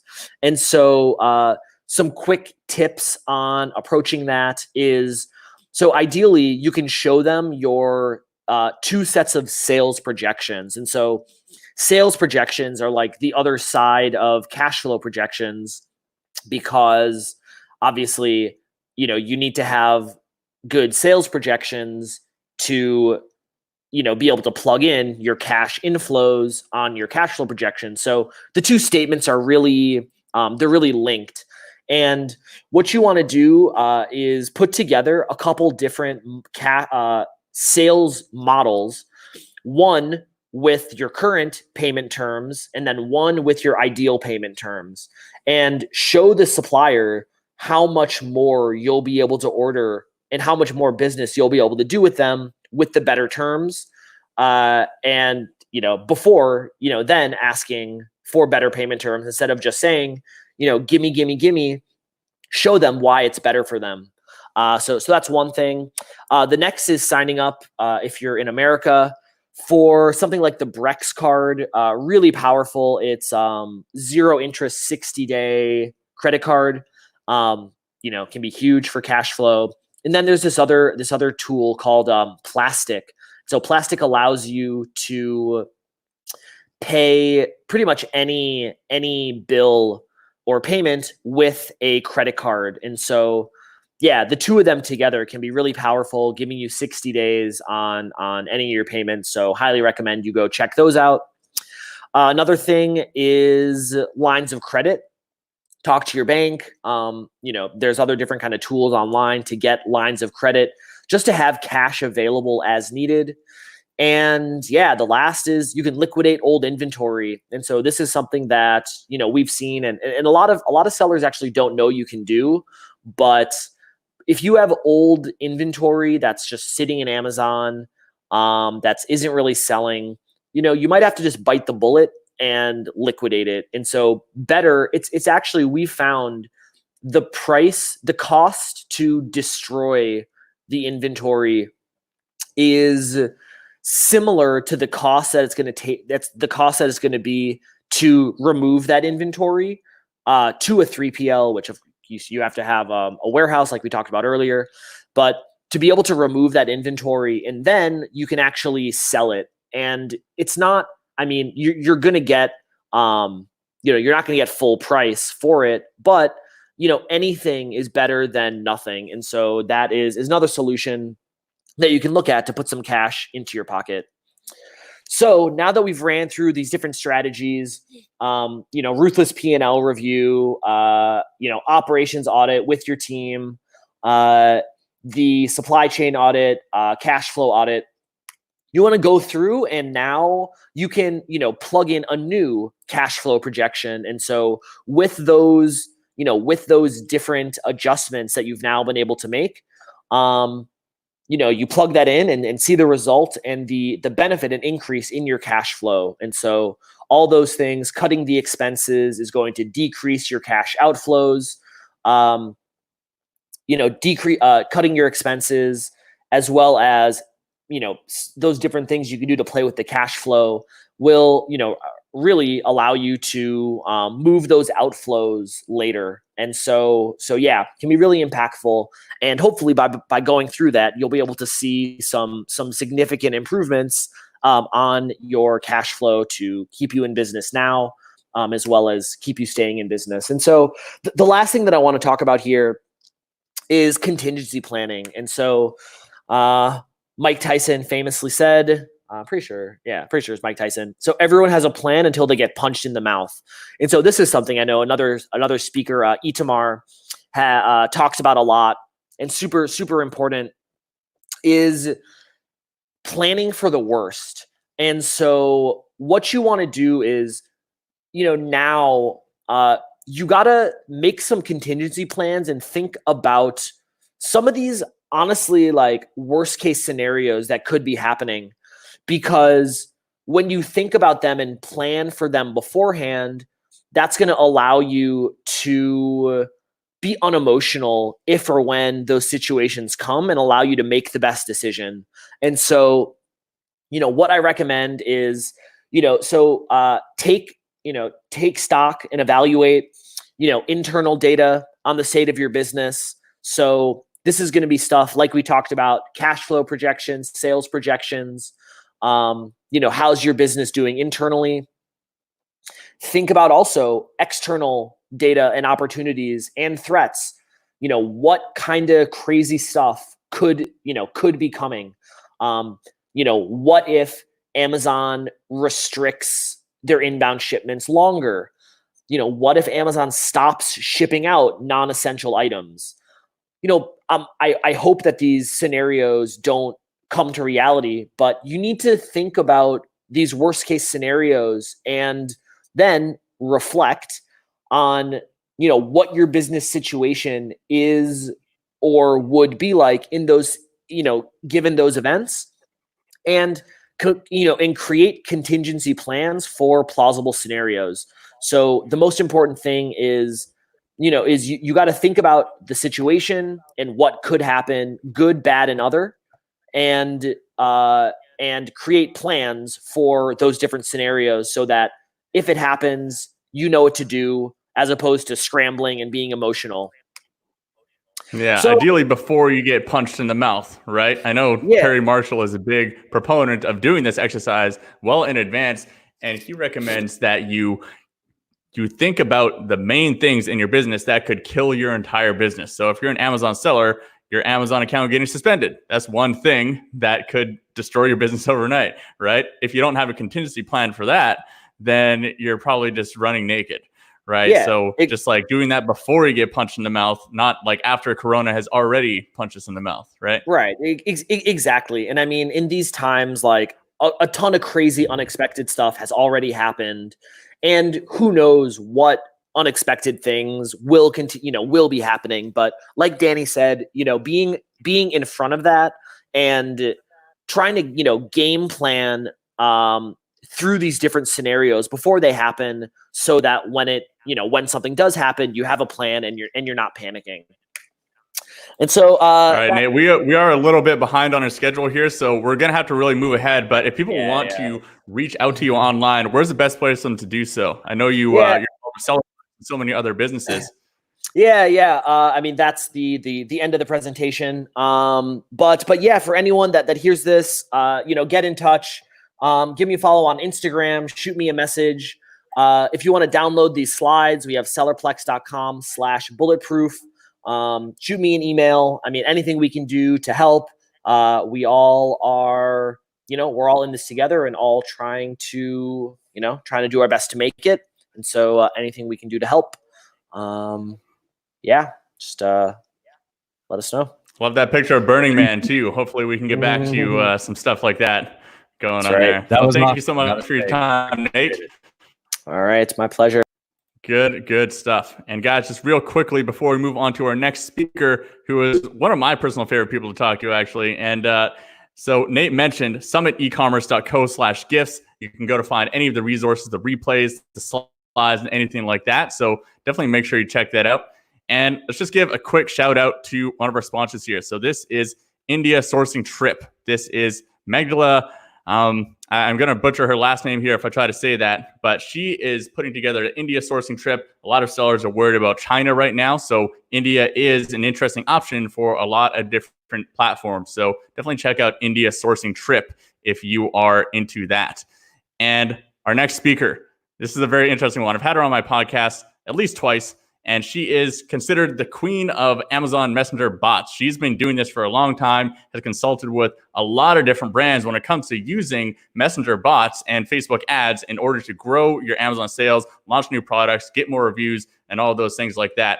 And she has created a special topic for you guys that is fire sale on keywords. It's all about grabbing your expensive keywords while traffic is diverted, because right now there's just a whole bunch of crazy stuff going on with traffic that is not normal. So how can you take advantage of something like that in a situation that otherwise there is the normal way of doing things has kind of fallen to the wayside? So welcome, Michelle. How you doing? Hey, Danny. Good to see you. Excellent. Hope you're staying healthy over there. I don't hear any big cough, so that's good news. Fingers crossed. We're all staying inside and keeping the kids well sanitized. That's good. It's like, honey, I would love to hug you right now, but can you go spray yourself off and put on the hazmat suit, and then I'll be right with you. Then we'll have dinner. Okay, Right. Yeah, honey. Right. Exactly. Awesome. Well, I know you got a really killer presentation for us here today, so I will let you take the floor.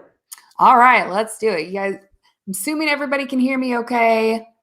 Let's hit it. Let's go for it. So we're good? All right, cool. All right, let me grab my presentation. And I'm a fast talker, guys. So I want to start this off with a little humor.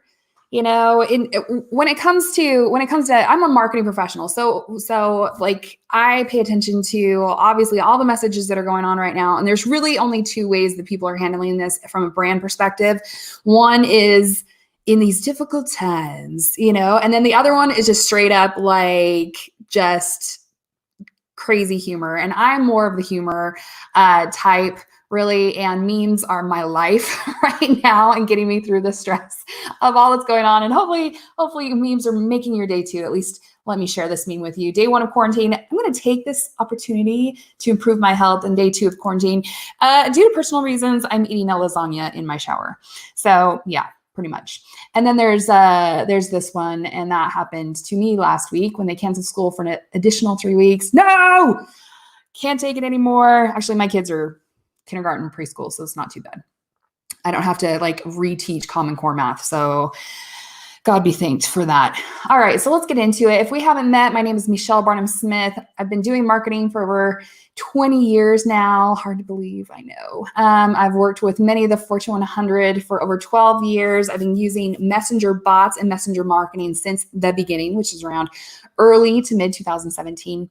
I've trained literally thousands of Amazon sellers on using chat bots and chat marketing. I've been featured in Forbes, Business Insider, and Inc., on ABC, NBC, and Fox. And I've spoken in all of these places, and maybe you have seen me there or will see me there later this year. Sadly, Traffic and Conversion 2020, which was going to be my second showing, was supposed to start this week, and they just announced they were rescheduling for December.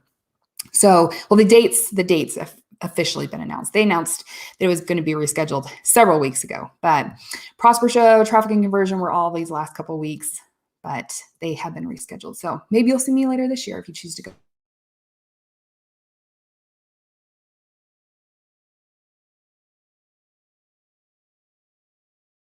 Keywords or fire sales. We'll do flash sales because really that's really what it is. So if you've gone into, you can go into brand analytics dashboard and take a look at what is getting, all of the search volume on Amazon right now. I don't know why I didn't scroll all the way to the keyword when I took the screenshot. That was getting the #1 search volume on Amazon right now. When in the history of ever has toilet paper gotten, number one position for search volume on Amazon? Never, right? So these are obviously crazy times are afoot. Unprecedented times are going on. But because that is the case, we have an opportunity. So let's talk about that opportunity. The keywords are on sale, really what it comes down to. So I just did some quick searches today on some campaigns that I've been consulting on. We started those campaigns early March. So we were doing keyword research that was, we're using Helium 10. And so that keyword research was, 30 days, a 30-day aggregate, right? So basically what we were seeing for a keyword facial steamer, the February search volume was 79,822 for facial steamer. And the March search volume is down to 45,729. Now I want you guys to realize that because this is a month aggregate, or a month, kind of like a month backwards, we haven't even hit the true, the true numbers yet, because all of this kind of chaos really started around March 6th, March 7th. And we're still pretty much a week out from actual numbers reflecting new, the new kind of surge in the change in search volume, right? With all the traffic being diverted to those other keywords. So next week, do your Helium, or you can start right now and do your Helium 10 research or whatever tool you prefer. But basically, look at this. Look at this. It is down. This keyword is down 43%. And I have a hard time believing that even right now that search volume isn't even significantly lower from there. So, next week around this time, you'll be able to do Helium 10 research again, and I bet that number is even lower. So here's another one: teeth whitening light. So February's search volume was 15,618 searches. And March's search volume is 11,025. And once again, this is down almost 30%. Almost 30%. That is significant. Jewelry box for girls, February search volume, 8,991. March search volume, 6,568. Once again, down 27%. So these are just a few of the key search terms that for campaigns that I have been working on over the last month.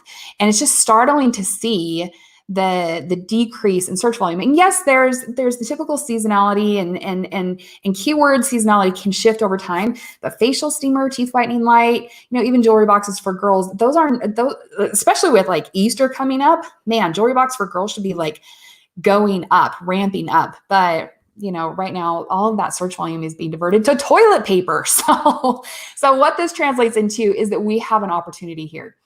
We have an opportunity to take advantage of these low search volumes and rank for keywords that maybe we didn't want, maybe we couldn't afford in the past, maybe we're too expensive from, a product investment standpoint. And so what that means is, if you got the inventory, rank, baby, rank. And hopefully over in the last week, coming up in the next week, you'll actually be able to get inventory into Amazon. And then hopefully you have a Prime badge to get it back out.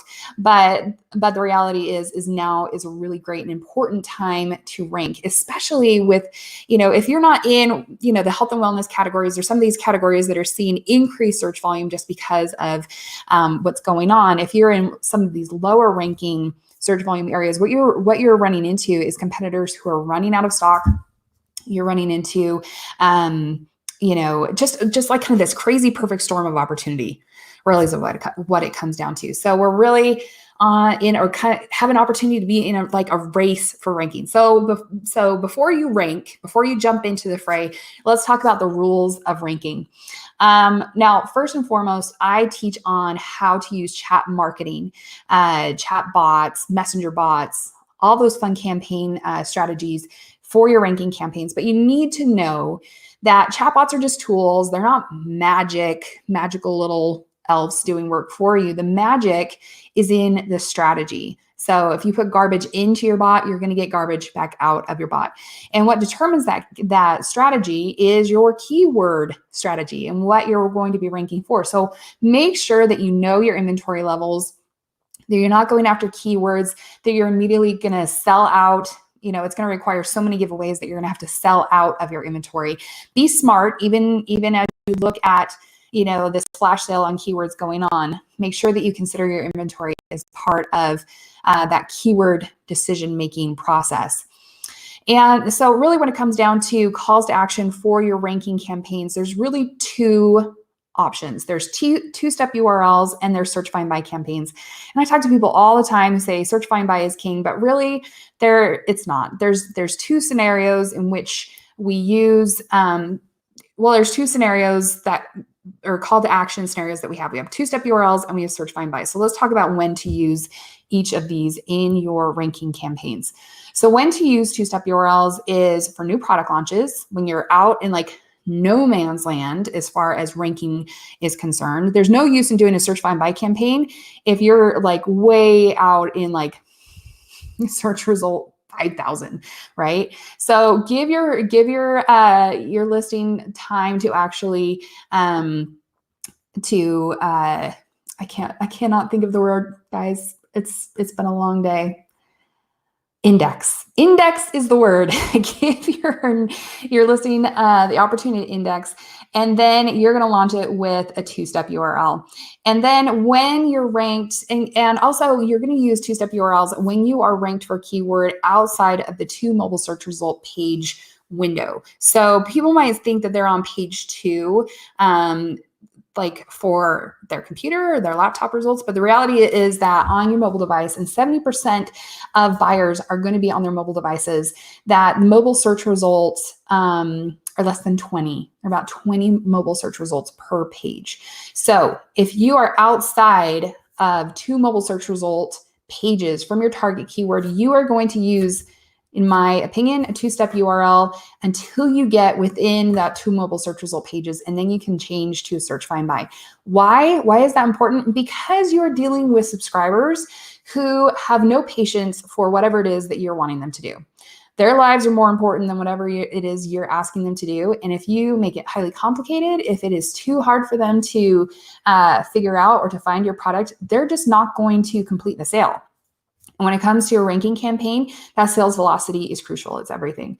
And so if you're on page 3 or you're having them do some crazy, strange treasure hunt, they're not going to do it. Your conversion rate is going to be total crap.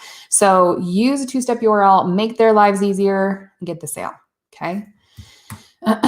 Also, use two-step URLs when you're doing parent-child ASINs. Once again, if you are ranking for something or needing to rank a specific search result within your variations, you want that search result to get all of that energy, all of that ranking benefit to be the best-selling ASIN in your variations, then direct all of that traffic to that listing, to that specific ASIN via two-step URL. The reality is, once again, subscribers, you have to kind of work your instructions and your campaigns for the least common denominators. And too often, even if you're telling people in the instructions, this is for the queen sheets, the queen gray sheets, and they see king purple sheets, they're going to be those people who are going to want the rebate for the king purple sheets, even though you expressly told them that they could only get it for the queen silver sheets. Okay. So take the guesswork out of it and make it really easy on them, narrow down the options, and use a two-step URL there. Also, if you're wanting to rank for multiple keywords, use keyword URLs. Rotating keyword URLs will make your lives easier as well. So when do you use search, find, buy? When to use these? Once again, is when you are currently ranked within 2 pages of your keyword, 2 mobile search result pages for a single ASIN, not parent-child. And it's best when you have super deep discounts, a really great offer, 70% off or higher. Usually this, if you're running 100% off rebate, you got to give people a reason to do the work. If you're offering like 25% off, it's just not going to be compelling enough to get them to actually do the work, find the product, to complete the sale. And you're willing to test it, you're willing to try it. But in my vast experience, this is what is working. This is what I have found to be true. Also, once again, keep the instructions simple, okay? I don't care what you've seen some crazy guru doing. Like, really, subscribers, you just got to keep it simple for them, okay? All right. If we have time, I want to add like a little bonus review strategy for you guys to work on right now. Danny, do we have time? Let's do it. We got a couple minutes. Let's smash into it. And cool. Crazy Guru. I don't know what anyone's calling me these days, but Crazy Guru, I've been called that before. I don't know. I'll call you that, Danny. I will refer to you here before. I mean, have you guys seen Danny's like crazy acro yoga? Like, I think crazy Guru is totally applicable to you. At this point in my life, I'm used to it. So. All right. So here's the thing, guys. I know you have inventory in waiting. You are just like chomping at the bit to get this, get your products in inventory. But this is a huge opportunity to take advantage of right now. And that is to get strategies in place with your product inserts so that you can put a net in place to capture your Amazon buyers, convert them into ManyChat subscribers so that you can then follow up with review requests and start that direct relationship with your buyers. So most of the time, the biggest objections that I hear for not getting a product insert in place is people don't have time. They've like refreshed their inventory. It's all the way already on their way to FBA. And I know that you guys have product that is sitting in some warehouse, maybe in your garage, maybe in your bedroom. And now is a great time to get a product insert in place in that inventory.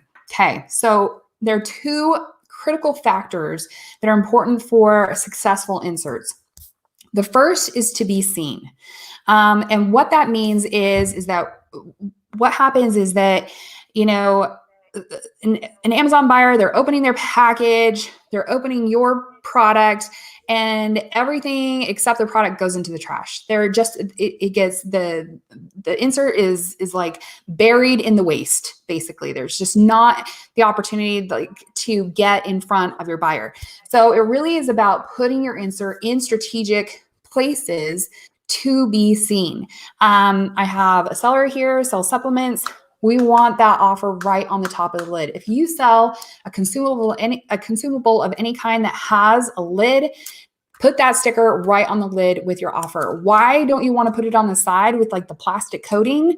It's because you're going to like peel off that coating and it's going to go in the trash with the offer. Whereas if you put the sticker on the top, every time they go to open that bottle, every time they go to use that soap, use that lotion, use that foundation, use that serum, they're going to see that offer every single time. And whether they take you up on it right when they get the product or in 30 days when they're running low, it doesn't matter. We want that. We want to capture them, and having them at the top of the bottle is really important. If you don't have a consumable or have something like that, then the next best place to put that is on the packaging where people actually go to open the package. So it's not going to be on the bottom where they're never going to see it. It has to interrupt kind of their line of sight. Like I'm trying to open this box and I see this product insert right here on the front of the box. Another it looks like there's a QR code on there as well, right? Which you could potentially get into a messenger QR code into a messenger flow, right? Of course. You know it. Most of these all go to messenger flow. This is an example of one that does not. So this is like a ketone strips test box. Look at that. Can you see that? That product insert is right on top of the bottle. You cannot like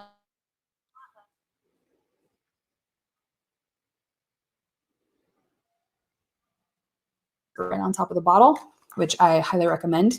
Perfect Keto, if you guys are listening to me, make that change.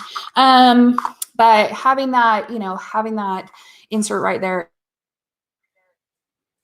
have it be cute. If you can't have it on the packaging itself, put it in there so it interrupts people's like, oh, what's that cute little thing? What's that cool? Interesting. Yeah, it's not just a square piece of paper with just some crap on it. It looks right, like exactly. Like invest in it. Now, here's an idea, guys. I know a lot of you are like, I don't have time to redesign my materials. I don't have time to get something reprinted. That's fine. You know what? Just go and print stickers. Print stickers and put them on your boxes, like on the top or right here on the open portion. Put it on the product if you can. Put it on the inside lid right here. Y'all see that? It's blank. But a sticker would be really great here. So for that. Right. So that's why the first we got time for a couple quick questions from the audience here. I don't know if you know the answer to this one, Michelle. Hi, Michelle. Great content. I got a lot of comments just really commending you on this stuff here. Great stuff, Michelle. Lots of people really love this. But this question here is, how can we make sure that we come up at the top of searches on mobiles? Do you have any tricks for that, or know any of tactics that will do that? On top of search results for mobile? Is that kind of maybe it's more like a sponsored ads question. I'm not sure if you know the answer to that. I don't know sponsored ads, but I would say rank the crap out of your product. Like run your ranking campaign, son. If you want to be on top. I mean, long story short, yeah. That's really the long and the short of it right there. And also, what about SFB? So they're referring to search, find, buy would be what SFB stands for there, and targeting your own sponsored products ad. That way they won't have to flip through a bunch of pages. What do you think about that, Michelle? Yeah, that's interesting. If you're willing to kind of like double spend on that, you're going to be spending on like a rebate or coupon offer on kind of like the ManyChat side, and then directing people to a sponsored ad.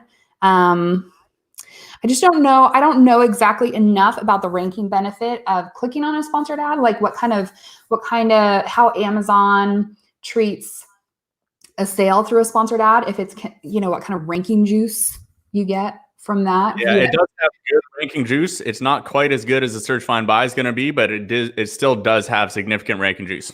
Okay. So I would say in order of priority, if you're way the freak out there and you still want to use search, find, buy, then I guess, direct that traffic to a sponsored ad. But man, there's no shame in a good two-step URL. It still works really well, so get that full price purchase via, your regular listing first. And then, but I guess if you're really set on using search, find, buy, directing them to a sponsored ad, I don't see anything wrong with that. But I haven't. Nothing wrong with so I can't say. From like my personal experience and the people that I've had on the podcast that have really talked about search, find, buy a lot, it's not a reliable single strategy. It's very hard to get enough people to go through the full search, find, buy process, but it is a good additional strategy. So don't make it your main thing, but it's probably good to add it on to whatever else you're doing. So I just think that that's a really good tip that we've heard from past podcast guests. And awesome, Michelle. We're getting so much good feedback about your talk here. This is super awesome. Thanks. And here's a good one. Love hearing Michelle speak every time I hear her. Funny and insightful. Aww. Boom. Maybe we're going to have Michelle's DMs after. That's a good one right Well, thank you so much, Michelle. If people want to reach out to you online, where's the best place for them to do so? So, guys, I am super excited and super honored to announce a webinar I am doing with the ManyChat. ManyChat reached out to me and has invited me to be their first co-hosted webinar. Like, what an honor is that? That's a huge honor for me. I've been using ManyChat since 2017, and I am like totally geeking out about this. So I'm going to be doing a live webinar all about launch rank and increasing reviews for your Amazon listings with chat marketing. I highly encourage you to go to pixelfy.me/ManyChat webinar and register there. It's going to be like, I'm so excited and I'm super honored. So I'm going to be giving away a ton of free templates there on that training and going deep with all I've got. So please join me. Please support me. Come heckle me if you must. But I think that it's a really great way to prove to ManyChat that the Amazon seller audience is like, using the tool and wants them to improve the tool for them, for you, right? So yeah, well, hecklers are good. You want to put the hecklers onto the live broadcast because it's good for the algorithm. The more people heckling you, comments, bad comments, Facebook algorithm doesn't know that they're heckling. They just see comments and engagement. They just keep pumping it up. So that's good. Invite the hecklers. Go find some haters on some forums and invite them to your webinar. There you go. Thanks, guys. Thanks so much for having me, Danny. Awesome. Thanks so much, Michelle. And guys, we will definitely go check out that resource you mentioned there. Just for ease sake, we're going to put all of the things that the speakers mentioned and all of their slides, all of the replays at summitecommerce.co/gifts. So make sure you head there and you can find everything all in that one place. And there's a lot of really interesting gifts from sponsors that they're giving just for you. They've created COVID-19 packages that they don't normally offer to their audience. They're making really generous offers just for you guys in the form of discounts or just completely free resources. So check that out at summitecommerce.co/gifts. So this next one here, you guys may have heard of him. In fact, if you haven't heard of this guy, you probably have not been following very much stuff when it comes to Amazon FBA media. He is Tim Jordan from Private Label Legion. He also is pumping out his own podcast, YouTube channel, just as much valuable content as he possibly can. And his talk today is going to be the highs and lows, the lessons from an entrepreneur for entrepreneurs. This is a guy who really has been in the trenches, just building businesses pretty much as hard as he can. And that's why I said that if you haven't heard of him, then you've probably been living under a rock because he's hustling like a true entrepreneur. So I want to welcome to the show, Mr. Tim Jordan. How's it going, Tim? Man, that was a way better entrance and intro than I deserve, but thank you. Oh, you're earning it. You're out there every day earning it, man. What you got for us today, Tim? So first off, how long do I have? We got about 25, 30 minutes here. All right, I'll talk fast. Yeah. So like 20-minute presentation, and then we got some time for some Q&A. Sure. So when I'm speaking at conferences, doing workshops, on webinars, what I see is a lot of people talking about tactics for selling on Amazon. And we all want that, right? Like that's important. That's why we're here. We're trying to learn how to sell e-commerce stuff, drive traffic, convert sales, all that good stuff. But what a lot of people don't talk about is things like mindset, the struggle, like how we should be working together to actually get through these hurdles and these humps. And there's a lot of, dudes in Lamborghinis, looking cool out there. There's not a lot of people talking about the sleepless nights, the, blood, sweat, pain, tears, the fights with your spouses, the fights with yourself, the times you want to curl up on the floor and just give up because, just the whole world is falling down on you.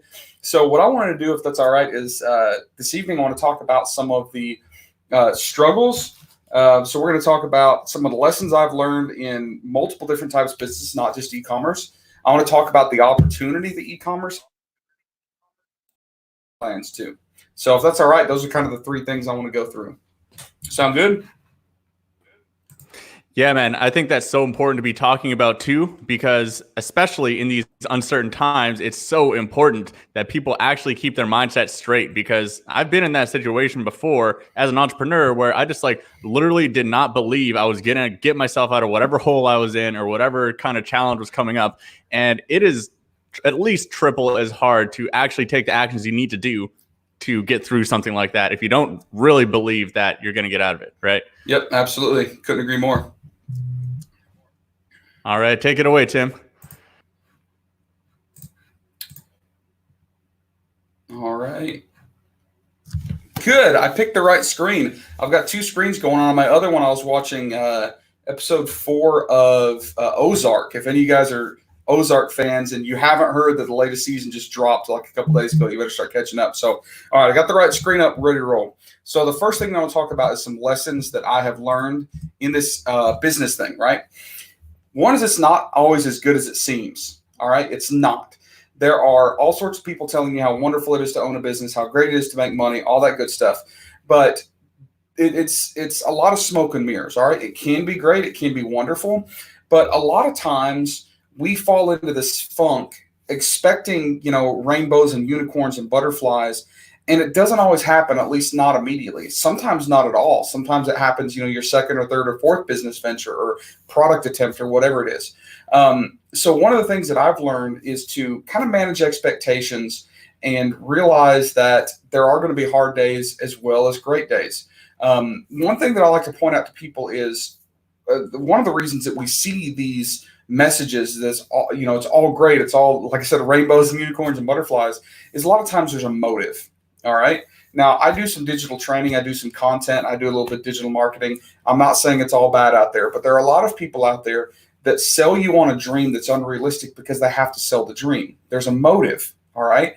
If I come to you and I say, hey, my coaching program offers, togetherness and community and, the best content that we can provide and all this stuff, that's one thing. But if my content isn't good, I have to make things seem easy. I have to make it seem like, oh, you just sign up for this, and in the first 30 days, you're going to make $10,000. There's a motive behind the message. The motive a lot of times is to get you emotionally connected and believe that if you invest this money, it's going to be, all there. There are a lot of people out there that are selling e-commerce that are maybe preaching the dream of e-commerce because they're trying to convince themselves that it's awesome, or they made a good decision, or they should have left their jobs. I see people that are constantly talking about how amazing e-commerce is because they're trying to convince their spouse or their in-laws or whoever it is this wasn't a bad idea. So a lot of times the message that we have is tinted with rose-colored glasses. All right, and that's fine. I love optimism. I love positivity, and I just bring this up as one of those lessons I've learned because when we're getting into this, we need to understand that the hard times are all part of it, right? That the struggles are just part of the process to success.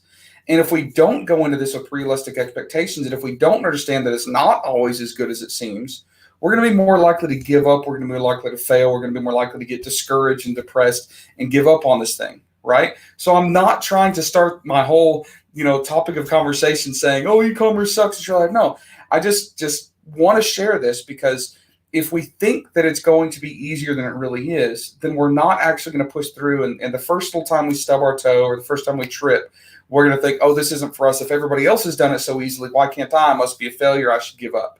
And that's not at all the case.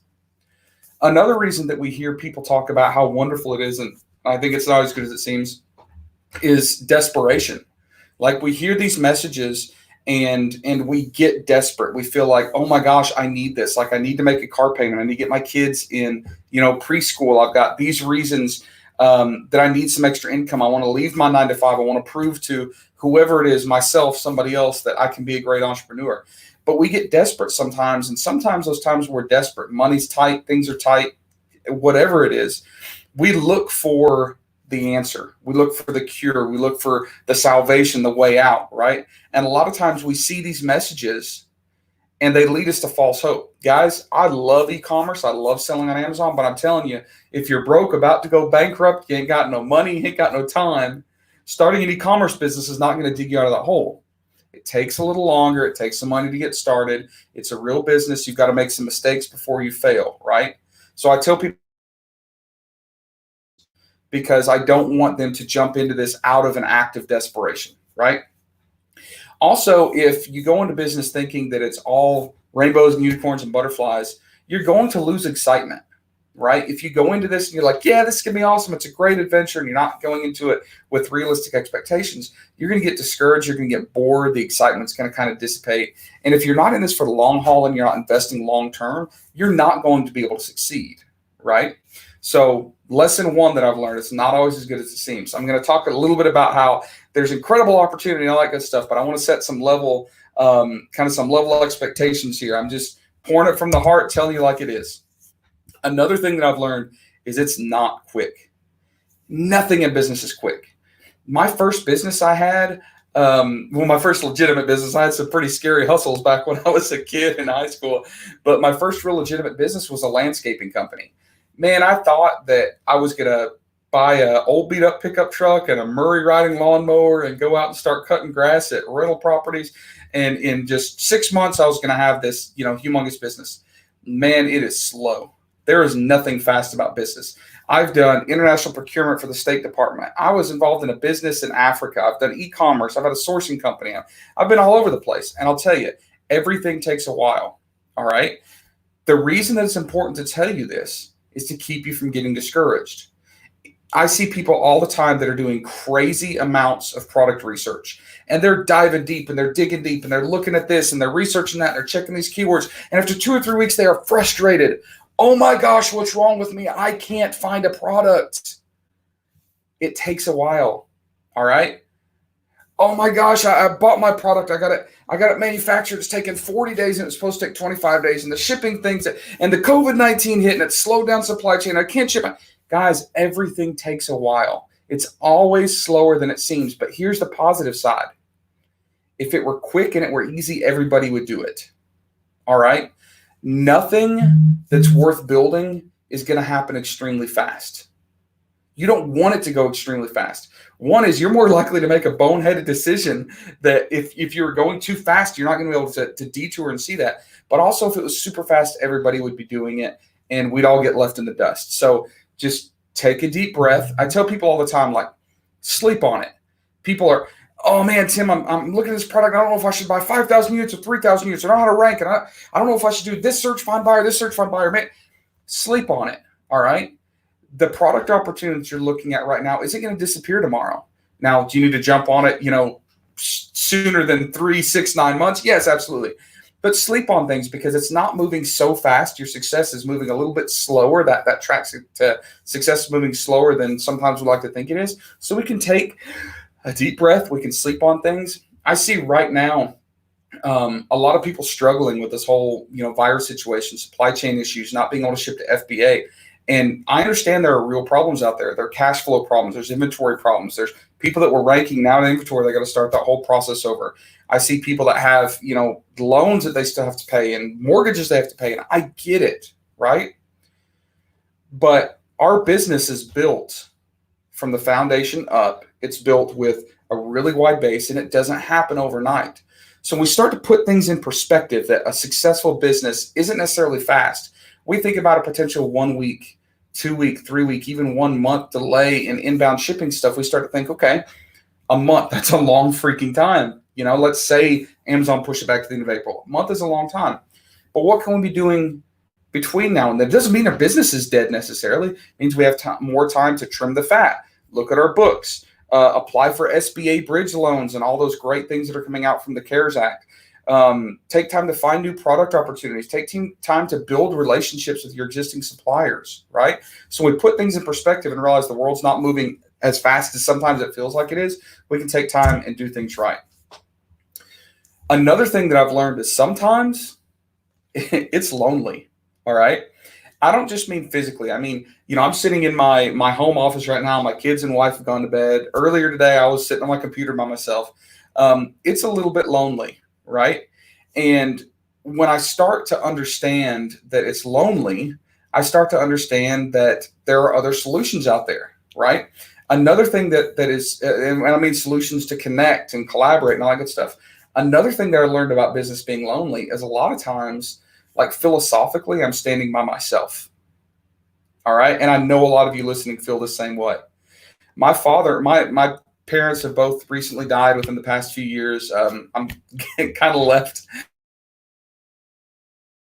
A father figure that I had was my father-in-law, and he was a high-up manager in the missile defense program at Boeing. He worked in a cubicle all his life.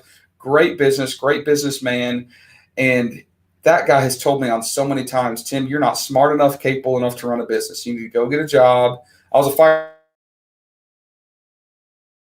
He told me you need to go get a regular blue collar job, get your retirement, and go home because you're not going to be able to run a business.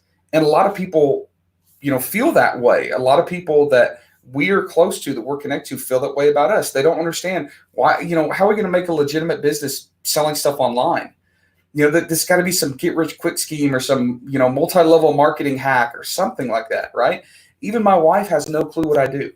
She doesn't really get interested in it. She doesn't understand it. And if she got too involved, we'd probably fight all the time about it, right? She's a nurse. I do my thing, but it means that I don't necessarily have someone to talk to, right? So when you go into this, understand that a lot of times we feel alone, whether it's philosophically or physically, and just make sure that you're making precautions to get involved with the community, get involved with the group, and I'll talk more about that in a second too. Another thing that I've learned is we all fail.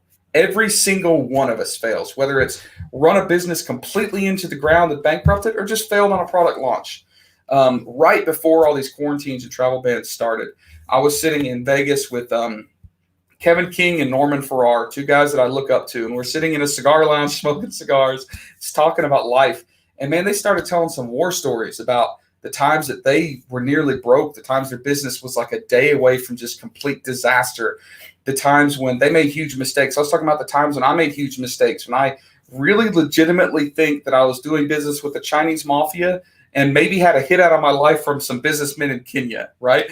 Like, I failed so many times in business. That landscaping business that I at one point had like 20 employees. I had all this equipment, on paper, it looked great. Well, on the surface paper, it looked great. But if you looked at my profit loss statements, I was just dying.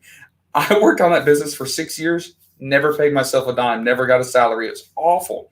But what I've learned is that all business owners fail. Think about that. The most successful people, the people that you look up to, the people that you idolize and want to emulate and want to learn from, they've all failed. What's that mean? Failure is part of the process. All right? When you fail, you got to realize that you got to get back up and keep walking. Think about a little baby. A baby doesn't just start crawling and just stand up beside one day and start walking. No, that's not what they do. A baby gets up and falls and gets up and falls and falls and falls and falls and falls before it learns to walk, and then learns to walk, and then learns to run. So one of the biggest lessons I've had to learn in life, in business, is that we all fail. And when you fail, when I fail, that's just part of the process. We're just learning to stand up and walk before we can run. That's part of it. You can't beat yourselves up. Entrepreneurs are horrible about judging ourselves, beating ourselves up, right? And I don't have enough time to go deeply into it, but I can tell you this: it's normal. It's part of being an entrepreneur. Like, entrepreneurs are like 30 times more likely than most, of the general population to have like clinical anxiety in their life at some point. Why do we do that? It's because we equate our personal success with our business success. All right. So what does that mean? That means that we are so tied in with what we do because this is our baby. This is our business. I'm an entrepreneur. I can do this. And we've convinced everybody that we can do this. We convince ourselves that we can do this. And when our first product launch doesn't go like it's supposed to, it just destroys you because you've tied your product launch with your success, the success of your business with your personal success. It's a fallacy, but we all do it. So one of the lessons I've learned is that everybody fails. You're going to fail. And if you're not failing, you're not trying hard enough. And if we understand that everybody's going to fail, we're not going to beat ourselves up too much when we fail, because inevitably we all will at some point. All right. Another thing is we don't need permission. We don't need anybody's permission. I can't tell you how many times that I've talked to a small group, even a couple large groups, and talked about how I beg for people, or I used to beg for people to encourage me to do this and leave my long-term job and strike on this e-commerce journey by myself. And I wanted people's not necessarily a praise, but at least their I wanted them to accept what I was doing, and they never did. Told you, my father-in-law, still to this day, he thinks I'm a complete moron for walking away from my good government job and doing this thing, and I'm always one paycheck away from being bankrupt. That's what he says. But you know what I learned is I don't give a crap what he has to say, because I don't need him to accept this. I don't. And none of you do either. And maybe some of you have great support systems and all these people that support you. But I bet a lot of you know exactly what I'm talking about now. It could be your spouse. It could be your siblings. It could be your coworkers at your regular 9-to-5 job, wondering why you're spending your weekends hustling, trying to sell something on Amazon. It could be your in-laws. It could be anybody, right? But when we stop thinking that we have to have their praise and their admonition and their easier for us to get out of our own way, do what we've got to do, make the big steps, be bold, take this bull by the horn, and move on with our own business. We also need to define our own success. Don't let anybody else define success for you. I hate screenshots. I hate when I'm scrolling through my Facebook feed and people are throwing up screenshots going, oh, look at my sales. Look at this. Look at this. One, that's revenue. Revenue doesn't mean crap. I have a big problem with the ClickFunnels 2 Comma Club, if any of you know what that is. All that means is someone ran some money through their account. I know people that literally set up a Stripe account in the ClickFunnels, get their own credit card, process their own credit card, take their Stripe payments, pay off the credit card. It costs them a few $1,000s in Stripe fees, but they can get $1 million, and they get up on stage for the 2 Comma Club. Awesome, great. But you know what? It's just revenue. And when you are defining your success with what you think someone else's level of success is, you're not going to be happy. We have to stop thinking that, we have to get 2 Comma Club if we're a digital marketer. We have to have $1 million a year in sales in Amazon. No, I know a lot of people that get into e-commerce to make an extra car payment a month, to help with their mortgage payment, to put some money away in savings. You know what? I know people that are in e-commerce right now. They're not making any money, but they're completely fulfilled and they're completely satisfied because they're breaking even. They're having fun. They're learning business. They're part of an online community. They get to go to conferences. And that's success. It's success. Now, I'm in business to make money, but I also get some pleasure out of those other things. I know people that are retired don't need any money. They just want something to do. We stop thinking that there's these imaginary success factors, the $1 million in sales, this and this, that, and we start defining our own definition of success. It makes it a whole lot more fun, a whole lot easier, and a whole lot less likely to discourage ourselves and fail ourselves, right? Okay. All right. Now, I told you we were going to talk about lessons. I'm going through this really fast, as fast as I can. I told you the next thing we're talking about is opportunity. I had to pop this thing up so I could take a deep breath. I get a different mindset. We can go from lessons. Now let's go to opportunity. All right. Opportunity. Guys, there's 1 million product opportunities. 1 million. I hate seeing people that say, oh, every product that you can sell on Amazon is already sold. No, not wrong. Or not right. That's completely wrong. Not true. It's fallacy. There are product ideas coming out of the woodwork everywhere you look. You just have to start looking at things differently. If you're not familiar with what the Yeti principle is, it's a principle of this cup right here. I don't have time to get into it, but these Yeti stainless steel cups, go back and find some of my content. I think it's on my YouTube channel, Tim Jordan, Private Label Legion. Find out what I'm talking about, the Yeti principle. It's this principle that dictates there are 1 million Yetis out there to be found that you don't have to invent, produce, patent, design, nothing. There are products out there that are in demand with very low to little to no competition. Also, 1 million opportunities with different channels, different sales channel, whether that's different platforms for Amazon, EU, Singapore, Middle East, whatever it is, to Shopify and eBay and Shopee and all these other platforms out there. There's also different channels for driving traffic. Oh, Michelle Barnum. I'd say Michelle because I always called her Michelle. And she got Michelle Barnum Smith was just on here talking about different ways to drive traffic. Opportunity is massive because there's 1 million ways to do e-commerce, guys. I love Amazon. I think Amazon is one of the best ways to get started. But I'm not going to argue and say that crowdfunding and Kickstarter and Indiegogo aren't good also. 1 million different opportunities. Think about that. Right now, we're looking at, the strain and the stress and the struggle that the virus is having on a lot of our personal lives, a lot of our businesses. But thinking about this, all right, I'm thinking about this constantly. The world is getting more accustomed to e-commerce sales right now. More people are sitting at home, signing up for Amazon accounts, using all these different e-commerce platforms that they didn't even know existed before 6 weeks from now. And the world will change. The world will adopt e-commerce at a higher level. More people will use it. More people will want to use it. Or more people want to use it, more people will use it, more people will find it and adopt their lifestyles and their buying habits to it, which just means what? More opportunities for us. A lot of different audiences out there, guys. We're talking about regional, we're talking about countries, we're talking about different social media platforms. If you're not paying attention to TikTok, pay attention to TikTok. Everybody that I say that to says, oh, TikTok's for 16-year-old girls learning how to do the dance. Yeah, whatever. The age range of TikTok users is growing massively, and even TikTok is starting to roll out e-commerce opportunities for us, right? So pay attention to all those different audiences. When I'm talking about opportunities, think about tools. When I first got started in Amazon 2015, what do we have? Jungle Scout, Unicorn Smasher, which I don't even think exists anymore. Correct me if I'm wrong, somebody. Inventory Labs, like great tools, right? But just a few of them. Now, every time you turn around, there's a Zon this, a Tools that, a Dot something. What's that mean? That means that there are so many more tools for us, and it's ramping up faster. More and more people are getting involved in the e-commerce game. They're building great API access. That means that as many of those tools are coming out there, and as many of those tools are coming out there, it's just more opportunities for us to find a way to make e-commerce work. Also, community has never been better. When we think about opportunity with community, it's massive. The online communities, the offline communities. Guys, this is free, right? And I'm looking at all the live stream comments. All these people that are talking about stuff. I mean, this is a massive online community. There are Facebook groups out there with 80,000 people in them, guys. There are local meetups. Carlos Alvarez has a massive meetup down in Miami. Like, I've flown down there just to be this meetup, and it's all free. The community's out there. I talked about one of the realizations of business that sometimes it's lonely. Guys, it doesn't have to be.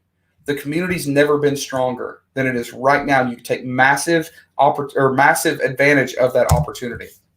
Also, there's more than one way to skin a cat. And I'll tell you, if you go to Google and search images, how to skin a cat, there's some pretty freaky images, right? This is one of the funnier ones that popped up, so I wanted to use it in my presentation. But what I mean about more than one way to skin a cat is there's more than one way to build a business. There's more than one way to launch a product, pick a product, sell a product, anything.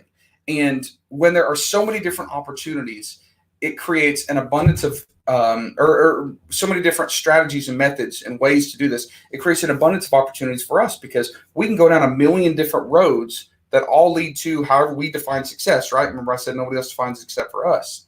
So all of these different ways to skin a cat is an amazing tool and advantage for us because we don't just have to go one road. We can go the path less traveled. We can go down the highway and however we want to do it.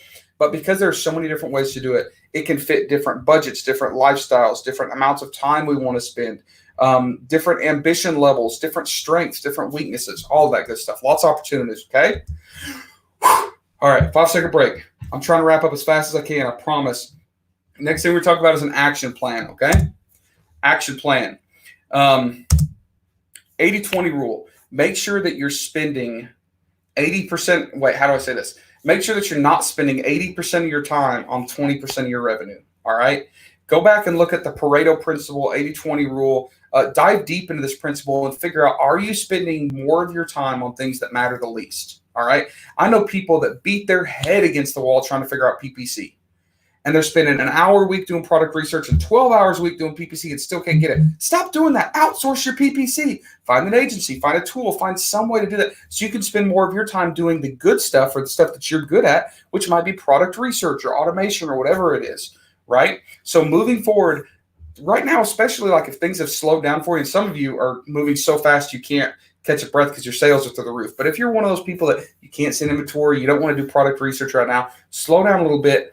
Diagnose every single facet of your business, all the actions you take, all the things you do, and figure out, are you spending too much time on one facet of it that isn't moving the needle very much? All right, so check out the Pareto principle. It's called the 80-20 rule, okay? Action plan, fail fast. Guys, you've got to fail fast. You've got to do it right now. You've got to do it quick. If you're barely sticking your toe in the water, seeing how hot or cold it is, I'm telling you, jump in both feet first, figure out if you sink or swim. If you sink, you know, obviously this is just hypothetical. Get back out and try again. Go find a different chunk of water to go and go learn to swim, whatever it is. But if you're not failing fast, you're not moving fast enough. All right.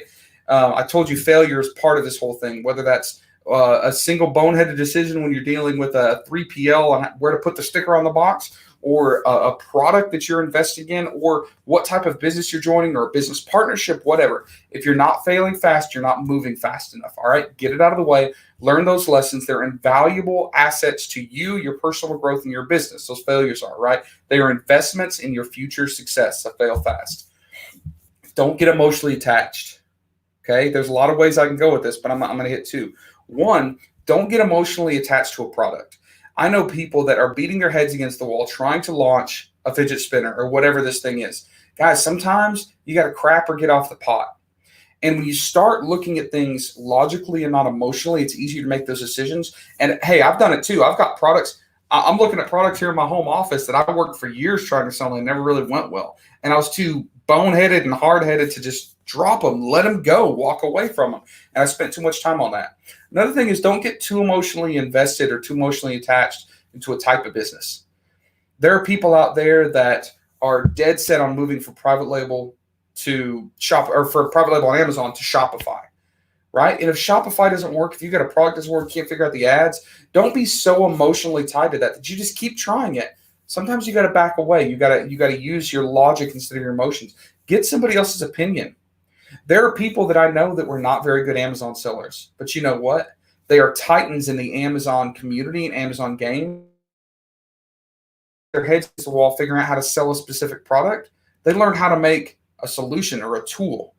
They own some of the biggest shipping companies and warehousing and software companies and all this stuff. If they had been too emotionally attached to, I've got to get $1 million in sales on Amazon, they wouldn't have realized, wow, I'm an absolute freaking genius at automation or outsourcing, right? Go look at Nathan Hirsch. I think he's speaking on this thing. Like, he sold on Amazon, but he wasn't a great Amazon seller. All right, Nathan, no offense. What had happened if Nathan had been so emotionally connected to the idea of selling products on Amazon that he didn't step away and say, wow, I'm really good at this virtual assistant thing, and create the massive business that he did, right? And ended up selling that business. Now he's got, the outsourcing school, right? If we're too emotionally attached, we could get sunk. The other thing is make a bigger dang pizza. This is my last point. I promise I'll try to make it quick. But I was talking to someone who owns a big community in this Amazon space, and he was literally talking about making a pizza. And what he said was, he was talking about service industries. He said, look, if a service providers, a great example, today I was on a live call with the guys from Payoneer and Sellers Funding. They both offer lending, but they were on the same screen together talking about ways to use lending to create capital and help your business. They, even though we're private companies, are even saying, hey, go to the U.S. government's website and look at SBA loans. And I'm thinking, whoa, this is making a bigger pizza. Here's the point. There are so many people, especially in the service industry, which I got the context from, that are fighting over a bigger piece of the pizza. What if we work together, we make a bigger dang pizza, and everybody gets more, and we don't have to fight about it, right? So the guys at Payoneer and Sellers Funding, you're talking about SBA today. They were making bigger pizzas. So how do most of us Amazon sellers apply that to ourselves?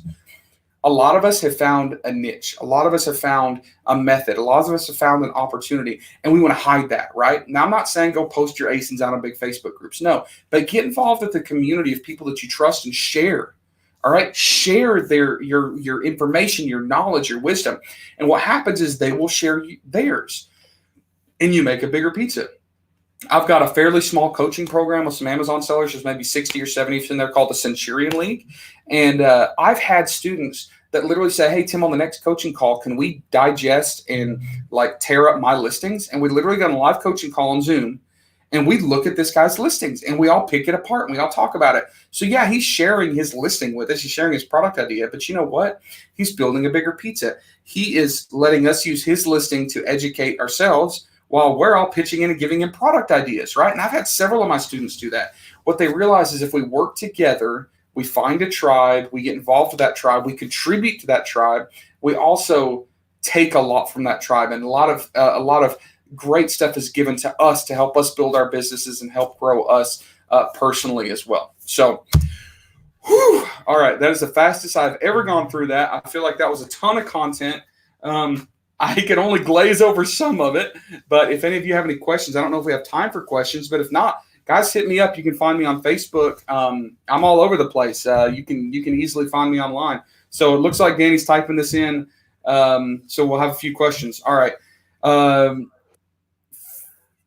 Facebook user says he saw Project X. If you guys want some free content, go to YouTube, type in Helium 10 Project X. It's a case study that I did with Bradley Sutton. We literally found products, launched them, sold them successfully, and show you how to do it. So he's asking, anyone seen a tiny quantity to test a product? So this is a really long answer. Go back and watch, I think it was episode 2 or 3 of Project X, and watch that. But yes, I love measuring twice and cutting once. The whole principle that I do is we test very small amounts of products to make sure that the competition is where we think it's going to be based on cost per click, and also the number of impressions we get on our Amazon ads, which tells us search volume, because most of the search volume tools out there are really good estimates. They're not all 100% accurate, because Amazon doesn't freely give that information like legally, right? Some people have some backdoor access or have in the past, but yeah, we love testing that stuff because I'd rather take a little bit of time. Remember, I talked about moving slow. You got to slow down to speed up to make sure we're not jumping into a product that's too saturated or has no demand. Well, thank you, Victoria.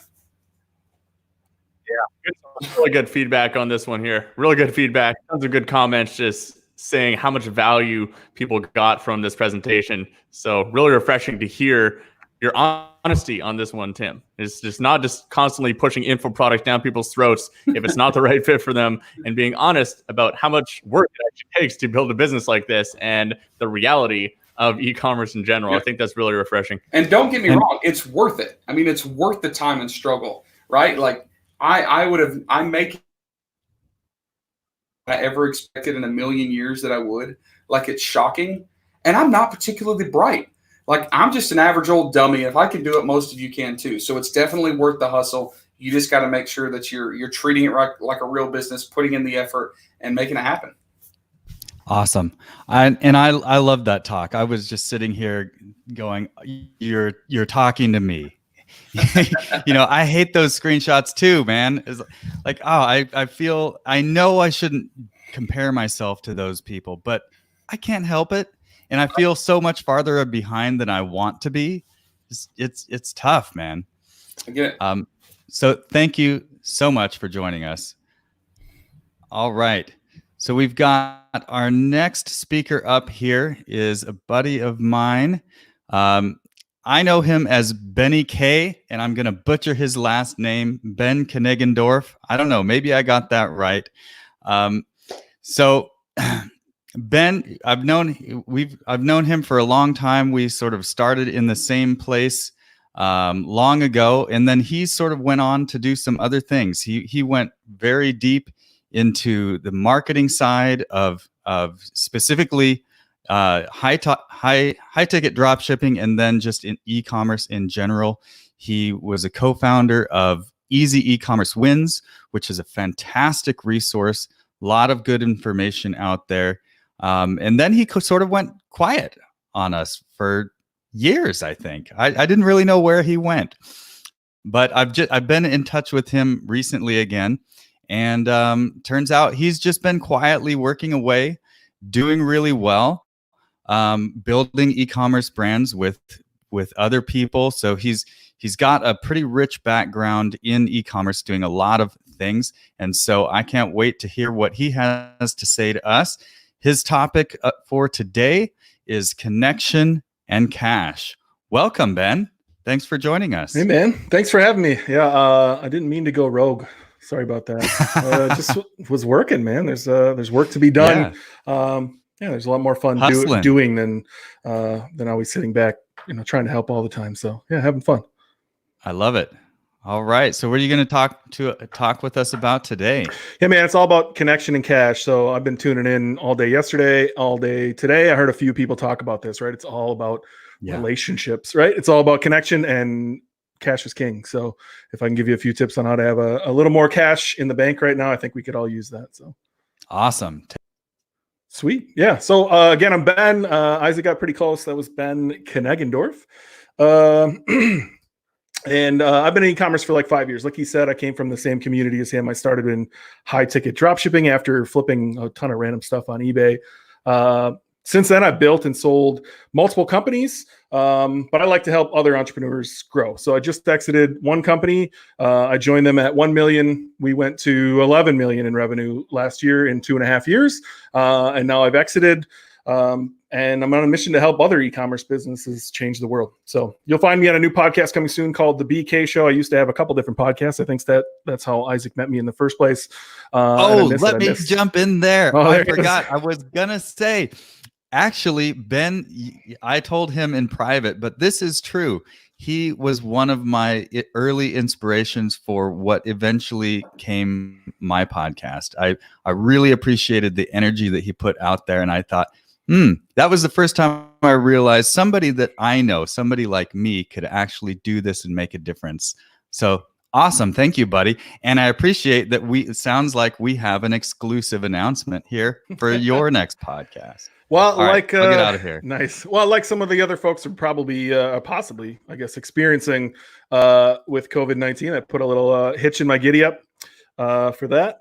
And that's unfortunate. It took a little while to get things sorted again. And so I care a lot about sound quality. I shipped off a couple microphones today. Brian, if you're watching, one's coming your way, buddy. And I just want to get this moving. So the BK show is coming soon. I miss podcasting a lot, and hopefully join you on yours too, Isaac. But again, connection and cash are essential in your business. And right now, more than ever, cash is important, right? I'd rather have cash on hand than inventory in the warehouse, which may close or maybe close any minute, or perhaps it's sitting in Amazon and it's not shipping for 30 days. There's a lot of things that could go wrong. So I'd rather move that inventory for cash. And I hope I can give you a couple ideas on how to do that today, but it comes back to connection. All right, so why is connection the most important metric I look at? I challenge you to think a little bit differently perhaps than you do now, right? It's easy to think mostly transactionally about the next sale and the next sale and the next sale and about revenue numbers. But it's not just another sale. It's not another transaction. It's real humans behind that revenue number, behind that cha-ching on your phone, behind that open rate, that click-through rate, behind that like or comment on your post. Those are real human beings, and you're here to serve them. So I want to know, are you connecting with your best customers, your current customers, your future customers, and certainly during this whole COVID thing we're all going through, are you connecting with yourself? So I want to help you connect with your people and in turn help you with your cash. I hope, hopefully you get some ideas from this. So your best customers, how are you connecting with your best customers? These folks love you. They trust you and connect with you more than anyone else. And they're your brand ambassadors 24/7. So we're all giving brand recommendations all the time. I'm making some right now, right? This is a Blue Yeti microphone. These are Beats. I'm wearing a Nike shirt, huge Twins fan. So this is their AA club. You'll probably always see me in a Twins hat. We're always making brand recommendations, and I'm going to make a few throughout this talk. So you have to take care of these best customers who are out there, hopefully constantly recruiting you new customers. And so how can you best serve your best customers right now? I recommend over communicating with them. Be direct and honest and authentic. You're going through this just like them. Everyone's going through this. The whole country's going through this. The whole world's going through this, right? So a video would be amazing. Can you talk to them directly and let them know what's going on, right? Is shipping still happening? Is it slower? Tell them. Is it possible shipping gets bad in the future as the virus potentially spreads? You might want to tell them that as well, right? And so here's a tip for cash, as you don't know what's going to happen with your warehouse, or if you are shipping currently, how can you get them products so they don't have to worry about anything, right? So I saw a coffee company recently running a promo to their best customers, giving them an option to stock up right now. Let's get you 6 months of coffee at a severely discounted rate so that every morning you wake up and you have your coffee. No matter what's going on in the world, no matter whether you can leave your house or not, you have your coffee, right? Giving them certainty in this uncertain world. So obviously they're going to bring in a bunch of revenue right now, offload some stock, which is fantastic. And they're going to support their best customers. So provide certainty in uncertain times. That's my tip for your best customers. So how can we connect with your current customers? These folks are putting a ton of trust in you in a time where they are fearful, scared, and uncertain, right? So some people are ordering right now and you must take care of them now more than ever. They're like, you need to be, again, certainty in uncertain times. So I'm a huge fan of something I call loving your customer. And now, right now, it's extremely important to love on them. I think it's always important, but it's clearly important right now. So be there for them in this crazy time, right? Can you give them certainty in your emails, not just your stock emails? Can you really connect with them about shipping times, about availability of products, about how long it's going to take to get to their house? I'm running a promo right now. My shipping times are 20% slower personally on one of my brands. Maybe you can see it over here. So I'm running shipping times are 20% slower.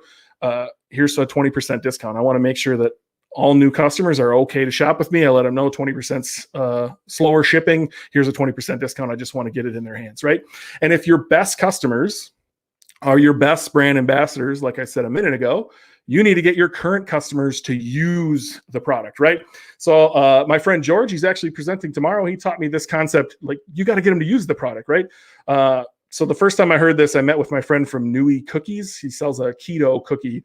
And I asked them, what do they have for follow-up sequences after someone purchases? And at the time, they didn't really have anything. And I tried to explain to him that, at my house, there's 4, 5, sometimes more boxes from Amazon on my porch every day, a lot like the rest of the world, and probably certainly a lot like right now. And sometimes they come in and they sit on the counter, or sometimes I'll unbox them and just throw them in the pantry. But that's not getting me to actually use the product, right? And so for them, their target customer, their ideal avatar, the person who buys from them most is a mom. And I challenged him, how can we get mom to use the product? Can we send her an email? Can we put an insert in the box letting her know, hey, don't just take this out and put it in the pantry, go ahead and put it in your stroller, right? So tomorrow when you're at the playground and Billy's got a runny nose and Sally just crapped her pants and it's time to go and you're like, oh, let's just grab McDonald's and go home. No, you have this snack already ready to go in the stroller, in your car, in your purse, wherever it needs to be. So your person actually uses the product, like connect with them and get them to actually use the product so that they can build a relationship with you and become your best customer and become your brand ambassador. I like to make it personal, something I'm actually doing on my own site right now, but I know a few people doing is Bonjoro. You can connect it directly with Shopify. So when you get an order, you'll get a notification. You can pull out your phone instantly and just say, hey, I'm the owner of X company, and talk directly to your customers. Send them a personal video. I'm also working with a company who's literally writing a handwritten note with every single order right now, which is pretty impressive. These things are not scalable, but they go a long way to building a relationship with your customers and building a relationship between them and your brand. So I can hear some of you saying, but I don't have any customers right now. What do I do? And my advice is sell, but please do it the right way. So I'm fortunate enough, this brand over here and some of the other brands I work with, we're doing okay right now, but I know some of you are not. And so I encourage you to sell, but don't be gross. I've encountered a few websites as I've been doing some research that are like a big pop-up that says use code COVID 2020. That's not the time for that right now. Don't be gross. Do this the right way, right? So do be authentic. And I want to show you an offer from my friend Tony and Michaela at VessiFootwear.com to give you an idea of what I think being authentic and being in the moment looks like and not being gross. All right, so Vessi Footwear, if you're not familiar with them, they're a Vancouver company headed by, again, Tony Yu and his girlfriend Michaela, and as well as their friend named Andy. They are waterproof shoes. They are super light, super comfortable. I totally had a plan to bring a pair of shoes in here and point them out because I wear them. I love them. My fiance wears them. She loves them. I actually bought from this next thing I'm going to show you because I think it's an amazing idea. So if you want a pair of waterproof shoes to go jump in puddles with your kids or just relive your childhood, I'd highly recommend it. But the point of this is some of their best current and future customers are on the front line of this COVID pandemic in the medical field, right? So what did they do? First off, before they even ran the sale, they literally had a whole day where they just gave away shoes. If you're in the healthcare world, you could prove that you were in the healthcare world. Here's a free pair of shoes. And they ran that for a whole day, which is incredible to connect with who they care about, right? And then they ran a sale that looked like this. So this is from their Instagram story, I think 2 days ago. Choose what you pay and donate. Get a pair of waterproof sneakers up to 40% off and support your healthcare heroes. Here's the sale they ran, right? Buy a pair of shoes. Get $50 off with code thank you, or take $35 off and they'll donate 80 masks with code superheroes, or pay full price and they'll donate 110 masks. And then they back that up with they're going to send 30,000 medical masks to the US and Canada. So number one, thank you for doing that. And that's amazing, right? And I bet the sale went well. I bought a pair of shoes. I shared this on my social media. This is amazing. This is the right way to sell during this time. And does anybody need a pair of waterproof shoes right now? They're staying home. Everybody's stuck in their home, unless you're one of those morons on the beach. You're staying at home, and you don't need a pair of waterproof shoes, right? And so they probably are having a hard time with sales right now too, but this is a fantastic way for them to give back to their community, make sales, and sell during this trying time. And again, convert that inventory to cash. So check out VessiFootwear.com and love your customers, and they will love you back. I promise. So let's look at your future customers. These are your target audience. I personally enjoy working with entrepreneurs who are their target audience. They know them inside and out because they are one of them, right? So examples of this would be the company I just exited. Those two guys live and breathe everything golf, and they own a golf company. My friends Jared and Aaron are former tennis pros, and they own a recovery for athletes. Clearly, they're going to know their customer because they are the customer. They were number like 200 and 400 in the world in tennis, which is crazy. My friend Brian at astroflave.com, he owns 6 brick and mortar stores that are like GNC. It's Jersey Shore Supplements, and he has his own line of protein powders and pre-workouts, and he is his customer, right? My partner Brian at inmovement.com. If you're watching, shout out to you, Brian. Brian talks about movement every day. I'm standing at a standing desk right now because Brian's in my ear every day. You need to be in movement. Or Peter Keller yesterday from Fringe Sport. These guys are their customer, right? And so they know how to talk to their audience. But as a business owner, you should be obsessed with who this is. Whether you are your audience or not, you should be obsessed with your customer. So my favorite way to reach any audience I'm working with is through content, right? The key here is to be authentic again. My personal favorite is written content and SEO, but you have to do what resonates with you. But are you here to help people? I want you to stop thinking about the next sale and start thinking how this content can serve your audience. I don't want you to ever write a piece of content and go, how is this going to translate into a sale? Because then you're doing it from the wrong place. Think about how you're going to help people, right? And you need to do what resonates with you. Again, I love written content and SEO, Google, HubSpot, cluster content. That's my jam. I'm a nerd. But you have to do what resonates with you. Here's some ideas for social media specifically, right? So post more, as consumption is way up right now on social. Facebook's ads are cheaper than ever. People are consuming on their phone way more. So can you go deeper with a method that you're already doing, or choose a method of communication you don't normally take, right? So can you go live on Facebook or Insta to check in with your customers, let them know how you're doing, maybe record the video I spoke about earlier, tell them how things are going for you right now, how you're dealing with this, have conversations with them on Twitter, right? Share with them how you are getting your workout in at home, or how you're sticking to your diet at home, right? Connect with your customers. Whatever it is your business does, you can share how you're doing it or your company's doing it at home in these strange new times. Make people smile on TikTok. TikTok is very top of the funnel. I just heard Tim talk about it. I think his name's Tim. I apologize if I'm wrong, but he's right. TikTok's amazing, but people don't want to be sold on there. So have fun, be authentic, and share the same way you would on any other platform, but have fun doing it. Everyone needs a smile. If you don't have TikTok, download it.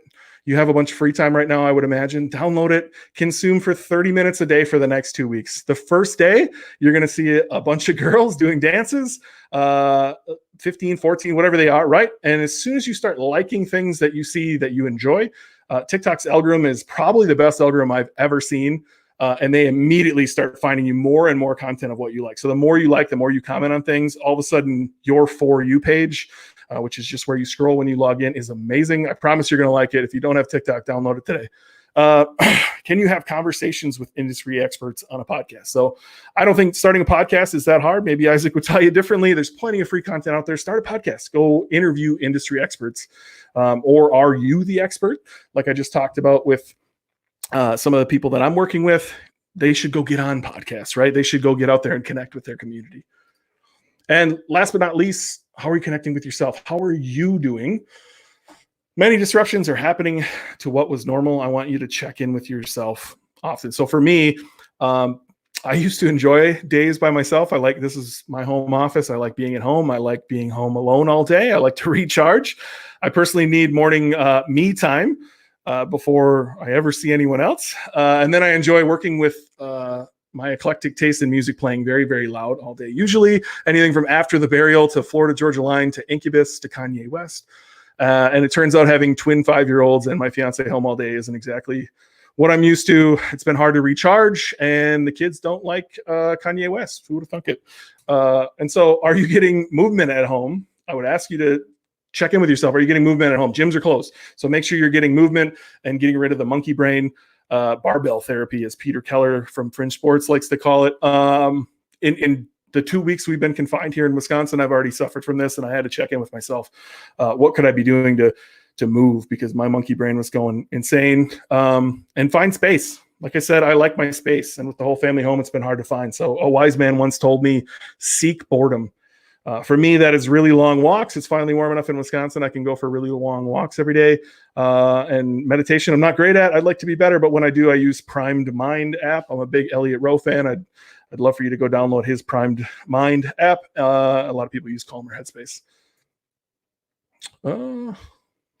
Also, are you connecting in your relationships? Connection is important. How are you nurturing your relationships without physically seeing anyone?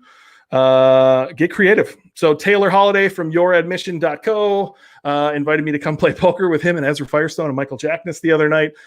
Zoom on one screen, poker on the other. That's amazing, right? Like how can you sit back and connect with more people while you're stuck in your home?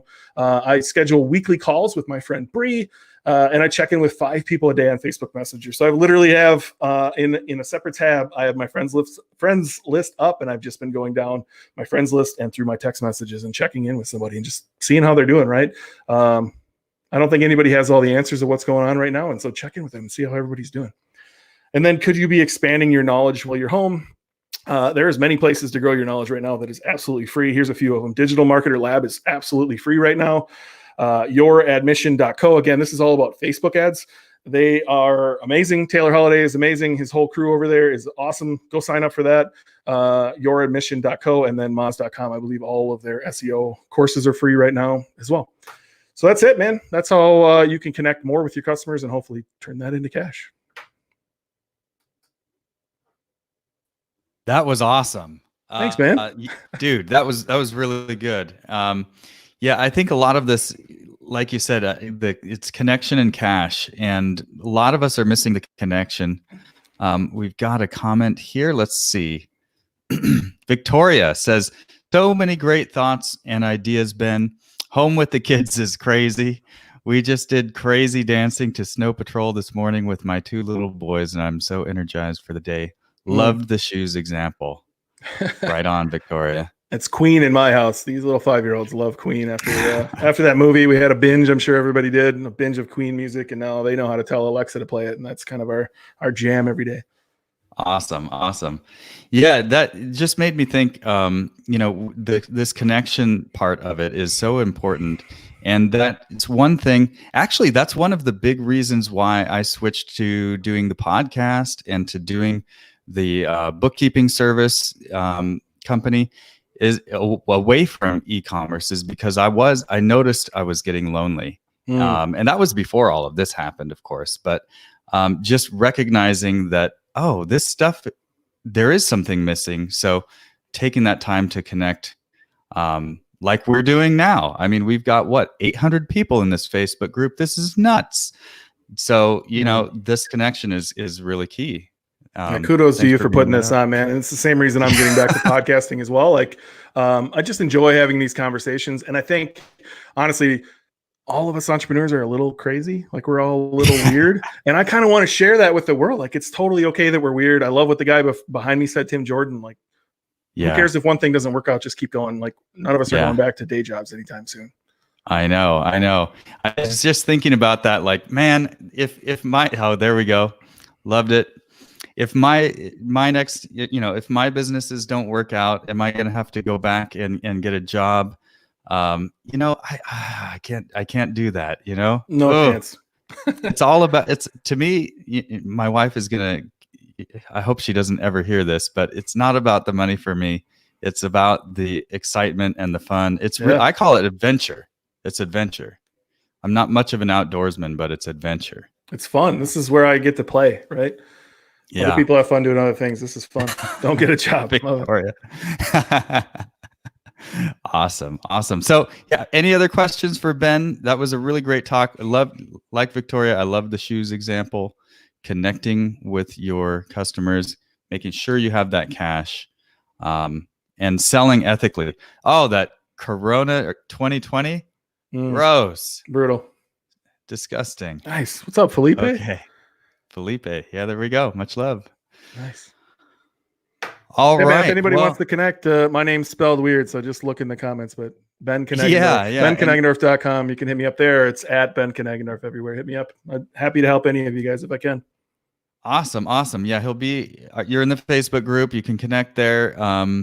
And that exclusive drop for the podcast, is that the name, the finished name, if people can look there? Yeah, it's called the BK Show. I own thebkshow.com, but I don't think anything's there but a Namecheap landing page at the moment. Okay. So coming soon. There's a bunch recorded. I just haven't launched yet. Nothing will make a website live faster than saying there's a website. No doubt. Yeah, that's why I said go to @Ben wherever you want to go. Yeah, I know that from personal experience. So thanks so much, Ben. I really appreciate it. Your time. I think this is really great. Check Ben out over there. Connect with him.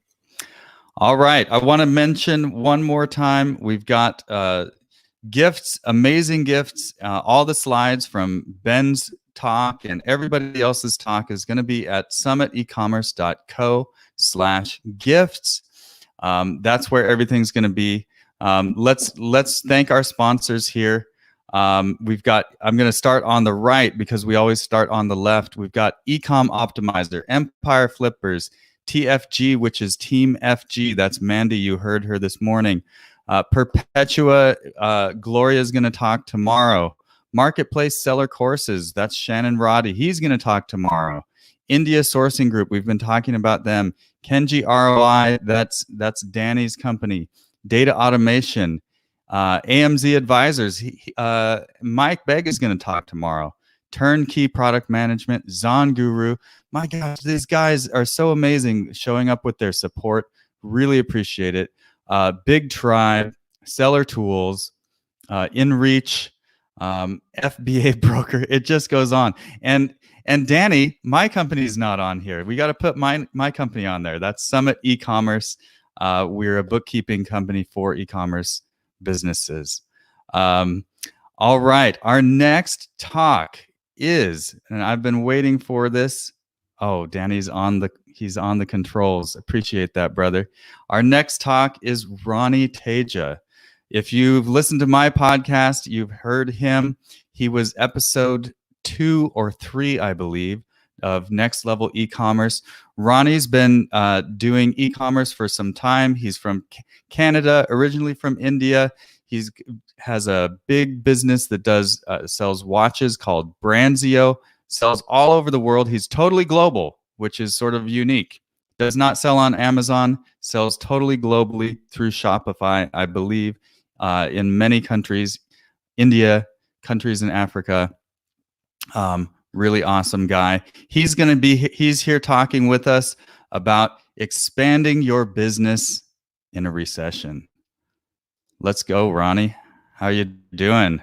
Hey, what's going on, guys? What is going on? Hey, good to see you, man. Hey, pleasure to see you. Here we are. Yeah, I'm excited. I'm excited to bring to you opportunities in the times of recession. So it's not a recession, so to say, but I think people right now feel a little bit, uncomfortable with how or what's going on. I mean, usually when we looked at, and I've got some research to back it up, and we're going to get right to it. Right. Awesome. I've got your screen here. Yeah, got everything. Let's do this. Yeah, let's do this. So the topic of my presentation is expanding your business in a recession.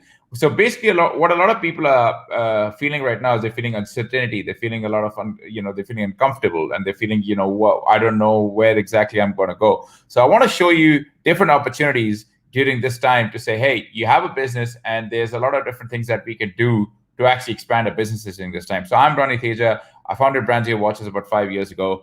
Right now we sell in about 55 plus different countries.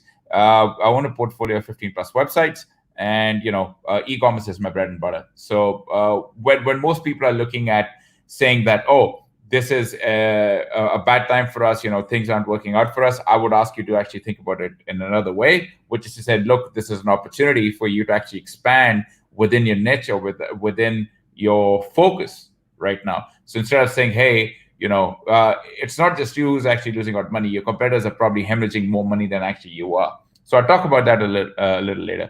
So I want to talk a little bit about what the state of e-commerce. This is all public data. It was taken from all the members of the e-commerce fuel community. So this is on Twitter, thanks to a guy called Andrew Udarian, who founded the ECF community. So if you look at so this is a total of 185 e-com store owners, ranging from anywhere from $500,000 to about $50 million plus.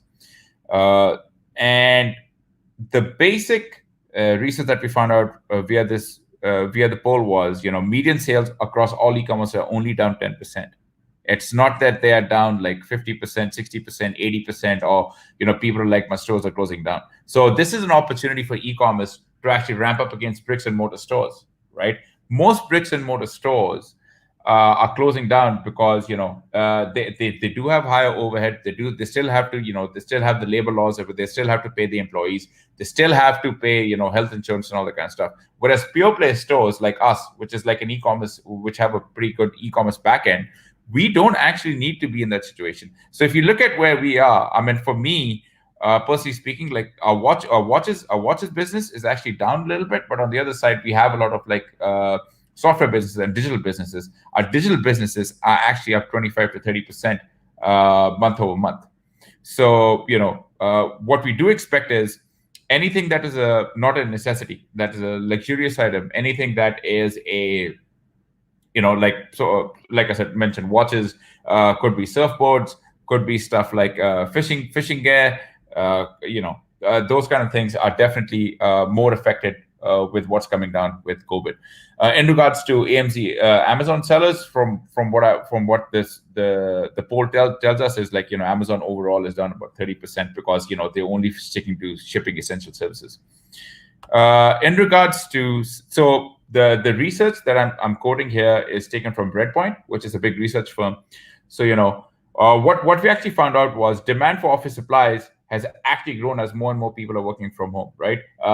Things like homeschooling materials. So the opportunity could be in you're looking at homeschooling, you're looking at arts and crafts, you're looking at hobbies, you're looking at board games, you're looking at you're definitely not going to be looking at furniture, right? You're looking at things like books. Books is going to skyrocket. Things like audiobooks, subscriptions to Blinkist, subscriptions to meditative apps, subscription to home gyms. That kind of stuff is definitely going to be skyrocketing versus something like which is where you have to be staying indoors and you're like, oh, what sort of a new couch do I need? Do you really want to be shipping a couch where when you're shipping when all these bigger companies are more committed to actually diverting their resources towards something else? So, the key findings that I'll just read it out. Some of them was, 68% of US shoppers are concerned about. So this is kind of concerning because people, the US shopping mindset is also changing at the same time, right? So what they're expecting is, and this is a fact, that most likely people are going to start producing because China is actually over the hump and the Western supply chains are hit pretty bad. People are going to get nefarious. And what I mean by that is people are going to start producing, fake goods. People are going to flood the market with cheaper, poorer quality, unauthentic goods. And that's what customers in the US are actually getting scared about, right? The good news is 58% of more people are buying online. Like as I've shown before, some of the businesses that I just mentioned, they're actually up on sales. In regards to, most of the stuff you can read yourself, but like 59%, this is the interesting part. 59% are making more snap purchasing decisions. And what it essentially means is people are making decisions which could be to stock up. So for example, if you had one of those end of the world doomsday sort of stores, especially in pure play, a generator costs about $5,000 or something. People are stocking up on those, right? It's basically the worst case scenario has happened in the US, and people are actually preparing for like to bunker down, with meals, ready to eat meals, with generators for the long run, with gasoline, with storage trucks, with water storage tanks. Those are some of the products that we actually saw that actually had a very high rate of purchasing, right? Also, like I said, 45% of the US shoppers are also unaware that there's a problem of counterfeiting that's happened. So one of the things I can give to you straight off the bat is all these counterfeit masks that are coming in from China, and they're flooding the world right now because China has actually recovered their whole supply chain. So that's going to be hitting consumers across the world globally because of this. Want to talk about where's the opportunity? This is what we're here for. So, long story short, here's a chat that says, during a corona outbreak, which products are most likely people to buy online?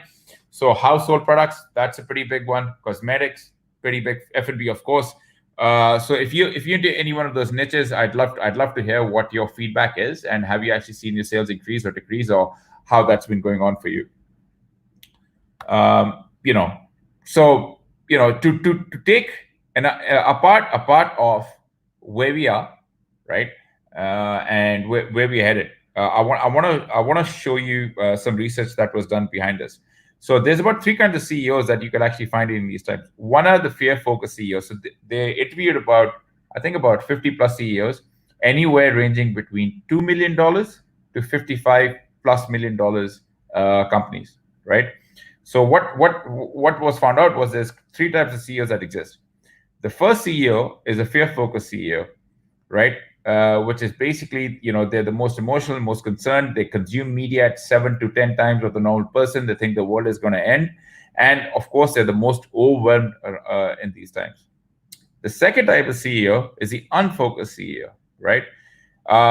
Sort of people, their media consumption habits were 3 to 5 times more than the regular person. They're still uncertain of how this is going to play out, and they're the most dismissive. They're like, this is gonna, things are gonna come and go, and we'll see how this, how we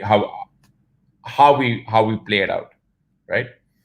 The last one, and my favorite one, is the strategy focus CEO, which is the most focused on taking what's given, right? We have a corona outbreak.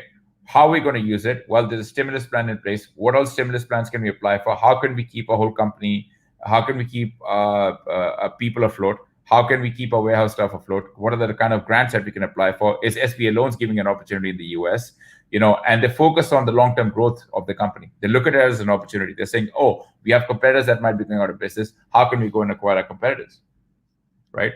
So to take into account, like this is so like I mentioned, the fear-focused CEOs, they use the word government and Trump 11 times more than the strategy focus group, right? They use the word coronavirus and COVID-19 7 more times than the strategy focus group. They use the word feel, which means, of course, they're not thinking on a left brain analytical level, right? And they were using terms, which I think you need to think about how you're addressing your teams or how you're addressing your peers around you, right? So if you start using the word struggle, fear, hard, and difficult, it's not really going to lead to long-term positive results within a company. It's going to break down your company, and your company is probably going to come back and say, "Oh, wow, you need to have some some faith in yourself as to how you're actually going to go through these times." And you as a leader are looked at by your peers and your employees in a very different light. So when we start using these terms, I think it's going to lead to to the detriment of your own company. The second part is the unfocused CEOs. So, like I mentioned, they consume media about 3 to 4 times more than the strategy focused group. They use the plan or derivatives in a negative way, right? So they would probably use the word, be like, "Oh, I hadn't planned for this," or "This is not the way to go." Another way that we saw that the people were actually using was to use the word hysteria. I thought it was a pretty 80s word, but I think people are still using it, which I find kind of weird. Right? The strategy focused CEO is the most important one, and that's where the opportunity is for all of us to be in a certain way, right? With nine times strategy focused CEOs look at shifting their products. So they don't look at this, downturn or whatever this epidemic is as a pandemic, as a loss. They say, look, our business needs to evolve. Our business needs to evolve around what's happening right now. Like for our business, for some of our businesses, we started offering, here's something that I would give to you. Like we called up all our clients who worked in who or any person who had actually purchased from us in the last 5 years, who actually is a doctor, works in a hospital, or is actually working in anywhere close to the Medicare industry. And we said, look, I'll tell you what, we are going to launch a campaign to donate 50,000 masks, right? We're going to reach out to our customers and offer them a discount. So we reached out to our customers and said, look, hey, I'm going to offer you a discount today and say, you can, no holds barred. We understand people have had a hard time. Here's 15% off, right? Option number 2 is, what if you take, instead of 15%, you took 12% off, and we can use the 3% off that you're going to use, and we take that money to actually donate masks to medical care professionals, okay? And the third opportunity for them was, hey, I'm not going to take any discount. I'll purchase whatever I need to purchase full price. but the 15% that of discount that I was going to get, you guys take the money and you guys donate it for masks to all the Medicare professionals wherever they're needed most, right? So these are the things like that I would encourage you to sort of think about in terms of product offerings, in terms of like how you're looking at different things, right? Then the 4 times more likely to already have made changes to the teams. We have a wartime, just a couple of points. Like we had a wartime budget in place, which is basically from March 1st till today, we've cut about $150,000 in expenses, right? Employees haven't been touched yet. It's all SaaS companies. So if anybody's watching here, talk to all the people, talk to all your recurring people, like all your SaaS expenses. See how much SaaS expenses can you cut. Can you actually call each one of them and be like, hey, look, we've been in business for the last 5 to 6 years. Can we, and we intend to be in business with you guys a lot longer. Can you give us a 30 to 40% discount, right? We've actually negotiated down every major SaaS company we've been doing business with down to about 30 to 40%, right? So we got a lot of savings out of that. It's a good time to actually, let go of people who in your team who you think you're thinking about letting go. I think it's a good time to actually do that. I think it's a good time to clean house and let only the strong survive in a company, right? The word actions and opportunities are gonna be pretty prevalent around you, and I think your team is gonna see you in that light. So if you're not using power phrases, if you're not using phrases like hope in terms of how can you actually help people in other professions during this pandemic, then you're looking at it in a different state of light, right? I know for a fact that when we did this promotion that I just talked about for the doctors and all that, I think our motivation levels within the company were twice as much as they were, say a week ago. So you have to come up with these ideas. Every week we get together with the team and we have like a karaoke session or something. It's like it just makes people feel that they're together and nobody's going to be. There's no person left behind during these times, right? And also, like the last one is the word buy, and I keep saying this again and again during these times, right? This is an opportunity for you to go and buy out your competitors. We actually are in talks with about 3 of our competitors right now who are not faring so well during this pandemic. And our goal is to actually go out and buy them all out. So by the end of it, like for one of the niches that we actually work in, our goal is to corner 40% of the US market. And we actually are going through the process of actually going through the books, and hopefully in 30 days we'll be able to make an offer to them. So that's something that I would look forward to. Another thing is you look at what sort of talent there is in the market, right? Most people are undergoing layoffs, right? It's quite interesting if you were to look at it from a long-term perspective. Oh, this person's company has let them go, or they're making them work at like half the wage. Maybe it's a good time for you to go in and find like a really talented employee who can come and work for you in the long run for peanuts. And of course, you're going to get long-term loyalty from the employee. Looking at advertising, I mean, we haven't got a cent in advertising since this pandemic began. We've actually been getting more and more aggressive. CPCs are cheaper. Cost per, your CPMs are cheaper. Everything out there is much, much cheaper because people are like freaking out and they're saying, hey, I don't know what to do during this pandemic.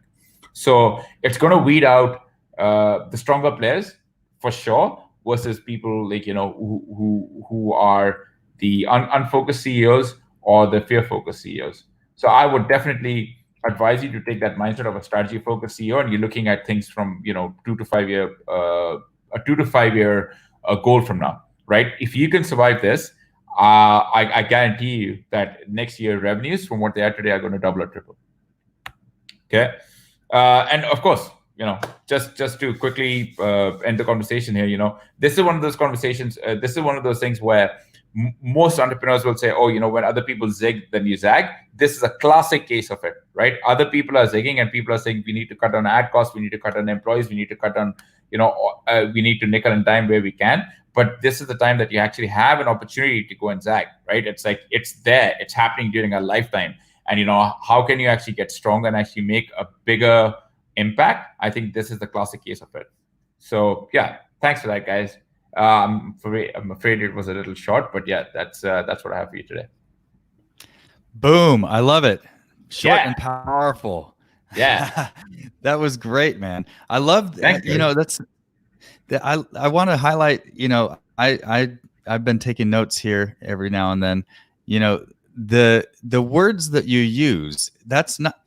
This is something I know, but I never think of it as predictive, like you're saying there. So if you're using words like fear or feel, even, that's a word that I use. I feel like this is not, or this is. Those can be predictive at where you're going. So look at what you're saying. I thought that was astute from wherever you got that.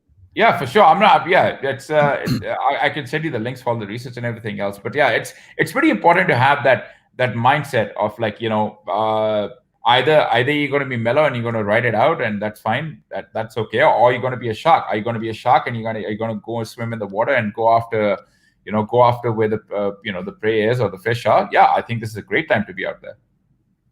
I love that.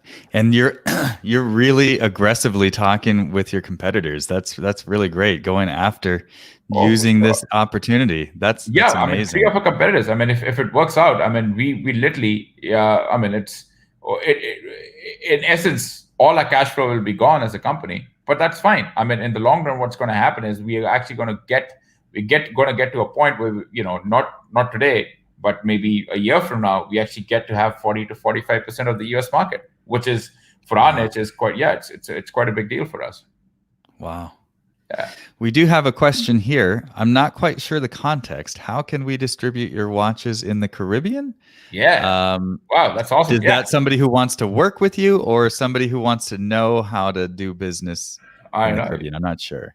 Yeah, why don't you send me a DM? I'm sure you'll find my details on the link.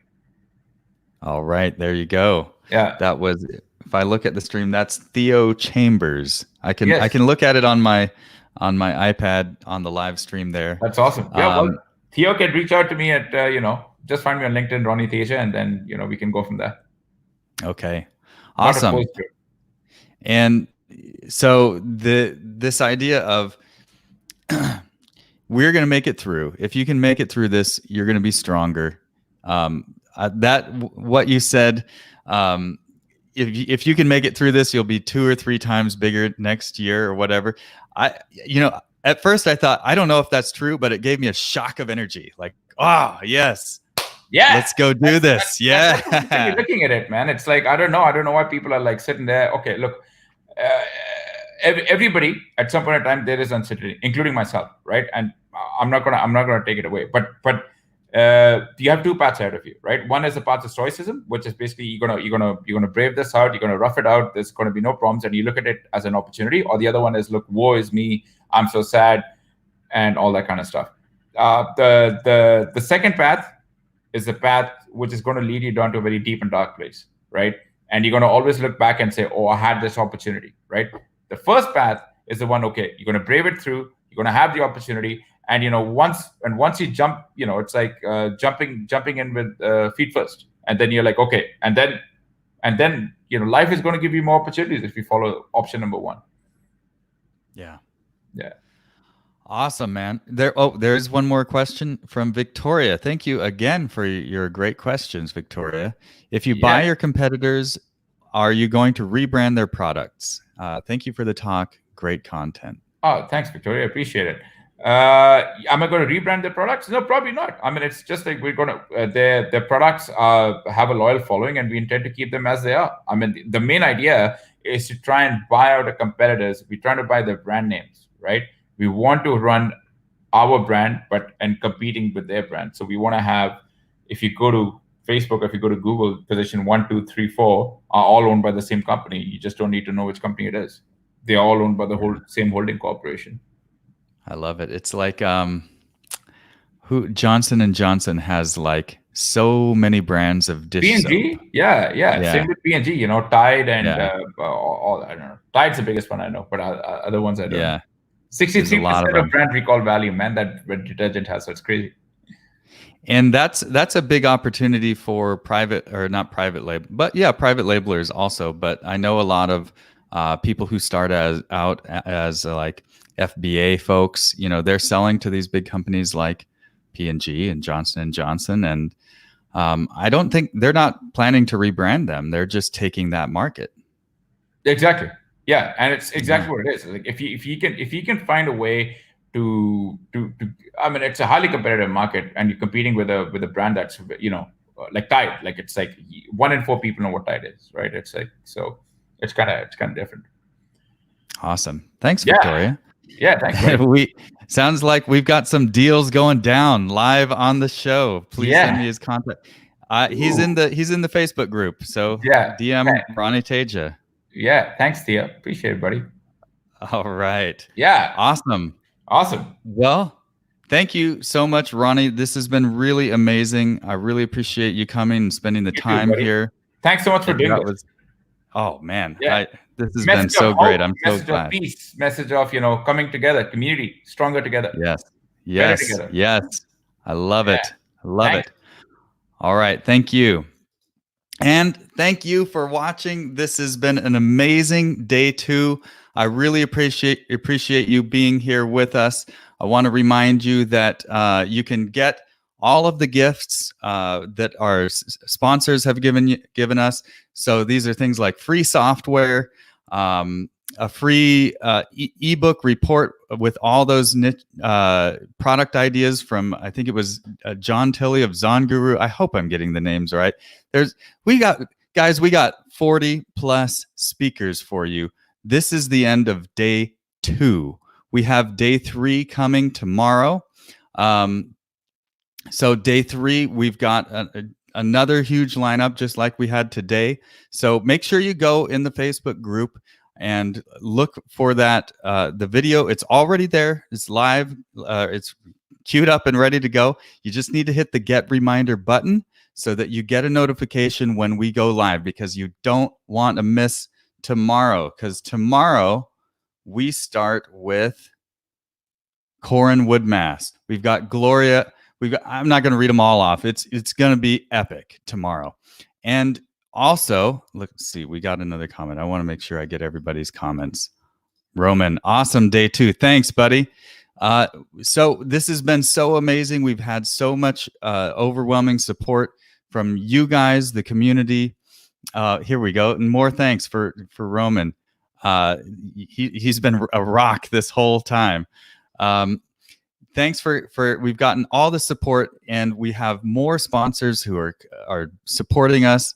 And again, we're not taking any money from people. These sponsors all they're doing is they're helping bring people here and give more value to more people. And we really appreciate their support. So we've gotten and we've got new speakers coming. We have some unannounced speakers. And I'll leave them for the next day. So we're going to actually extend another day. Tomorrow was going to be our last day. We're actually going to go one more day. I think it'll be probably about a half day. We've got some big names coming up. Mike Jackness is one of them. So again, this has been amazing. I want to thank our sponsors. Let me just bring them up here. Where did our sponsors go? There we are. Thank you to our sponsors for being such great partners with us, helping us spread the word. And this word is community. You heard this over and over and over again throughout yesterday and today. This is about community. We want to bring people together. We're going through this together, us together, and also you can build that community with your audience, with your customers. So thank you so much. Guys, this has been amazing. I can't wait to see you tomorrow. Bright and early for some of you. Thank you. We'll see you tomorrow.